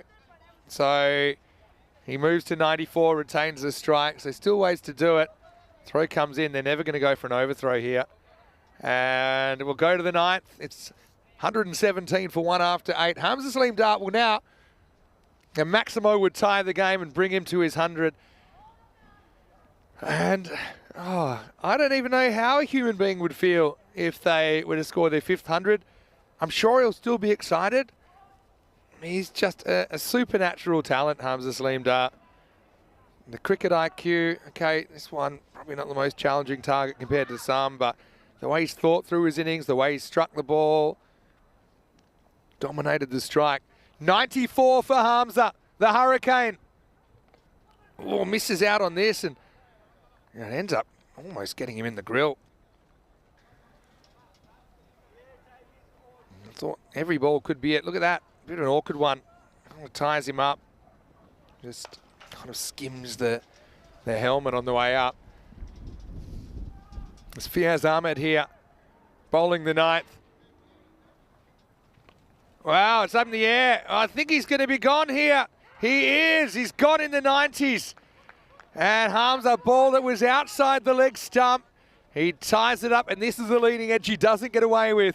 And so it won't be a 5th century for Hamza Salim Dar. Having said that, match-wise, he's put his team in an impregnable position. But it's funny the balls get wickets. I mean, this was a bit of a theory I've seen teams trying to use, saying, you know, he will make mistakes to those balls, which, are, you know, for a human, they're easier to put away. But the way he gets his hands out in front, occasionally does get the leading edge. Sometimes they kind of loop over for 4 or 6 over the 3rd region. He'll be disappointed, but I suppose his biggest test is ahead of him. Can he take the Jaguar to the title? They need 2 wins against 2 very good teams on Saturday, finals day, to do that. 117 for 2. Umar Raja gets a bat. He goes in the air, and this is Imran, and he won't catch it. And now he will. I think he stopped it, but Imran can do things that you just won't see on a cricket field anywhere else in the world. It's all about, first he drops it, and then he, even though it's fine, he then knocks it towards the line. This last one, I think he stays inside. Yeah, that's fine. And then when he picks it up, I think he already had the foot in the air. So, yeah, it's all right. I think he does it in the end. Let's go back to the action. 6 to win. and almost hit straight back to the bowler. Well, could we go down to the final over here? Oh, what the Catalonia Red side would love to do for even, 10 more runs in this situation to force a finish. Imran's left his cap behind now. He's gone back on the boundary. But I mean, this is an example of a game where, the Reds, they would have earned a point under the new bonus point system that we'll be trying from Sunday because they've gotten close enough. Oh, well, there you go. Tanveer, get him into the test team with slips catching like that. Angles across Sahel, genuine outside edge. Have a look at that, feeling for it. And look, for a guy that doesn't like to move, he doesn't have to move there, Tanveer Iqbal. And Farouk's going to go for 13. And that makes it 118 for 3. All right. Well, does anyone remember that Catalonia collapse? It kind of happened over a slightly more protracted period. And so, still can't see them losing this. But who knows? Faisal Sarfraz didn't have a great time with the ball. 6 to win, 7 balls left. Could this be another Catalonia Red night miracle? Last ball of the ninth. Well, in the air. Can anyone catch this? Oh, I had to go for it. Maybe didn't pick it up. And now even worse, it's going to be a boundary. Sarfraz off the mark. We will go to the last, but it'll be 3 to win. It's 122 for 3, pardon me. So it'll be 2 runs to win. Oh, maybe just didn't pick it up. That's all I can think there. Because I think if he'd hustled, he would have got there on the full. 2 for 5 for Fiaz. Brilliant over. But here's the problem. They bowled out everyone. Well, the first 4 bowlers in the 8th, so it means you can only bowl 1 and you have to go to a 6th bowler, Imran Sandal. No doubt he'll be trying to pull it off. Remember, you almost pulled it out when the opposition needed 4 to win. With Sohail Hospitalet in match 10. But the last ball thriller. See, it's a shame that Fiaz won't get a second over because you would have loved to have given him one. If you bowled the 8th, then it could have happened. Just a bit of an experience that you learn from. Try not to bowl out 4 bowlers in the first 8 if you can help it. All right, well, Imran, this will be a miracle. It's a weird field. You got 6 on the offside. They're all in the circle. 2 to win, and there's nobody in the outfield. It's game over with 5 to go. Umar Raja holds his cool. Catalonia Red, I mean, it shows them they can compete with the big boys, doesn't it? Because they really do push the Jags here, and it took a pretty big knock from Catalonia Jaguars opener Hamza Salim Dar to get them over the line. But they certainly didn't disgrace themselves there, Catalonia Red. But it is the Jags that top the table, and they're top of this contest. And we won't see them tomorrow because they'll have a day off, same with Pakai Care. But tomorrow we will have 4 eliminators. Rico will be back to take you through that. I'll be watching on from afar, but Elimination Day is on the way. Same time tomorrow, starting with Ballona CC versus Catalonia Red. So hopefully they're early to bed. Catalonia Red, they will be up first thing in the morning. Let's have a look at the highlights. And when there was a bit more natural light, there was the basketball type attempt there. But you can see these balls outside his leg. For a guy who can make hard shots look easy, sometimes he does make those easy shots look hard. But, I mean, there's no doubt in the quality of Hamza Salim Dar. Again, when you think about how close it got, you start looking at those kind of moments, thinking maybe they could have saved a few more in the field. Abu Bakar Siddiqui was part of a 70-run opening partnership. This was a big moment, wasn't it? Because if that had stuck and they got Hamza a bit earlier, maybe they could have gotten into the middle order a bit quicker and really made the Jags sweat a little bit. Hamza looked so on for a century, didn't he, here? But on 94, a ball outside his leg stump. He was just filthy with himself. Imran found new and exciting ways to entertain us. And late in the piece, Tanveer, like a statue with arms, was able to reel in the edge. And this is one at the end. He kind of wants to attack it, but didn't quite find it. Then first ball of the last over was the last ball of the last over, wasn't it? as the win was brought up, and it is Catalina Jaguar that win with 5 balls to spare. 94 for Hamza, so close to his 5th century of the series, but maybe the 5th century will come on finals day when we see Jaguar play next. Abubakar Siddiqui was there for a while. He scored 7, Farouk with 13. Umir Raja and Faisal Safraz were able to win it before things got too hairy. Again, Catalina Red much better on the extras, only three wides. And I think that's a big improvement from where they were. 2 for 5. Fiaz bowled a great night, but wasn't able to bowl again, obviously. Moazam Razul was the other wicket taker there. So Catalina Red, I mean, it was a decent performance. They'll be hoping that they can perform their own Catalina miracle. They'll need to win 4 games on the spin if they're going to win the trophy. For the Jags, they just need to win 2. And pretty entertaining day. It comes to an end with the Catalina Derby being won by the Jaguar. Well, I hope that everyone enjoyed the day. There's confirmation of those fixtures tomorrow. Again, we're starting the very same time. It'll be a slightly earlier finish tomorrow because it's just the 4 games. So we won't have to turn the lights on in the end. I just want to remind everyone, no matter where you're watching from, feel free to go to our website, europeancricket.com, check out the fixtures as they come to hand. Check out the stats as well, particularly if you are playing fantasy cricket and you want to know, who's doing what and who's succeeding. That's a great place to go. Go to our social media as well at European Cricket to check out some of the best bits. And also, if you haven't already, please like this video and subscribe to the channel. Tell your family, tell your friends about ECN. That's why we keep growing. Well, it's been a great day here once again, and I want to thank everyone for your support. I'll be off tomorrow. I'll be back finals day. Rico Full will be back and raring to go. Well, it's elimination day. Everyone has to go. You lose, you're gone. You win, you stay on. That's as simple as that. We'll see you tomorrow. Here's some of the best bits of day 18. Catch you tomorrow for more European Cricket Series. Hasta mañana.